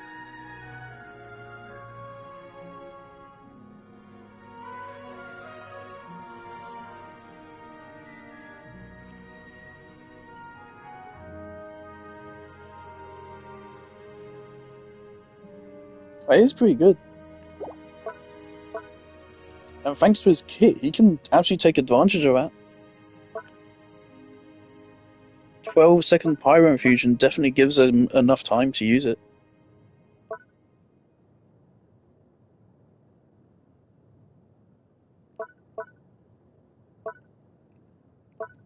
And he has a higher damage bonus than normal.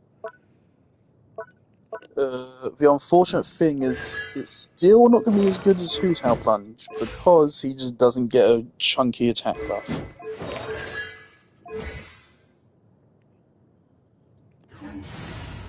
As good as that is, Hu Tao Plunge is not as that far off.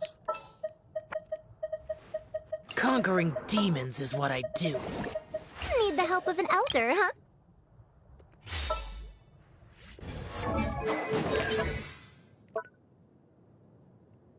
Yeah, it's like 292 versus like 400 and something. There is a difference, but it's not a big enough one, considering that Hu Tao has like 5 times as much attack in any given scenario.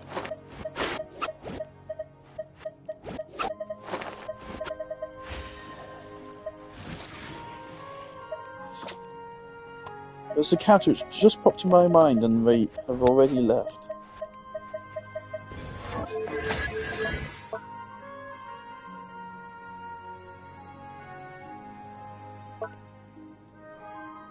No plunge.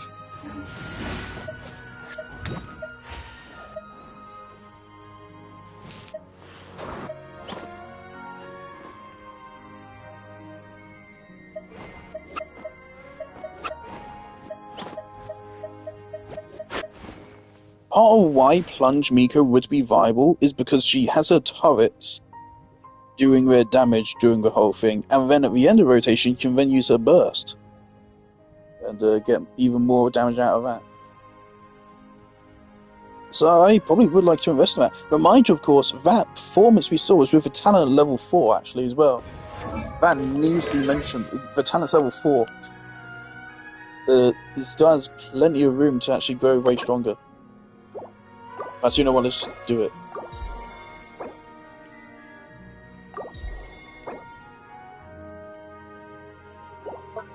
Maybe I will actually use that someday.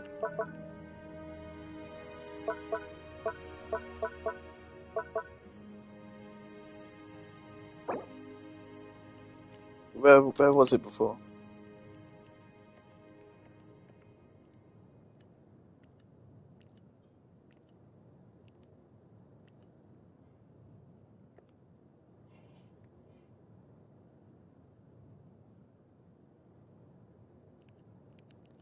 $145, $182 to $182.24.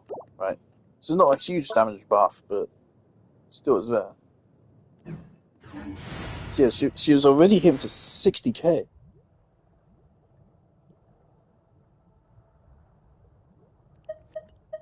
Gosh darn. So yeah, Miko Plunge is actually like not bad at all. So you got Miko's plunges hitting for 60k. You got Hyper Bloom is hitting for 30 to 70k because of Nahida C2. You got some extra swirls going on from Cloud Retainer, and that's dealing more damage.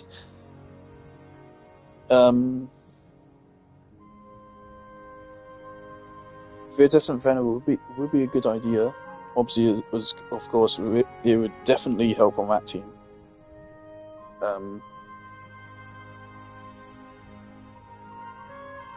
Fuck yeah! With Viridescent Venom, it's actually gonna be a force to be reckoned with.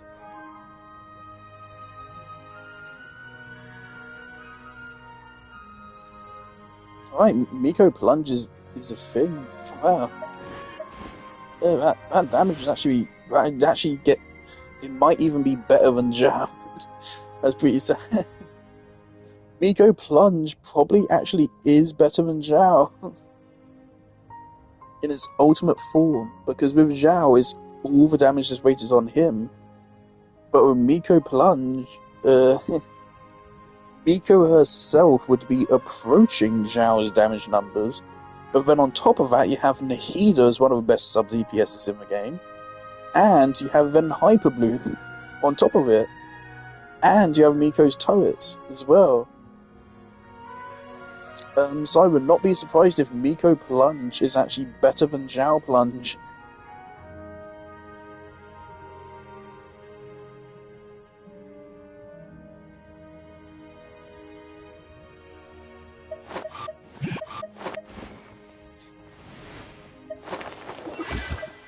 I'll probably look into it further sometime. I was going to do exploration, but now I think it is too late.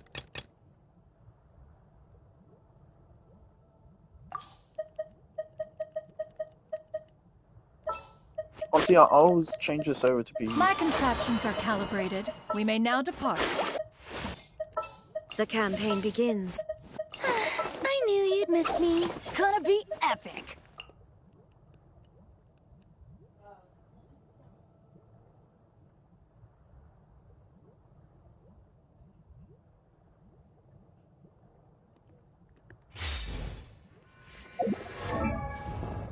Oh yeah, considering she already has 2,000 attack, I feel like Bennett's plus 1k isn't going to be all that crazy.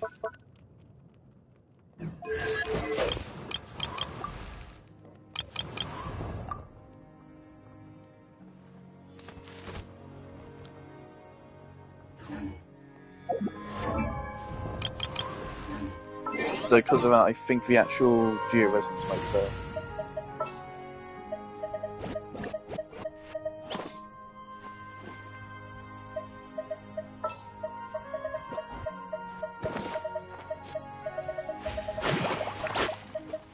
A walk would be nice.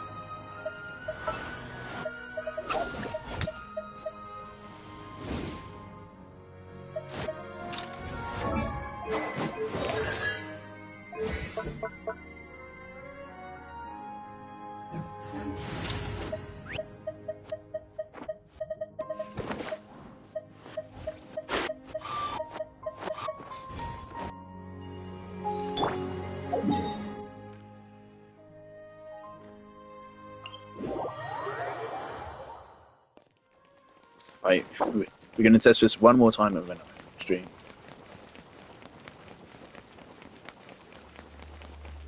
So this will mean Navia has less attack, but she's only going to get Geo Res Shred and more Geo damage %.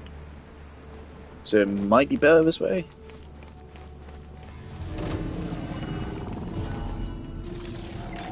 Might be worse. Don't know. We'll find out. Let the world come alive! Rubber send down! From the sky! Solidify! Skyward! Scatter!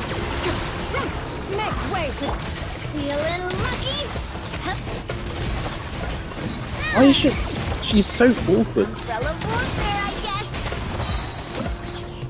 Fuck's sake. Love this boss so much. Feeling lucky?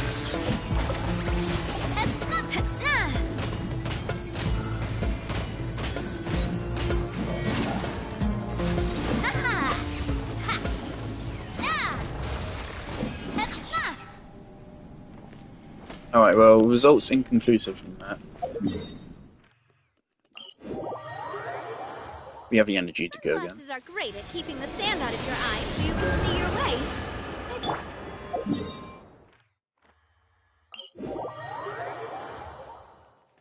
Yeah! Skyward! Scatter!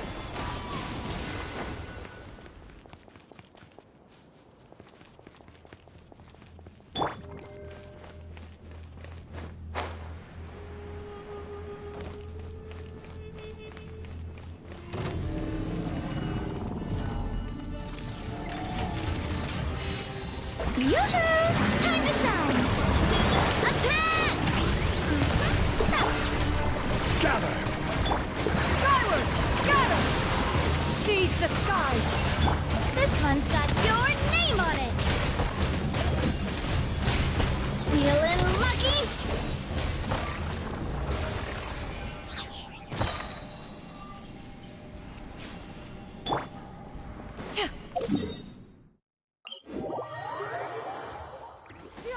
Scatter! Skyward!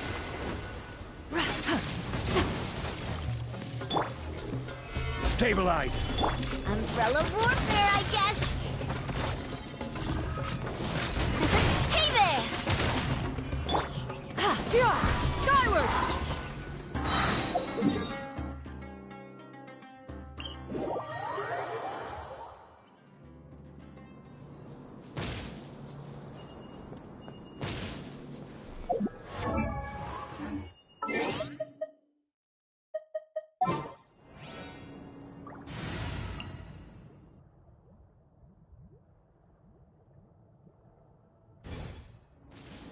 The secrets of the mechanical arts are too profound to convey in a few simple words. Oh, but why must the listener grow weary whenever I begin to divulge them?